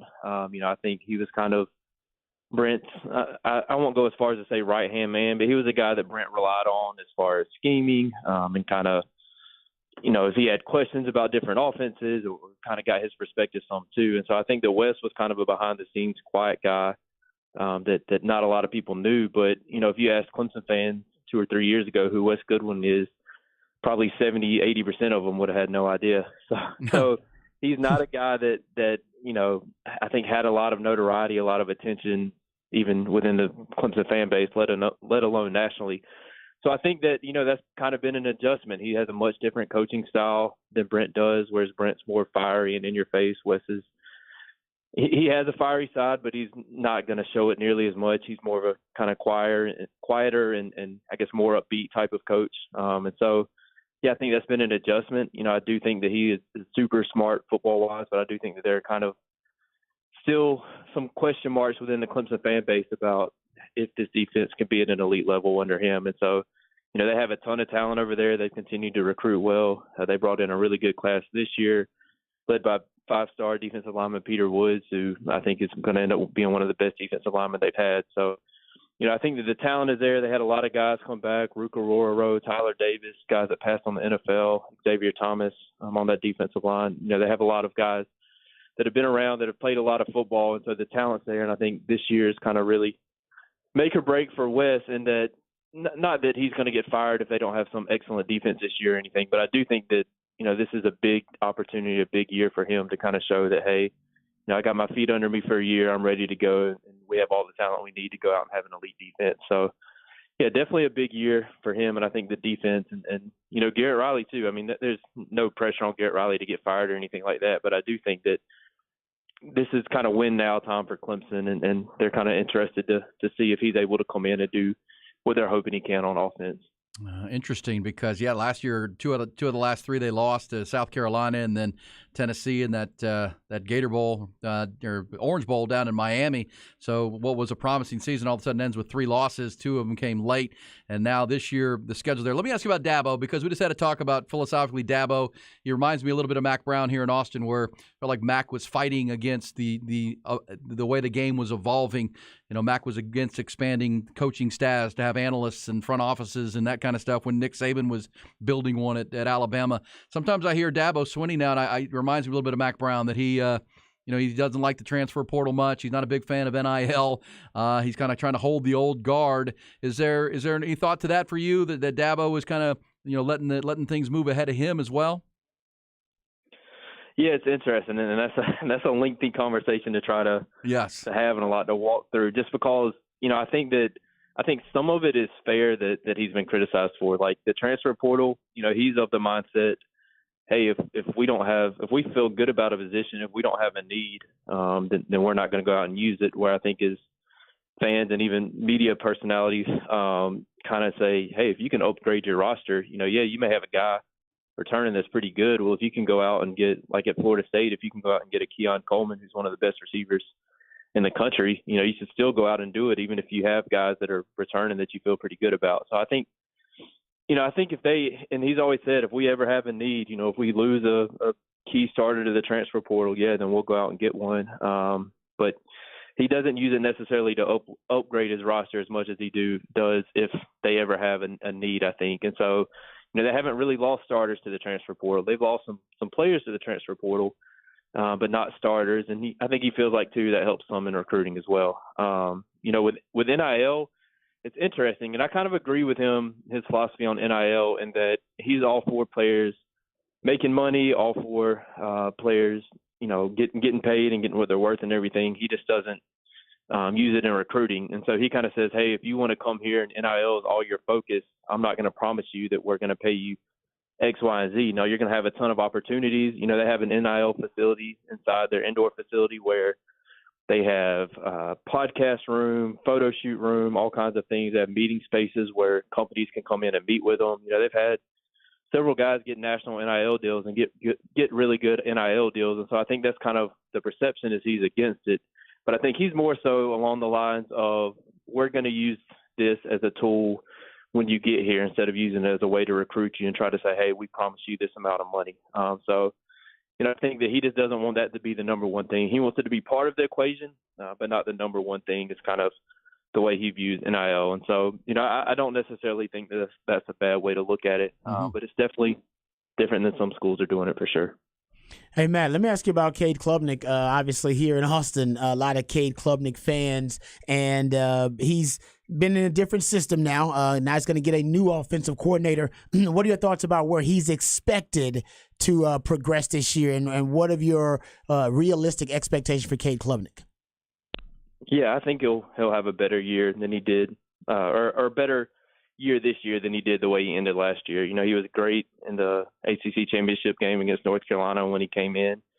And then I won't say the moment was too big maybe, but I just think there were a lot of factors in the Orange Bowl against Tennessee that were kind of working against them, whether it be the offensive line, not picking up blitzes the way they needed to. Obviously, it's a pretty big stage, even more so maybe than the ACC championship game, where you kind of have so much time to think about it. And now, you're the unquestioned guy where you have so much time leading up to the game that, this is my game and I'm ready for it and all that kind of stuff. I think he had the right mindset maybe, but it is a little different doing that as opposed to kind of coming off the bench and maybe playing a little more free. So, yeah, I don't know. But I do think he'll have a better year this year than the way he ended last year. I think Garrett Riley coming in has been huge for him. I think he has a lot of confidence there. They had a relationship going back to Cade's time as a quarterback in high school. Obviously, with Garrett being at TCU, he recruited him some and got to know him some then too. So I think that was good and helped with that transition. I was at a basketball game right after Garrett was hired, and they were sitting in the stands together talking, already kind of talking ball and kind of talking playbook and just getting to know each other and everything. So I think that they have a great relationship. I think that things will go well there. I think expectations were maybe a little bit too high. I think people were kind of looking at him to come in and be the next Deshaun Watson or Trevor Lawrence. And I just don't know that that's fair to expect for any quarterback. So, I think that part was tough. He doesn't necessarily have the arm strength Trevor Lawrence did. I don't know that many quarterbacks in the country do at any level, but I think people kind of were hoping that was going to be the case, and obviously, he's a little different type of quarterback, but I do think running, passing, he'll make a lot of plays this year and have a really good year overall. In that system with Garrett Riley. Hey, man, Matt, appreciate it on short notice. That was awesome. From On3 Sports, writing about college sports and certainly the Clemson Tigers. Doing good stuff right there. Thanks for that. That's a good overview of the ninth-ranked team in our countdown. Thanks for doing it. Yes, sir. Yeah, thanks for having me. Matt Connolly on Twitter, at Matt Connolly on 3. Oh, yeah. Hey, I'll give you this for their schedule, Rod. They open with Duke, and then they play Charleston Southern, and they got Florida Atlantic, so they should be 3-0. Yeah, should be a pretty smooth open to the season for him. Florida Atlantic, is that Tom Herman, or is he the other one? Florida, no, he's Florida. He's FAU? Yeah, he's Owl, right? Where Casey Thompson is his quarterback. Are they Owls? The Owls, yeah. Yeah, he's Owl. Casey Thompson, his quarterback. That is right. You're right. Speaking of that, but then the big one, Saturday the 23rd at Clemson, Florida State in town. Florida State, remember, Florida State opens with that game against LSU. Yeah, Florida State, man, their first 6 weeks, first 6 games. Mike Norvell's got it, and we'll see them on our way to number 1. Might be sooner than later, but Florida State plays LSU to start the year. Mm-hmm. They play South Carolina early, and they play then Clemson week 4. And South Carolina's supposed to be a pretty decent squad I like this year. Shake Beamer as a coach. And then they got Spencer Rattler return. Is that correct? Yeah, Spencer Rattler. They've got some quarterback defense. returning. By the way, we have some breaking news before we get a timeout and get back to the behind the burnt orange curtain chatter. It's official now. Let's get ready to bake. The Bake Show is going to be the starting quarterback with the Tampa Bay Buccaneers, Baker Mayfield. Good for Baker. There you go. Good for Baker. you, Baker, the touchdown maker. Where's my $12 million? I was going to say he needs to start because I think he may need to make up some lost funds. $12 million that they can't find. I don't know how that happened. He will be the starter over Kyle Trask in Tampa, according to Todd Bowles. Good for him. He's still getting another shot to be a starter. He's not a franchise quarterback, but being a starting quarterback, that's the next step. Yeah, well, he's right there with Derek Carr as far as most experienced quarterbacks in that division because Desmond Ridder is in Atlanta, and the Carolina Panthers are going to go with Bryce Young. Yeah. So, and you got Mike Evans there. I mean, he can throw it up to Mike Evans, and I think Chris Godwin's still playing. Yeah. So there's some targets to throw to. And the defense for Tampa is still pretty stout. They got some dudes. The defense will still be pretty legit. Yeah, well, we'll see. With Todd Bowles calling the plays. Yeah, well, he's. It's a lot of times when Baker's expected to be good, he's been bad, but when he's got a chip on his shoulder, he's pretty good. Yeah, I just think he can be good. Yeah, he can. Baker can get easily. He likes to get distracted too, whether it be by the media, and other stuff. So hopefully Baker's just focused. I'm with you. When he's focused, that's usually when he's upset, chip on his shoulder. Then you'll get the best of Baker. So hopefully for the best of Baker, and hopefully he finds his money. I know that $12 million. That lawsuit, man. Well, he saw if they filed a preliminary. Fact-finding kind of thing. Well, hope he finds some facts that lead him to his money. Dude, if you were down $12 million and your father, who's a part of that, hadn't been able to explain it to you, like where did that money go? Where'd that money go, man? Come on, $12 million. And you know this, Rod. That's a problem with you, but wifey. Oh, man! I said 12,000. I'm still wondering where that 12,000 went. 12 million. Dude. Oh man, I don't know if I could sleep. Wifey in your kitchen. Exactly. Big way. No, we're not making light of that. That's a shame. Hopefully No, it they is. figure It out sucks, where that man. money It's is. terrible. That's a terrible thing. All right, we'll come back behind the burnt orange curtain one more time at all things Texas football coming out of Sark's availability yesterday. Things he's liking, things he's concerned about with 11 days to the opener with Rice coming back.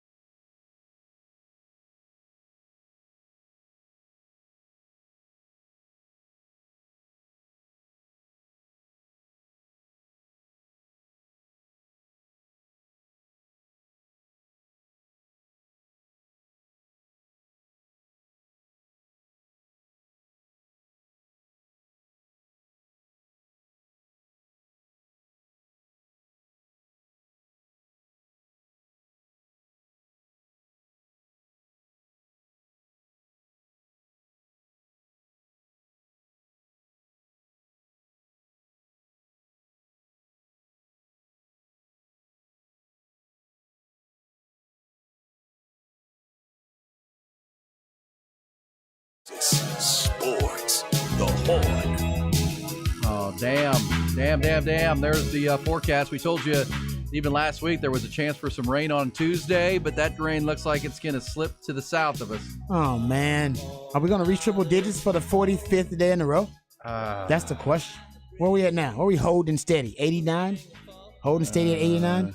Okay. It's like counting kicks to the nuts or something like Yeah, that. it says it's going to get to 99, but not go over 100. But be advised, it's going to be very windy this afternoon. That means red flag warning. We down near where I live or used to live in Buda, they had a brush fire yesterday. That grass is brown and will go quick. Yeah, it's at this point. You right? It's like tinder, Yeah, basically. man, just do not.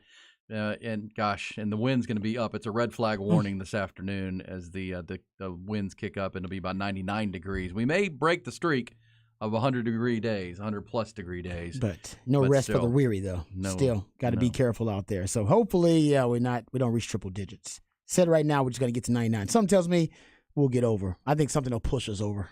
Good debates this morning. Chris Del Conte, also Steve Sarkisian. We'll go behind the burnt orange curtain. Also the tooth fairy conversation that apparently with inflation, kids are getting about on average $6.23 a tooth now. I think that's fair. Have you ever been at a grocery store and bought eggs lately? I know. I have, bread? I have. That's part of why I just do the delivery now. I just order it and then I pick it up. They just put it in my trunk. I don't even see the price. You know what it was? I don't even have Too to look at traumatic for you. Yeah. I went the other day. I was going to buy some mouthwash and some toothpaste and some shampoo. It was like $21. I'm like, what the hell? What are you doing? Inflation. Inflation. Even the tooth fairy has adjusted for inflation. Smalls. Okay, so Rod, I have a hygiene question for you before we get to the Let's do it. burnt orange curtain. So in one of our breaks, because we do 5 hours, 5 days a week, get here before 5 o'clock, so it's a long morning. You're drinking a lot of water like me. You're these big tankards of water. Got to go. So I went to the restroom in one of the breaks, shared a urinal like right next to the guy down the hall. Went straight to walked to the washing receptacle together. Clean it up. Is there some peer pressure there? Do I need to, I got to make sure I wash at least as long as he 20 does? seconds. Yeah. 20 seconds. Remember, He seemed to go a little over that. We learned during COVID at least 20 seconds. For a pee? Yeah, pee. Yeah. I know you're very hygienic. I'm more of just a soap, rinse. Bang, I felt like I needed to go as long as he did, or else I was going to be. How long did it end up being? He went overtime. Okay. I mean, I'm like, come on, bro. And so I just cut it short. I was like, I'm out of here. I'm not doing this. As long as you go 20 seconds, I think you're good. I don't need to pay chicken with you. And sometimes I go no hands. Do I even need to wash my hands at that point? I'm more worried about the door handle. Tell us that, Ty. I will say every time I go into the restroom, I wash my hands. If I'm at work. Yes. Yeah, I do. I wash my, but I wash my. I had a guy. Matter of fact, it was at work. I went to go number one. Went to the urinal. Went to the sink to wash my hands. I was washing my hands. He came out of the stall and was done washing his hands before I was done washing mine. So that's gross. And he came out of the stall, and I was like, "Bro, you got to devote more. The stall, you got to devote more. Do we know that? You got to devote more time coming out the stall, man. Come on, Dr. Rosenrose. That's filthy. That is filthy. That's why we need to get the beignets installed here. Not the beignets. That's that sugary treat in New I'm about Orleans. to say beignet. Hell yeah, I would love some of those. Bidets. What a bidet. That's great. Yeah, I would love to eat a beignet on a bidet. By the way, I'm not a big beignet fan. I'm not a big beignet fan. I think they're a little bit. With the powdered sugar, right? Yeah, but they're funnel kind of. cake. They're kind of. It's basically a funnel cake. That's all it is. You're right. It's a They're fancy way of saying They're a funnel little cake. dry for me. Yeah, you're right. I'm not a huge fan. I like frosting, not necessarily the powdered Give sugar. me a donut. Just give you a donut. Hey, I live by Shipley's, man. Oh, do you stop there? I used to stop there after work because they would have all the donuts like discounted, and I had to stop, dude. I had a problem. I was going like every day, getting donuts and cinnamon rolls and eating them. I had to stop. I was gaining some poundage. I was getting some love handles and some I try dad to bod. avoid sugar. I live walking distance to a Shipley's, so it can be a problem. Get up in the morning, I go running, I smell Shipley's. There is nothing Sad. healthy in my neighborhood. I realized that yesterday. I was driving around. I was like, either Dairy Queen, KFC, or Wingstop. Something. Or Wingstop. No Juice Land in there. I live northeast Austin. There's no Juice Land up there. Nah, it's a Thundercloud. It's like halfway healthy. No Thundercloud. No Subway or something. Well, you'll learn. Subway. There's a Subway. That's Eat decent. fresh. Eat fresh. I need to share this with you guys because I am the product of a donut shop. My parents actually met as teenagers working in the donut shop. Are you serious? Yeah. In Stowe, Ohio. Oh, so you donuts are close to your heart then. I guess, yeah. Is my that dad donut made shop them. still a thing? That place it's they gone. met? It's Okay. gone. What to say? Yeah, then they moved jobs over to the Firestone Golf Course, I believe, but in Akron. But yeah, they met making donuts. Fell in love making donuts, man. Yeah, Beautiful. Yeah. Wouldn't be here without those damn donuts in Stowe, Ohio. So they were like teenage. Yeah, they were. Well, we had kids by the time they were like 19. Yeah, back then. Well, yeah. 19 and the old 21. generation, you got to it pretty quickly. Like we gotta start a family. Let's start a damn family. Let's go. Yeah. Well, I don't know if it was super planned, but I don't know. They'll let them decide on that. Hey, you weren't it. You were a surprise. That's all. No, my brother was. Oh, you're. I don't want to say surprise because my mom's probably listening. I don't want to put words in her mouth, but I just know they were married on late September. He was born in January. You did the math? It was a blessing. Same thing with me. I know for a fact I was surprised. Thank you very much. Thank you very much. Hey, they told you. Yes. Okay, there you go. Yes. I think there are a lot of us that probably were surprises, and that's okay. It was the 70s. What are we going to do? Early 70s, too, by the way. But yeah, that's how we met. That's how they met. That's pretty cool. Working at the donut shop. Love in a Working at the donut shop. There you go. Shirley's has daily discounts, question mark? Nice. At the end, I'm sure at the end of the I day. think about Shipley's. Yeah, Shipley's does. They discount all their donuts because they got to throw them away. Yeah, they're gonna gone. throw them away. They're done. They're not going to be fresh the next morning. They cook them fresh in the morning. So go to the end of the day, like at, I don't know, like after 1 or something, and you'll get like discounted, half price off cinnamon rolls and donuts. Oh, man, it's amazing. I was a fat kid for probably like a month when I first moved over there, just eating donuts every day. And I had to stop. My wife was like, "You probably need to, back it a little bit." She's right. Yeah. Rod, he of the 12-pack when he was playing football. Exactly. That's the best abs I've ever seen. Yeah. That has never been a problem for yours truly. But I would also say that on the donut factor, what was I going to say about that? Oh, we'll move on. By the way, it's official now. It's in addition to Baker Mayfield named the starting quarterback, the University has announced the new contract extension for Chris Del Conte. Well deserved. He earned that. I mean, we all agree CDC earned that. And he's smart because he made something that was, I don't know, unimportant around here, irrelevant around here in most people's minds, the Directors Cup. He made it a thing. He made it something that Longhorn fans cared about.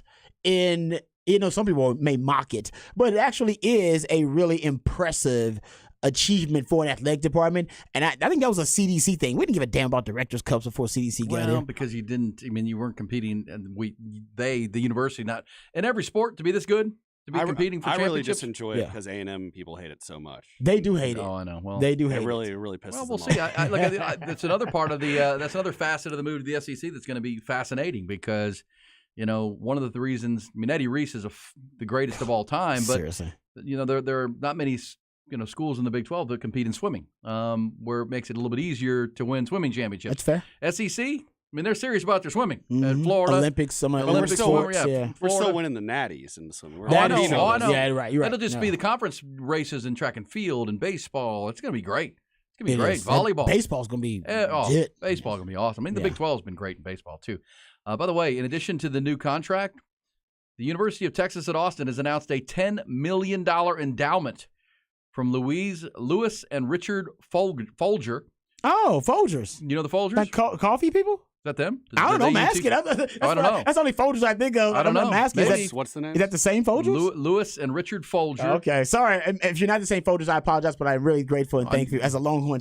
Good to the last you drop. are donating. But it will they've created the largest endowment to a named athletic director in the country. Oh, okay. It's the Lewis and Richard Folger Athletics Director Endowment.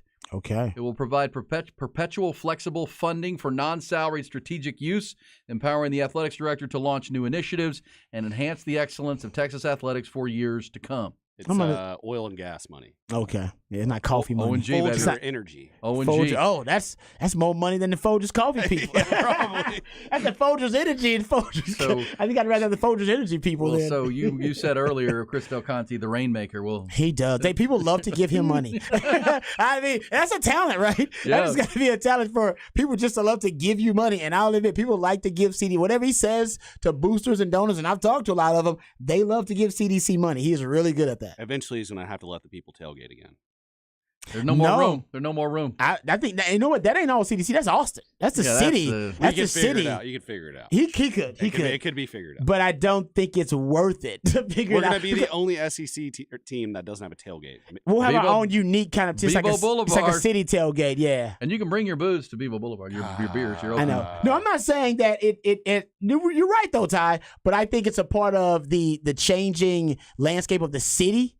Also, that all that construction down there, all those spots that used to be open, like parking lots, there are no parking lots anymore. They're like condos and high rises and other stuff, parking garages. Yeah. There's just no room for it anymore, really. Yeah, and the rooms around the stadium. Got to figure it out. You used to make a ton of money off of you tailgaters because y'all would pay money to reserve your spots and everything. But now they make way more money off selling that property in Bevo Boulevard. No doubt. Yeah. Okay, so I said, Dale Dudley said, Bizarro Dale Dudley said, I used to hit up Bill Miller's right before they closed. They'd give away all the rolls and fried chicken. What? They gave away all the fried chicken? Yeah. Whoa, hold up. They still doing that, Bill? Hold up. I got to go check that out, Bizarro Dale Dudley. Try that. Gets a good tip. It's like the people when that HEB, all the freezers and fridges broke and people were in the dumpster. Oh, yeah, picking out the food. Hey, man, if you catch the right time, I'm down. I remember being at in the dorm at St. Edwards, and the Domino's guy would bring by these $5 pizzas. It'd be the end of the night, and he'd just walk up and down the hall. Anybody want a pizza? Oh. We don't. Yes. I've told y'all about the guy. $5 pizza. Oh, yeah. In Party Cove on Lake Austin that rides around on a jet ski with 2 giant coolers full of barbecue that he makes himself. Oh, and he goes that's out awesome. there and sells barbecue by the pound. That's on money. The What, on the lake? Yeah. On That a jet is ski. brilliant because everybody's hungry Yeah, out there. I buy it every time. Oh, that's brilliant, actually. That is. Well, that's. I always used to think, I wonder if that Domino's guy, I bet you he pockets that cash. They probably said, hey, throw all these pizzas away. He said, no, I'm putting them in boxes. I'll go over to the dorm. You might be right about that. Exactly. I'm going to keep this money. I was throwing it away. Now it's mine. You're right about that. That's a good point, too. As a former pizza delivery boy, I can say if you pay cash, there might be some stuff going on behind the scenes. Whoa, what do you mean? You know what? I got to ask you about that later. What man? Ladies as far as I go on that. Wow. Did the lady ever open the door in a bathrobe and all of a sudden? That did happen. That did happen. Are you talking about like hitting like the movie? Remember Loverboy? You know the movie Loverboy? There was some weird stuff. That's stuff like he was a pizza delivery guy. You delivered a pizza. Desperate housewife half opens open road. Yeah, that happened to me. That happened to one of my own. Me and all my friends worked there. This is like the plot to an adult film. Oh, and the characters that work at it was in Austin's Pizza, like in the kitchen. That's a fun place. That's probably the second most fun place I've worked. A lot of characters. Oh yeah. Yeah. I can believe that. God. Yeah. What are you delivering to Westlake? Oh yeah, and big tips, of course. Oh, big what? Big what? Oh. Big what? Hey now. Yes, of course. Can they paid for them. Of course, they're big. Ty is taking us behind the pizza delivery man's curtain. Rod is going to, for a quick minute, take us behind the burnt orange It curtain. is the fifth hour, the fifth quarter. And they were all asking themselves the same question. What is behind that curtain? All right. Extra anchovies. That's what it was on Loverboy. It was that. They would order the extra anchovies, and that's how you knew they wanted something a little extra with the pizza. Apparently, it's like the lady in the HEB with the upside down pineapple in her cart. Hey now. Oh yeah. I've heard about that. That certain neighborhoods in Austin, if you put out certain decorations, pineapples in a certain way, then they say you can even do it in your cart at the grocery store. That's what I'm saying. Yeah, in your local neighborhood, you can. And if you put them upside down, I've been told that's people the know? sign of open lifestyle. Up in Steiner Ranch, right? Up in Steiner Ranch, Circle C. Okay. I've never been a part of anything. You've never, yeah. But you've noticed these upside down I've heard the pineapples. wives' tale. I've done a show on radio for 20 years. Everybody shares the details. That's great. All right, we'll be quick here because I know we're up against it. So I want to. I believe my man Jeff Howe asked this question. It's a great question. Something I got into actually last week about personnel groupings, which is the combination of positions you have on the field. And I was wondering if Sark would use fewer or less personnel groupings than he used in 2022 because he doesn't have Bijan and Rojo, so less multi-back sets or two tailback sets. But also because of the receiving talent he has, a lot of people believe you're going to see more 11 personnel, one back, one tight ends, try to put those receivers on the field, as many vertical threats on the field as possible. Well, here's Sark being asked by my man Jeff Howe about the offensive diversity with his personnel groupings, and Sark saying, no, we're going to try to keep this our personnel groupings as plentiful and as diverse as possible. Definitely. We are very comfortable right now changing personnel groupings and having a lot of confidence in the guys that are on the field. You know, the fact that we can go from 12 to 11 to 20 to 21, 10 for that matter. We can go to some big packages, using an extra lineman and different things. So that's part of our makeup. Historically, that's who we've been, and I feel like that. I've said this a lot. The more things we can do really well, the tougher we should be to defend. That actually is true, because there was a quote I got from, I believe it was the Atlanta Falcons. Actually, it's fitting. Yeah, because I was doing research on Bijan. That's where I found the quote.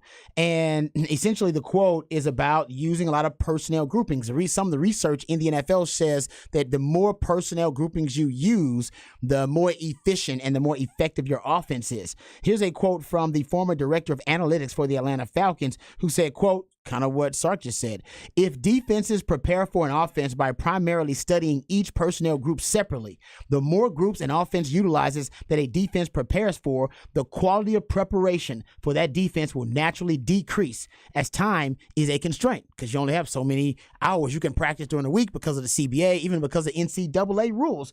And when you looked at the teams in the NFL that are most diverse, there are only 6 teams in the NFL that used at least 4 different personnel groupings at least 5% of the time. I'll repeat, only 6 NFL teams used at least 4 different personnel groupings at least 5% of the time. Those were the Ravens, the Falcons, 49ers, the Texans were in there, the Browns were in there.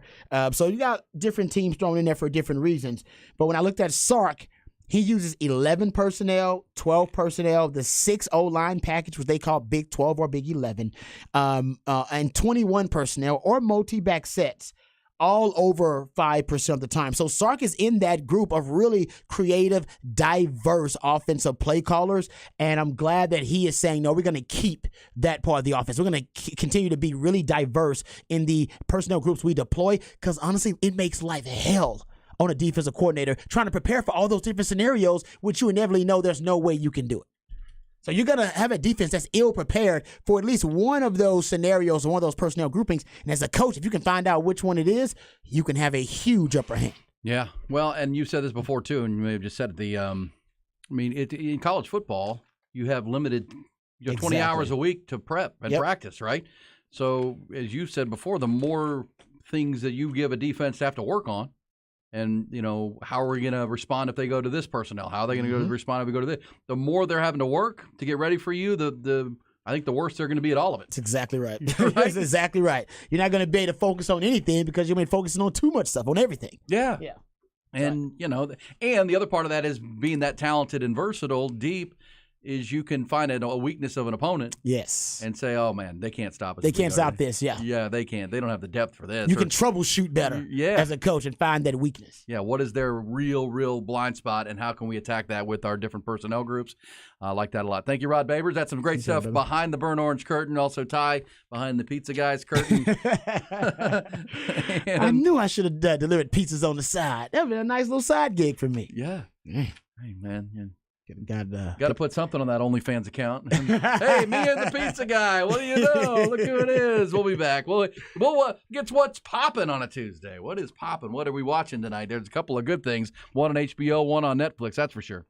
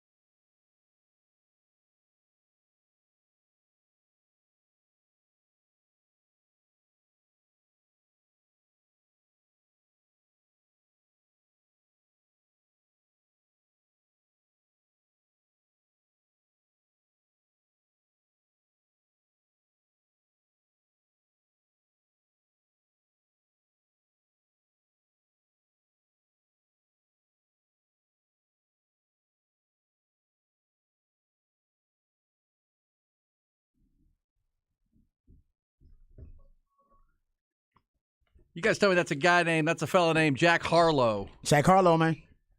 He was actually one of the co-stars in the new White Men Can't Jump, which I have not seen. He actually wasn't terrible in that, though. I won't see. I'll admit. Actually, you guys said he's kind of a scrub. In the rap world, okay, his street cred is often questioned because he is seen as someone who's propped up by publicists and all of these kind of I guess a corporate rapper, basically. Corporations love him. Do either of y'all know the comedian Drewski? No. Yes. No, So, Drewski. You know, they were best friends. Like they.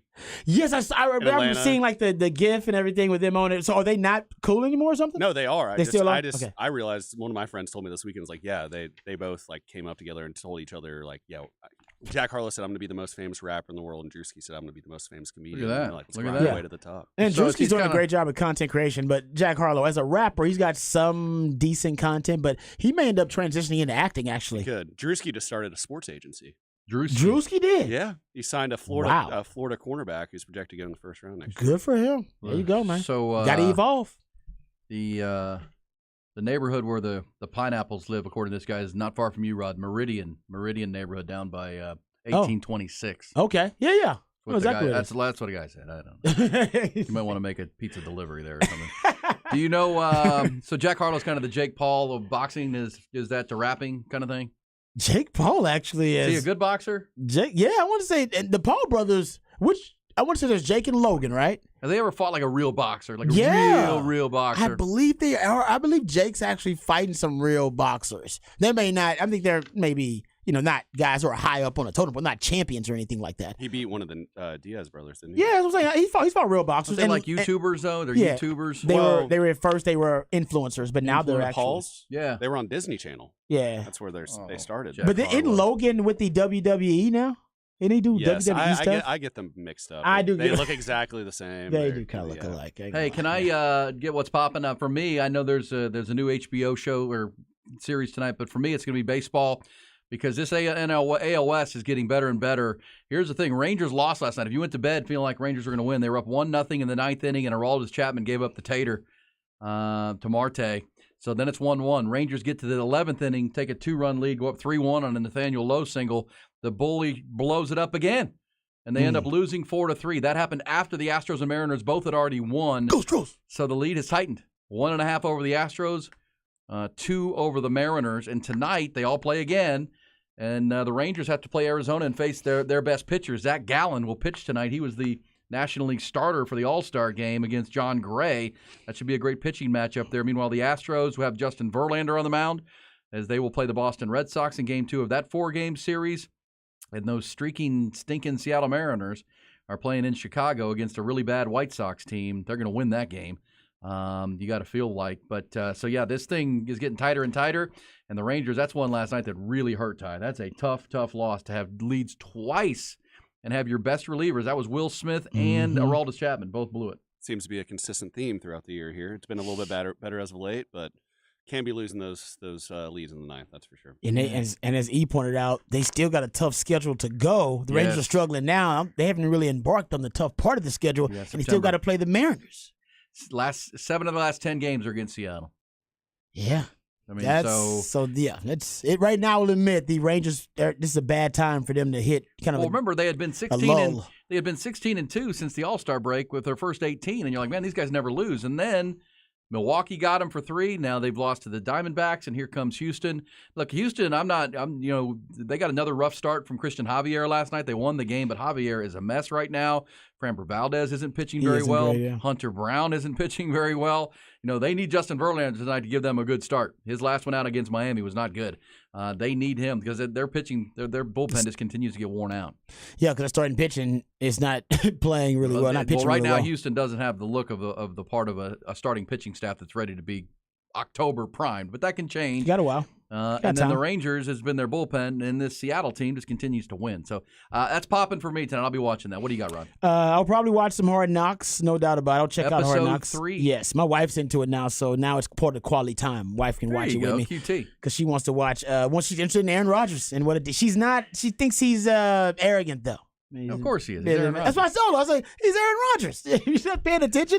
She's like, thinks he's arrogant on the show, and I was like, yeah, I think that's part of his I mean, that's kind of part of his aura now is that he's at that training camp. He's like considered like demigod status, like the way they treat him around there. Yeah, I think in Green Bay they were used to him. Now he's in New York with a lot of young players. And they're like gaga. Yeah, exactly. They look up at him and they talk about how they looked up to him as a youngster and all that kind of stuff. So I'm going to watch that tonight. Also, there is another show on HBO Max, HBO show though called Full Circle. That's actually pretty good. I'm starting that. Full Circle. Yeah, nice. It's good. It's not bad. Not bad. Also, if you want to, Netflix has dropped now another Untold. They got the Untold Johnny Manziel documentary and now the Untold story Swamp Kings. I gotta Urban check Meyer, that out. Florida Gators. Yeah. Upcoming 4-part Netflix series about Urban Meyer, 2 national championships, off-field issues, Tim Tebow, Brandon Spikes, Major Wright. Of course, Aaron Rodgers or Aaron Hernandez was on I love that how they team. don't want to mention Aaron Hernandez first. It's like you had a serial killer on a national championship football team. That's never happened. That's your lead. You had a serial killer on a national title team. That's the lead. Sorry. Yeah. I mean, that is. That's unbelievable. I'll be looking forward to that, the Untold. Ty, do you have a gambler's pick of the night? You were a winner chicken dinner last night with your Washington upset of Baltimore. Baltimore's 24-game preseason winning streak is over with a field goal late, 29-28. What's your pick tonight? Well, I'm feeling good after last night, so I'm going to give you a parlay for tonight. I got Washington over the dreaded Yankees. Yankees stink. They're plus 157. We got Chicago Cubs over Detroit at minus 120.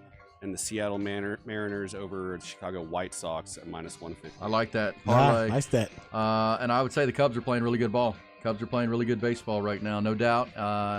Yankees are not. No. Washington's not very good, though. That would be a concern for me. And Seattle's just buzzsawing everybody. Hey, Rod, great stuff. Enjoy your Tuesday. Had fun, brother. You too? Yeah, man. Looking forward to another edition tomorrow morning at 6 a.m. Thank you, Ty. And go spend all that money in one place on the Commanders. That's where the parlay is. That's where that's coming from. There you go. Those winnings. Use half of it. You know what I'm saying? Hey, so, the last time the Ravens had lost a preseason game was 2015. Charlie Strong was the coach of the Longhorns. Been a bit. That's an amazing run. Hey, great show today. 5 hours every single day. We'll do it again at 6 a.m. tomorrow. If you missed any part of today's show, including our preview of Clemson and the Longhorn chatter, it's all there for you on the podcast at hornfm.com.